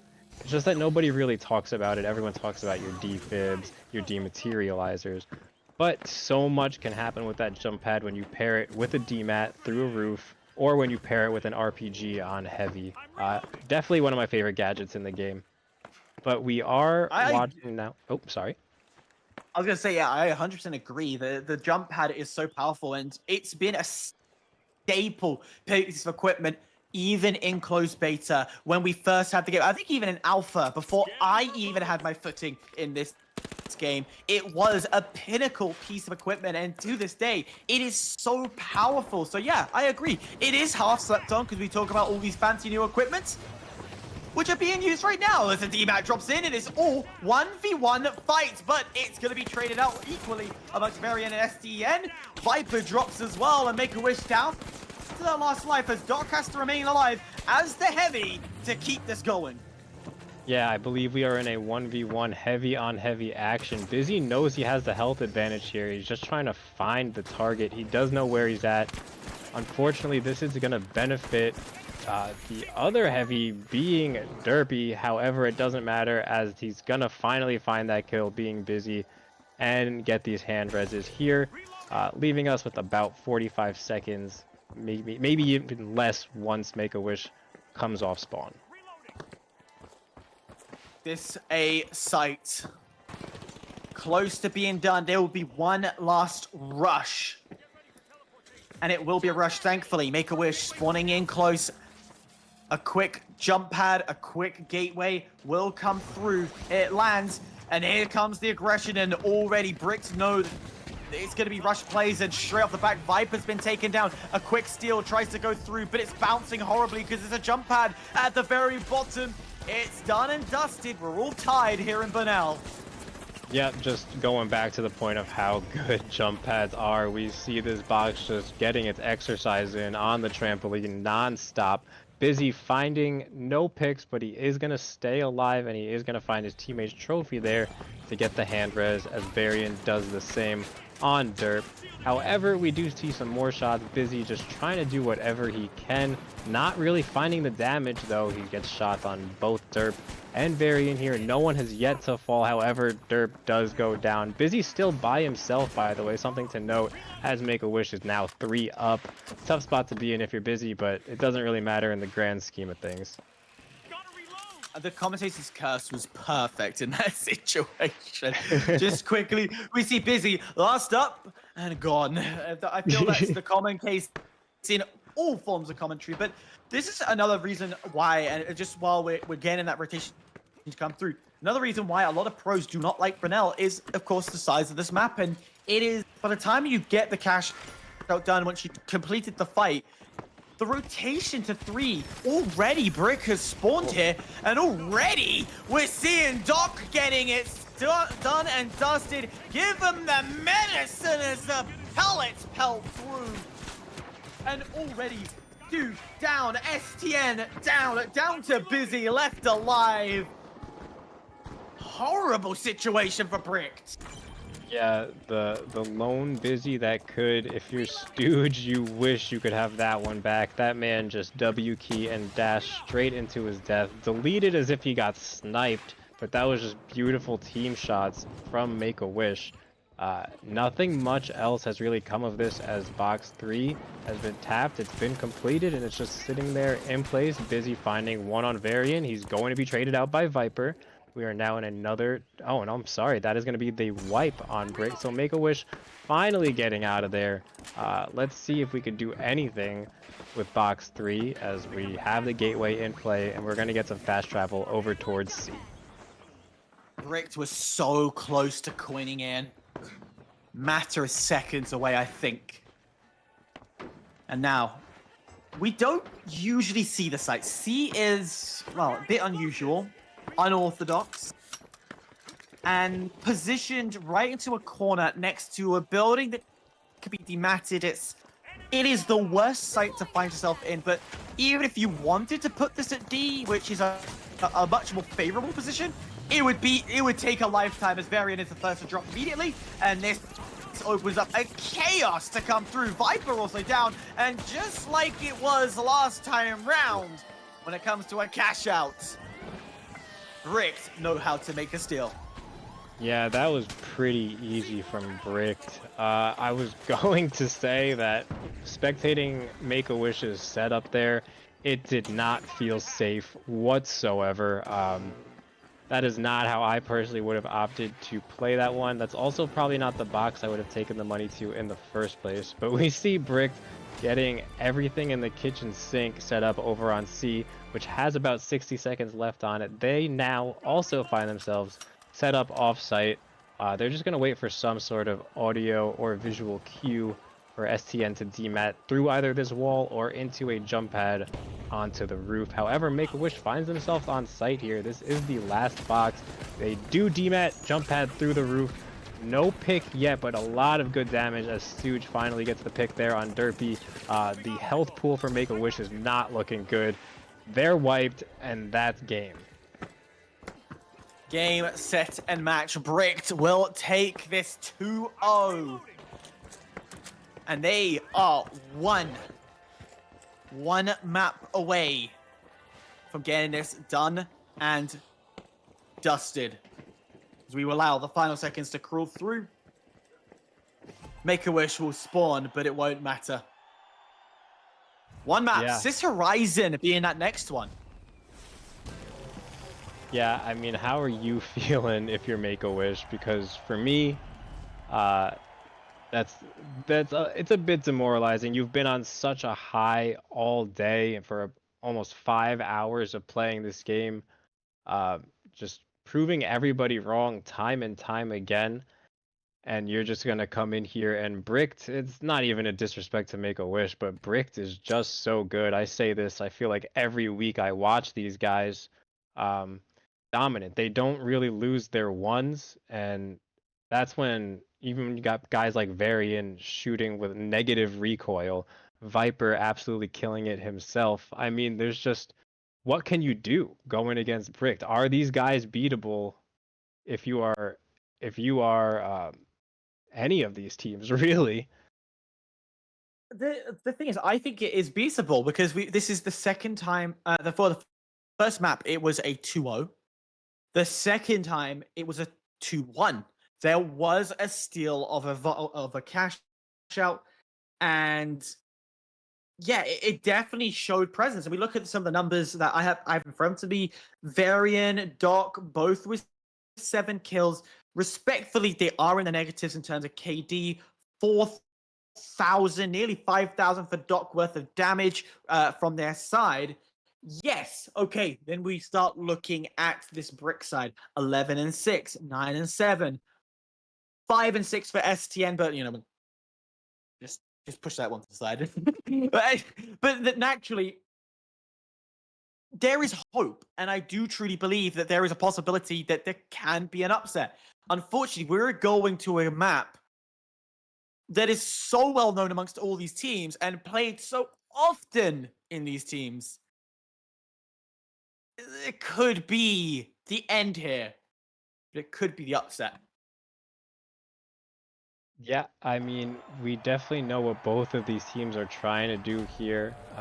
Make-A-Wish has the chance, not only now being a loser's bracket run, but going for a reverse sweep on a loser's bracket run in the grand final, as I believe our score is actually 2-0, unless I'm just absolutely lost my mind. I just don't think our scoreboard has been updated yet. But It is 2-1. Yeah, Bricked is on match point here, and they've got all the momentum, all the aim, all the aura in their favor right now, as STN's going to get that pick on Viper to start things off here on Sis Horizon. A great way to kick it off, a great way to get it going. But just like that, now Doc falls to the ground, Varian left alive. It's an ego fight at the moment. Finally, we get an opening, so it is now a full vault fight. Varian, slither of health to stay alive. One shot, and he's gone. Yep, STN got him out of there real quick, just as fast as you saw him. That's as fast as he went. They were proactive about tapping this money, just getting the show on the road. STN looks ready to go here, 3-0, only person in the lobby with a kill.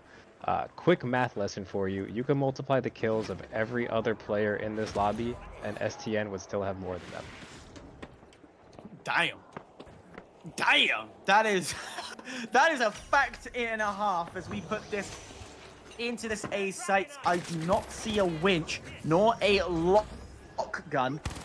So no way of moving this site out into the alley, but that is a potential that they could do later on as the engagements start to come through. A little bit of damage here and there as the shotgun from Doc doing huge amount of damage onto SCN, but Stooge will find Viper. There's another gone.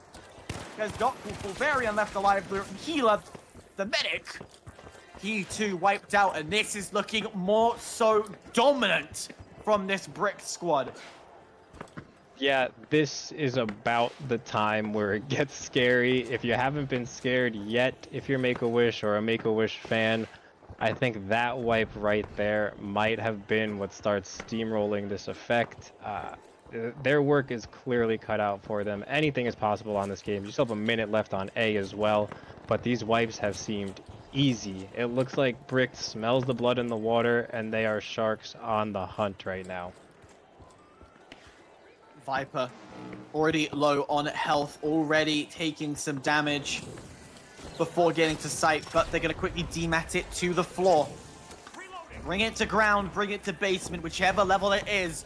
You want that security. There is no more traps, but one trap has been sprung, and that is the players of Brick. STN and Doc already fallen in this engagement, but that shotgun from Viper has been dangerous from time and time again. And just when you rule them out, just when you say it's done and dusted, the steal is able to come through. and a full team for Make-A-Wish as well. 2 left alive. Tries to do any disturbance, but can't make it happen. Really unfortunate. Stooge played that almost perfectly. We never saw that the coins come in from Bricked. I don't know if they didn't have the time or if they just kind of mathematically calculated it not being possible. I don't know exactly what happened there, but Stooge really did play that textbook perfectly. Unfortunately, that drop that he did successfully get did not successfully stop the steal. So, I mean, that's just a bit of RNG. Nothing you can really critique about that one. But we do have a quick engagement coming back in as Make-A-Wish have Vault 2 tapped. Both bubbles in play from both heavies.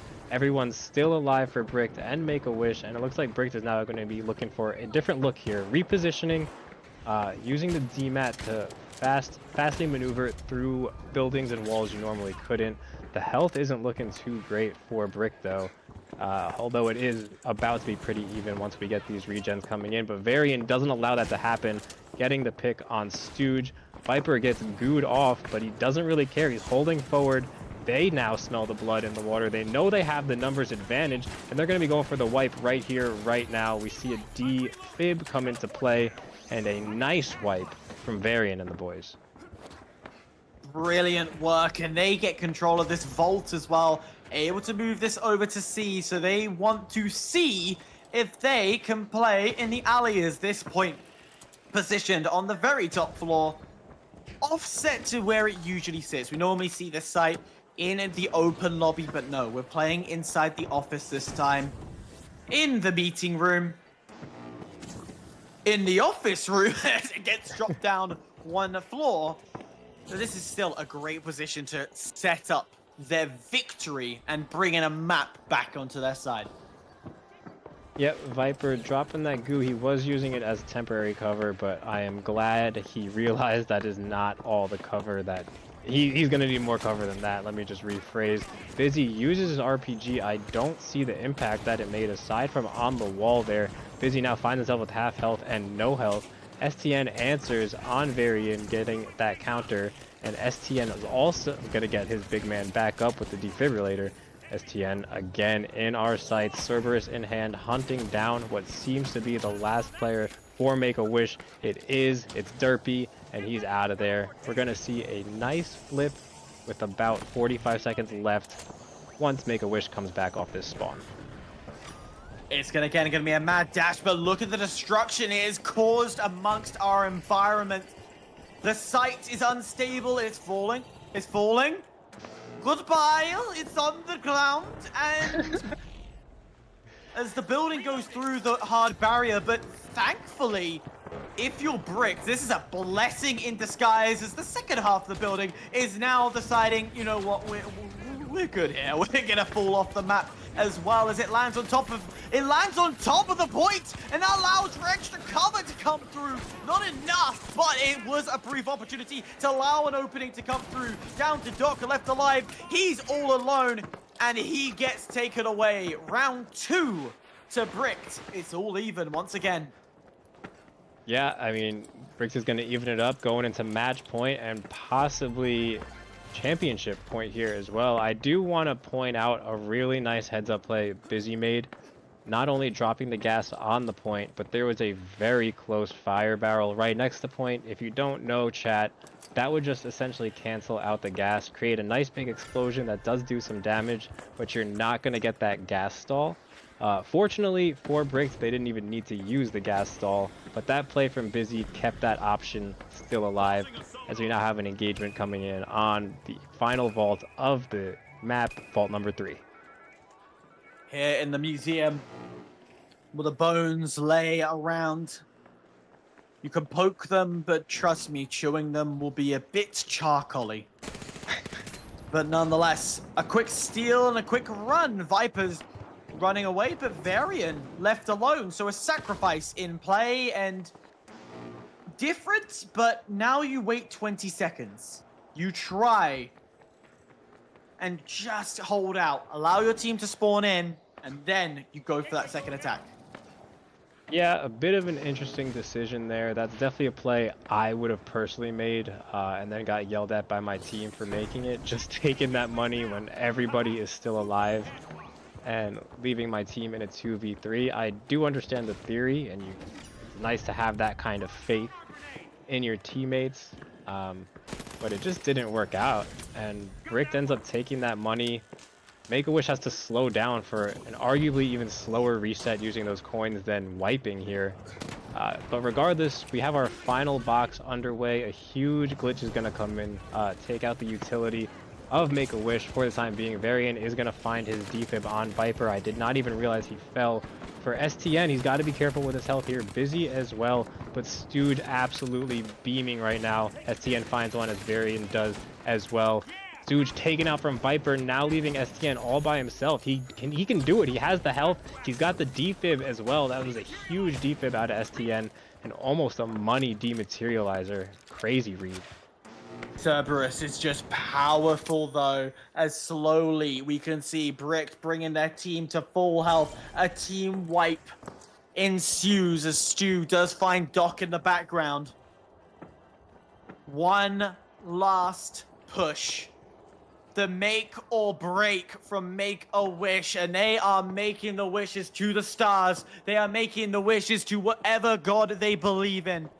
Because it is one push that will say if they are gonna call this game here and now as a 3-0 sweep, or if we are going one more map. Yeah, we have our final play of the night potentially taking play here. STN really kiting well, playing offside in a spot that's probably not going to get checked, especially with that goo in position. We do see the bubble shield or dome shield in play. However, STN handled that quickly, and we have a nice stall in play as well. Nobody dying. Busy finally does fall. I don't think there's enough time. I think that's going to be it. As the time expires, they're going to wipe them as well. So Bricked with the wipe and the money. GG's in the chat. Bricked, your grand champions of the playoffs. North American champions Bricked.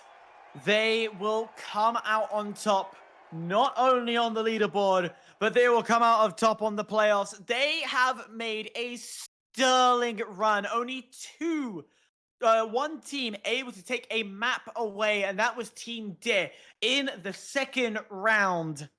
But from there onwards, they put their foot down and they said to the world, we are going flawless. A 12-3 for STN, a huge kills from their side. It was definitely a more dominant position. Make-A-Wish wasn't really much they can do here. Yeah, no, not at all, especially when STN is dropping 12 pieces like that. I I think there was a brief period where I thought we were going to see some fun, some interesting stuff happen, but it just turned out to be domination from Bricked. I think those guys are sleepy and I think they want to go to bed. I know I feel very similarly. I feel that indeed, but of course we have back for the final moments Professor Parks and Artie to break it down.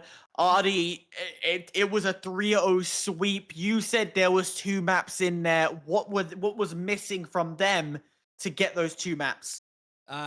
Fortune Stadium, cash out 1, Bricked in control the whole time, all team wipes in their favor, no kills from the other side of things with Make-A-Wish. Cash out 2, Make-A-Wish started off in control, they retained control through 2 team wipes, but that Bricked stole at the last minute without even needing to get the team wipe there, and that was when I knew things looked rough. We go to Bernal, cash out 1, Stooge, last man standing after a bloodbath over the first vault, which goes into the cathedral. Now, it's a late plug, doesn't happen until after Make-A-Wish respawn. A messy team fight leaves Busy as the last survivor into Make-A-Wish, who gets the reses. Make-A-Wish goes for steals while Busy drops and comes back for the coin, and allows Make-A-Wish to get the cash out, the very first cash out.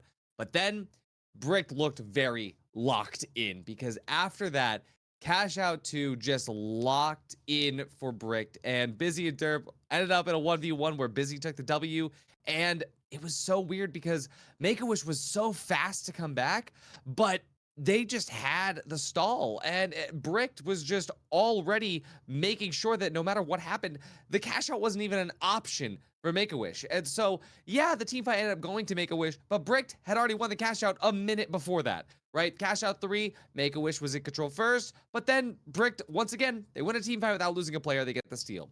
We go to Sis Horizon, cash out 1, STN gets a 3K on the vault. That set the tone for everything, right? Where absolutely nothing that Make-A-Wish could do would work out until they come back quietly and get the steal and track through the drop, which, as Professor Parks was talking in our cash out, that never happens. So it's like, hey, maybe their luck's turning up. But unfortunately, it was, again, downhill from there. And so even though Make-A-Wish, they had so many things going good for them, they had so many things that looked fine, at the end of the day, Bricked won so much more easily in the moments that mattered. Fox, got anything to add to that? Yeah, no, I honestly, whether it's Viper, Sniper, or Swiper, it was gonna be Bricked in 3. I knew it was gonna be Bricked in 3 from the start. That's why I said it. There's something majestic about the way STN and Busy do their work, man. They kill it, honestly. I don't know. That was exactly what I thought it was gonna be. From beginning to end. It's definitely an upset for Make-A-Wish. They've gone all this way, and just to lose at the final hurdle is the thing that's going to break their hearts. But it is still a phenomenal run. I do believe I do have the list for who has qualified as the updates have come through. I'm just going to confirm with my producer. The list I'm looking at is correct. Yep, he's put it on screen. Bricked takes dominance with 1,200 point advantage over Hotel's Finest. After Hours will take third, the Blowers in fourth, Team Dip in fifth, and Make-A-Wish Foundation, after their Cinderella run, will take victorious sixth. Of course, the top 2 get a bye into the championship bracket, while the other 4 will have to fight it out into the original first rounds. And I tell you what, that is absolutely amazing. And just for a reminder as all, onto the European side as well, for those who weren't here, Amir's Red and Blue are the 2 that will buy. Saints 1 in third, Gamblers in fourth, Burnt Nuggets in fifth, and Gungula in sixth. Those 12 teams, ladies and gentlemen, that I have just read out will be advancing forward into 17th of May, where they will do one last battle. Now, we've got a very mixed casting team. Adi, I know you are heavily involved with the European scene. Parks, myself, and Merch, we are very North American. From what we can see, what has just been brought to light, the teams that are in the listing, what upsets can we see? Who's going at what distance? What's our thoughts? Ardi, kick it away because you know the European side better. I am so excited to see Bricked come into this next one with such an insane lead. I mean, even just looking at the points, if you compare the points that Bricked has, 4187, compared to the points that Aimers Red has at the top at EU with 3877, they have already handedly shown us that they are worth quite a bit, right? And I am just curious to see how their playstyle of the very NA playstyle that they bring to the table is going to match up against some EU opponents. And I think that when it comes to like the very top of the bracket, it's going to be a bloodbath. It's going to go back and forth no matter what. But what I'm really curious about is the bottom 4 of both NA and EU. How is Gungala and Burnt Nuggets going to hold a candle to players like Make-A-Wish Foundation and AHS? I have no idea, but I think that it's going to be an absolute show of cinema next weekend. Absolutely. Parks, anything to add to that? I haven't gotten to watch any of the EU games at all, but I'm excited to watch when these 2 platforms make together and see what they have in store. I've heard tons of different things about how their play styles are different, so I'd like to see that live. It definitely will be interesting. Merch, you got anything to finalize this collide that we're about to see? It's gonna be awesome. I've watched a little bit of EU, and both Amers Red and Blue are legit teams for sure. I love the strategies they whip out on their cash out defenses, and I can't wait to see this clash of NA versus EU because it's different styles for sure. These two regions do not play the game the same way, and it's gonna be awesome to try and see who can prove who has the better strategies. Absolutely. It's definitely gonna be interesting indeed. We are going to have a quick interview with one of our players as our production will drag them into our call. I am looking forward to see who we get into this interview. To break it down, of course, it will be a member from Bricked. So get your questions ready. Get everything crazy, and you did. Yes, take him. Take my glorious Yoink king. me. Yep, take them. You Goodbye, can have them. goats. I'll be Yeah, back. appreciate it. Everyone tune in. Everyone tune in. Everyone tune in. STN is in the call, and first of all, I have to start things off with a congratulations. It was a dominant run, nonetheless. How are you feeling after that? Feeling good. I mean, I called it in the beginning, 3-0 and a handshake. We wanted to prove that when we're all locked, when we're all, playing correctly together, that we're just the best team. And we did pretty handily. I think we lost like one map in the entire tourney. It definitely is a very interesting run. Of course, you did drop one map, so your perfect streak is not perfect, but It's against llama, it's a sledge. yeah, it didn't count. It didn't count. But you still lost one in this perfect streak. Is there any team that during this run, is there any team that surprised you the most? Oh, definitely Varian and Co. Derp was going crazy. Viper was in good spots against HF, and they definitely had their Cinderella run. But for the most part, I think everything played out the way that we thought it would. Fox, you got any questions? How long have you guys been playing together as a team? So we started at the beginning of this split, actually. I'm sorry, not split. This pro league or pro hubs. You guys have never played together prior to that at all? No, I was originally with Busy and Sloth, and then Slothy, went to the bench. He was going to be busy with school and stuff. So we picked up Stu, who was a very the best ranked light that you could probably fight against. Everybody just runs away from him, and he drops 20 lobby or 20 around. So he was a free agent at the time, so we kind of picked him up. And all of us on our roles individually, like when we're playing together, we just devour. And yeah, we started at the beginning of this this pro hub league. That's Awesome. wild. The chemistry is there, man. Even just picking up Stu there, who's an absolute demon out there as a light class. Yeah, the chemistry is there. Whether you guys have been playing together for years or a couple months, it's pretty wild. Yeah, we banter. We definitely have our ups and downs, but our ups are crazy, and our downs are just get over it, talk about what happened, VOD review, move on. I mean, we're all mostly level-headed people, so it's it's nice working with like adults, that definitely that understand like what it's a game. Let's do our best and let's just move on.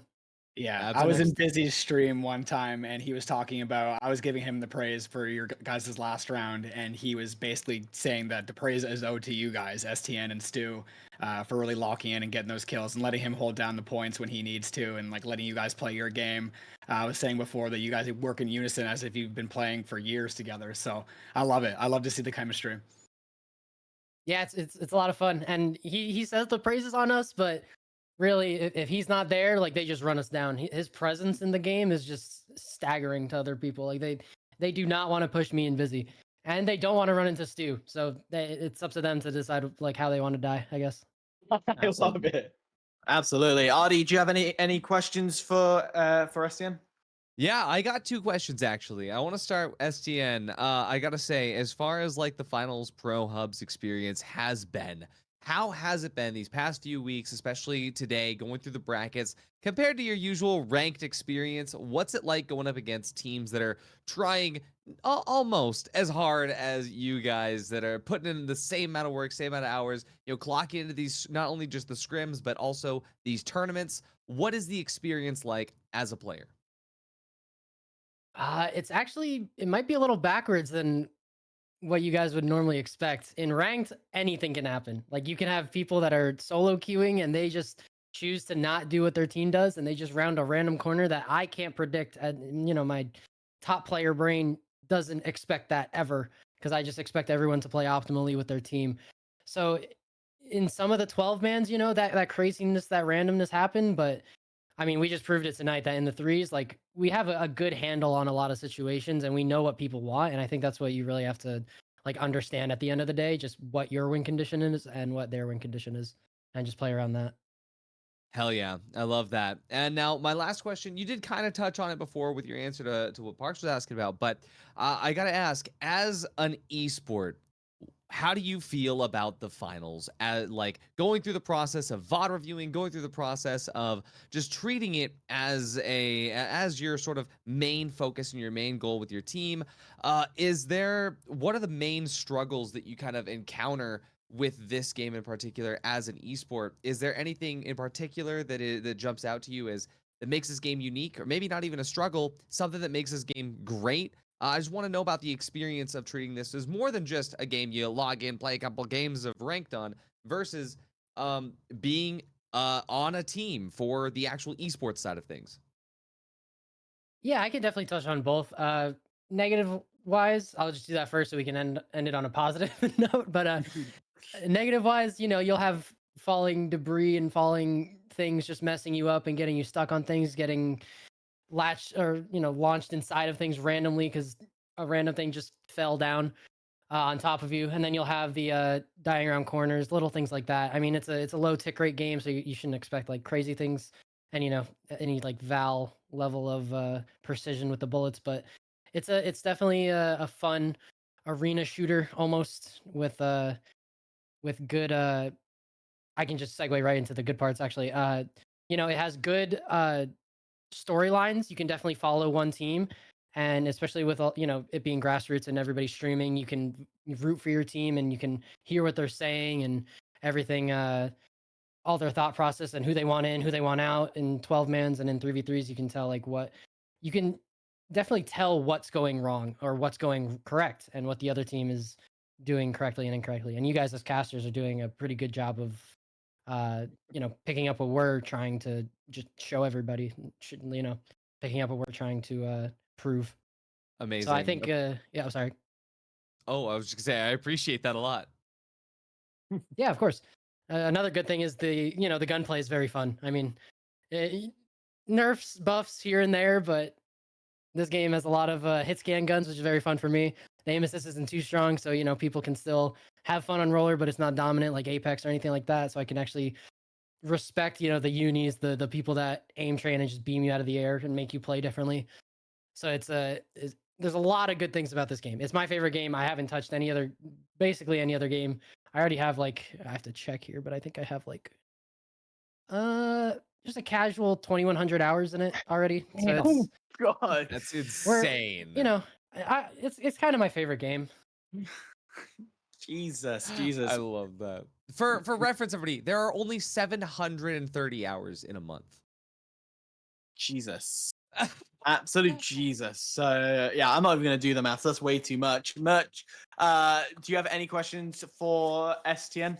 Yeah, I just wanted to pick your brain really quickly, especially since you mentioned the gunplay. Medium recently saw a nerf to the Cerberus. Obviously, it doesn't seem to have been too major of a nerf, but I'm curious if there was ever at any point going into today where you considered using anything other than the Cerberus. It seemed like most of the mediums today were rocking with that one. Yeah, you'll definitely see a lot more variety in the EU side, but in terms of NA, I mean, I think everyone over here is like, if you're not using the Serb, you're probably just throwing. it's like it's good to have that triangulate, as people are padding up the beams of the FAMAS or the Scar, but I mean, you don't. The best revolver player, Aroc, shout out to him. He switched to Serb and he's been killing it recently. I'm not sure if you guys watched any of his games or you know of him, but he's going crazy on the revolver. So and even he switched to Serb. Like you'll notice that nerf only really touched not being able to one shot lights. You can still one cycle them, so one shot melee them. That kills them if they burn. But for the most part, it really only stops the burn damage from ticking people when they're like 4 bar or 3 bars. I noticed that I used to get a lot more kills on the burn damage after I died before, but now, I mean, I still use the gun the exact same way. I basically use it as a double barrel. I try not to take the far shots because I know that if I'm reloading, it's just downtime that I could just be running in their face and getting 2 shots off. But yeah, the Serb's great. It's still really good. I'm curious as to how it goes against the EU players because they play very differently. Well, I'm going to finish it off with one last question. I don't want to hold you up for any more longer than we have. You qualified ranked number 1. You are now going against EU. What's your message to the EU community and the EU players? First and foremost, I wish we were all on the same server. All right?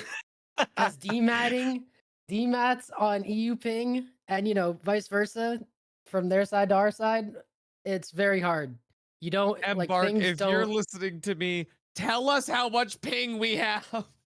It's very hard when you want to do something and the server just tells you no for like that split second and you die for it. That's very, it's very unfortunate. But it's definitely going to come down to a lot more strategy and less of the gunplay for the team on the disadvantage.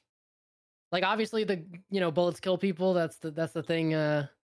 That's the thing that matters in the end. But for the most part, at least for my POV, it's going to be a lot more strategy when you're at the disadvantage of ping. But in a perfect world, we're all having a good time on 0 ping, and I hope that in the future, like an NA league or an EU league split would be nice. But I mean, how things are being run right now is cool for all the fans of both sides, just to see who's the best right now. Absolutely. I was expecting some fighting words coming from you. I was expecting like, come watch us. We're going to absolutely take you down. But okay, get the excuses out. That's one way to do it. Nonetheless, we're still gonna destroy. I'll just have a DMAT like half a second later. You'll just die like half a second later. Fair enough. Thank you, STN. And again, congratulations to Bricked for making it all the way, winning it all out, not only in this tournament and on there. So congratulations to you. Thank you. Appreciate it. Thank you guys for hosting and doing all this. You guys are champs. Congratulations. Take it easy. With that all wrapped up, it is done and dusted for the regional splits. Now we are looking to bring it together. The 17th of May and the 18th of May is when we will have our weekend of championships, where both regions collide against one another. But before we leave, let's go around. Any last words? Merch, this way. Any last words from you? Awesome play day. High fives all around to the casters and the booth. And it wouldn't be me casting if I didn't glaze Burrita as I normally do. That is the GOAT, the man, the myth, the legend, the reason this is happening. I will fight for that man. So fight me about it. W Burrita. That's all I got to say. Adi? I have to agree. A huge shout out to Burrita. Everything on the back end. Chat, here's what you don't understand is that not only do you guys see the amazing stuff on the prohubs.tf website, all of that stuff just built in from the community, completely unpaid.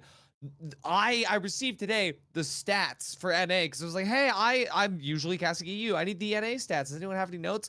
Burrita sends me a 3-page multi-graph, every single thing that has ever happened. And let me tell you that the love that is in this world should all be directed to Burrita. Chat, please give every bit of love that you can to Burrito Supreme, because this is the most dedicated man in the community. And also a huge shout out to every single team that came through here and competed today, put out everything throughout the last few weeks to be here. The teams that didn't make it, that still put all their love into this community. The finals is the best game that has ever come out. We all agree that, and this community exists because we all love the game so much. So every single person in chat who is competing, I love you all so much. Professor, got anything to There's say? not much to say on that, man. W Burrito, absolutely. Thank you to everything that he does. The production was great. The commentating was good. The games were absolutely incredible. Thank you to all the players that have signed up and put in hours and hours and training and working together and putting on a great show for everybody to come watch. And I mean, just climbing the ladders and having a good time playing the game themselves. The game that we all love, that is the finals. So W chat, and thank you guys so much for supporting the Pro Hubs. We love doing what we're doing. I couldn't concur with I concur with everything that you're all saying. Big thanks to everything, but we think we're missing one of the biggest thank yous. Thank you, Embark. Thank you for creating such an amazing game and knowing and also advertising the Pro Hubs and what it means to the community. It is the step towards this Pro League, and we know we are waiting for the full date announcement for that Q4 150k major. We are pumped for it. We are waiting for it. We are excited for it, and we are glad to put on a show for you. So big thanks to Embark. Big shouts to Burrito. Thank you, the viewers, who have stuck by for, I don't have a watch, but God knows how many 5 hours. especially 5 hours for the NA, 5 hours for the EU. It has been an amazing show. Thank you all for watching. And we conclude to the bittersweet end. Congratulations for Brick to getting it done and dusted. Remember, May 17th, May 18th, where the two regions collide. Thank you all for watching, and have a fantastic night. Take care, guys.